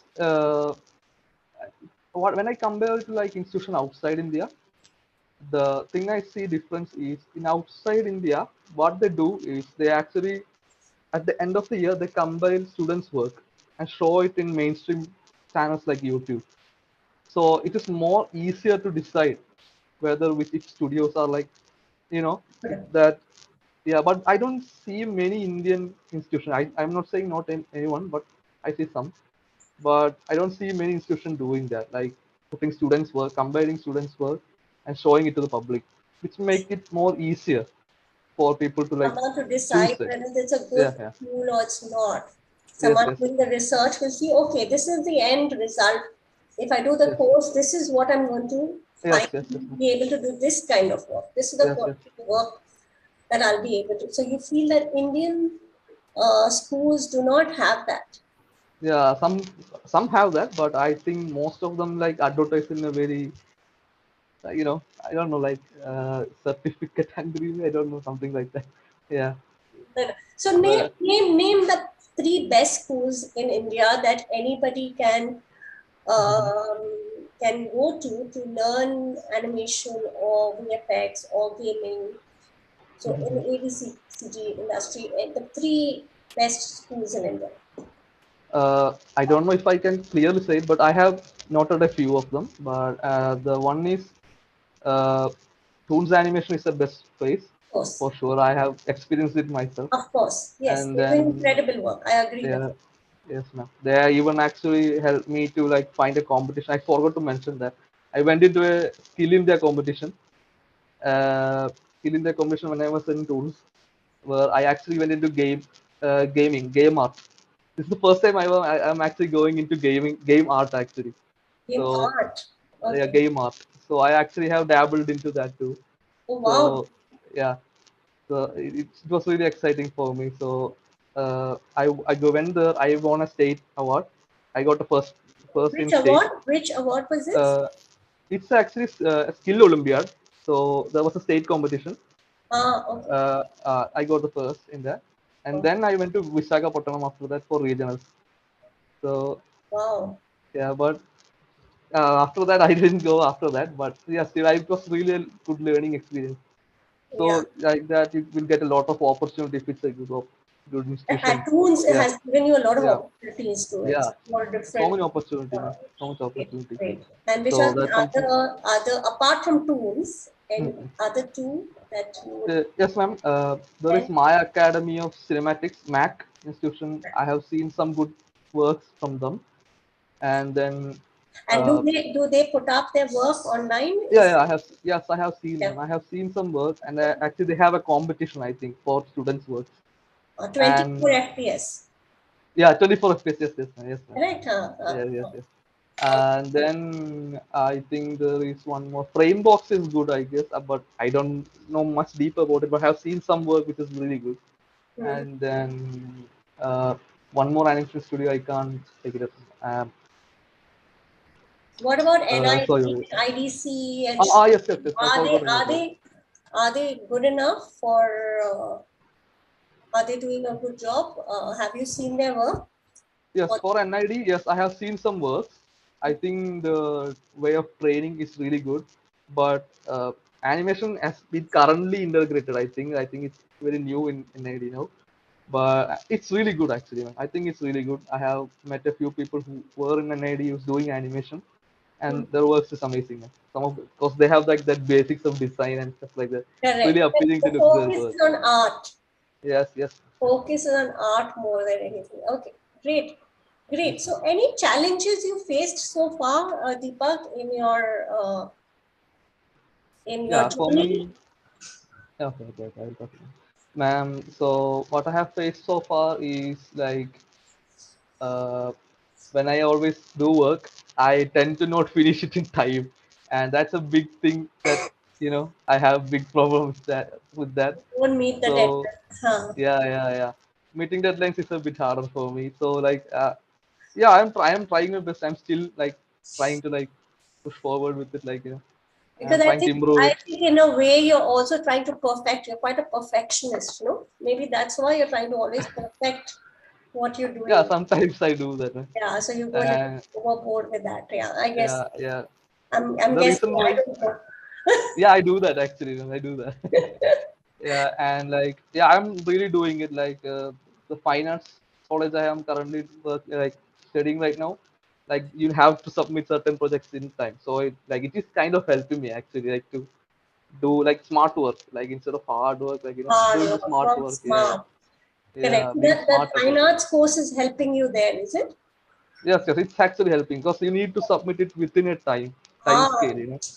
So Hmm. I need to like look, work around some things. Like I need to, Something. Right, yeah, right, right. build good And these muscle memory. projects that you did for Kerala government and UNESCO, that those were done on your own or you did it? No. I actually done that in Toons animation with a team Okay. This actually. is the projects that you work on. Yes, ma'am. Okay. Yes, ma'am. With the Okay. UNESCO's project is something that I worked with. I managed the team actually. I actually did work. So it was really fun, ma'am. Like we could actually understand each other's Managed points. team leader It at was, 21. Wow. Okay. it was really fun, ma'am. Like at the end of the day, you will miss each other a lot actually after the project has finished.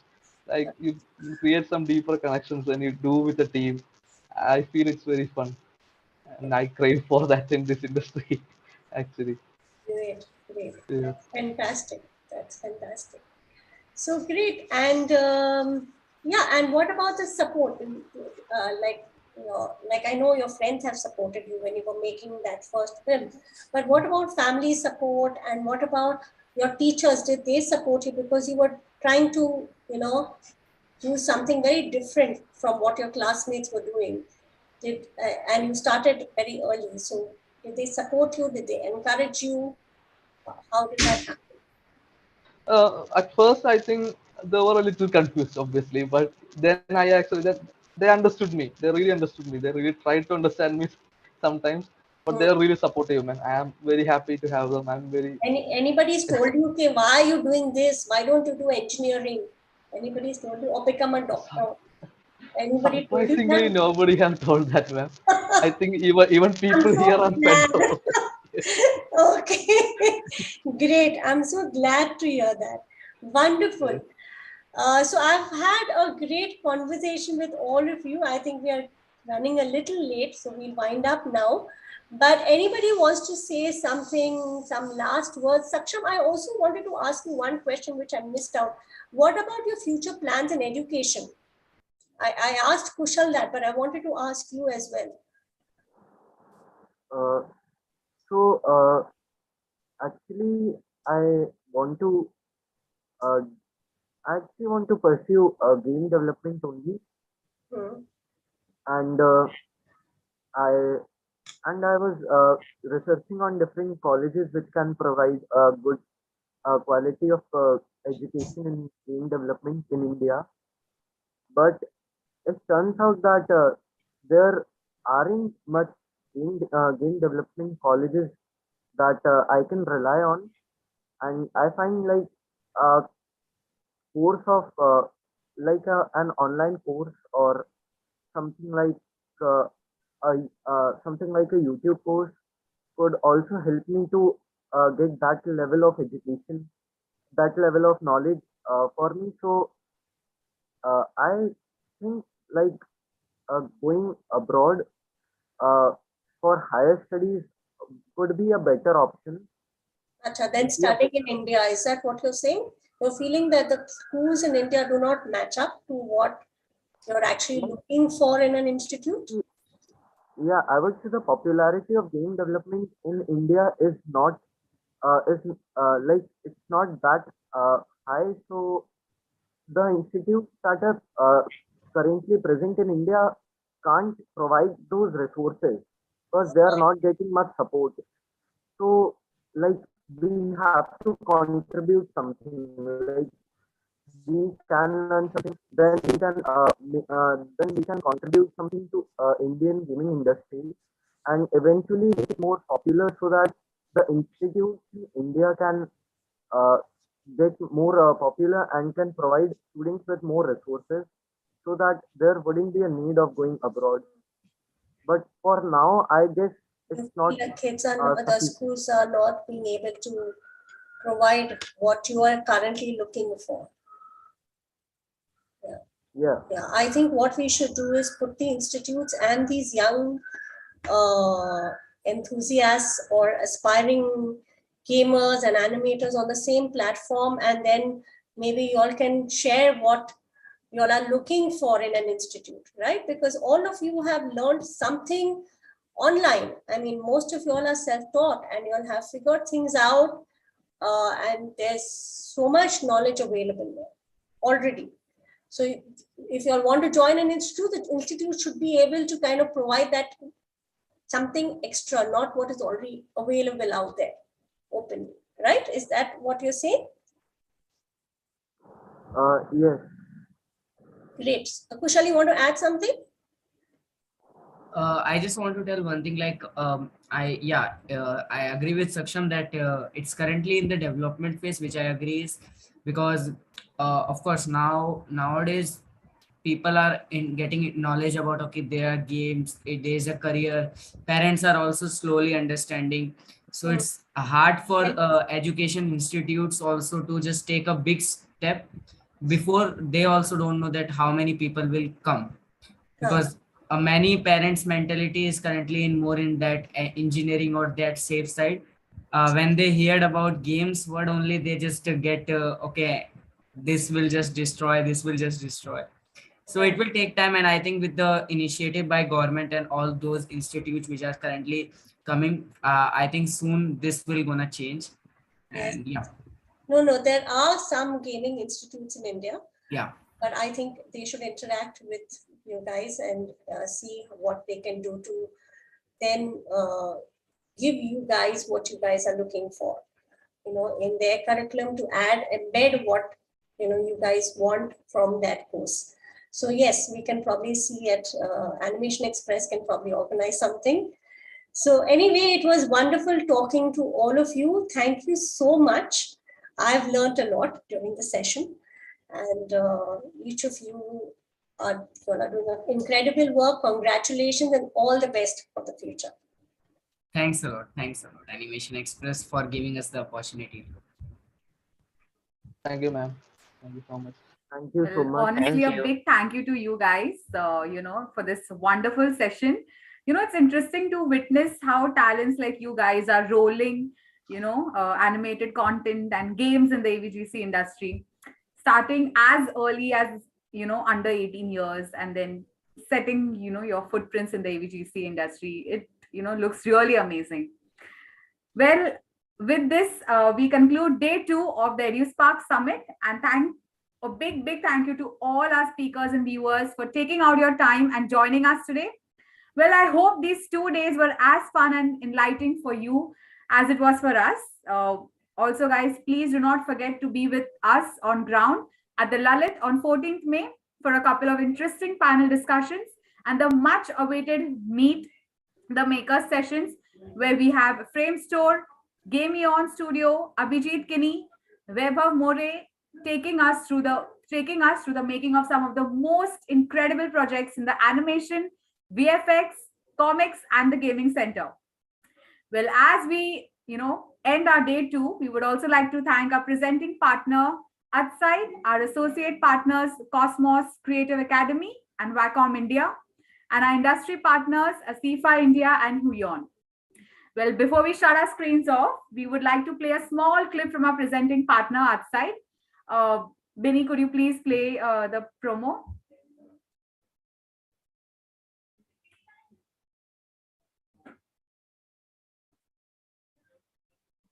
Bini? Bini, are you there? Hello? Neha? Prerna? I think she lost her connection. So Oh. we can close it. We can close it? Okay. Okay, so see you all on the ground on 14th of May at the Lalit, Mumbai. And thanks once again for joining us. This is me, Namrita Kale, your host, signing off for the day. Thank you so much. See you.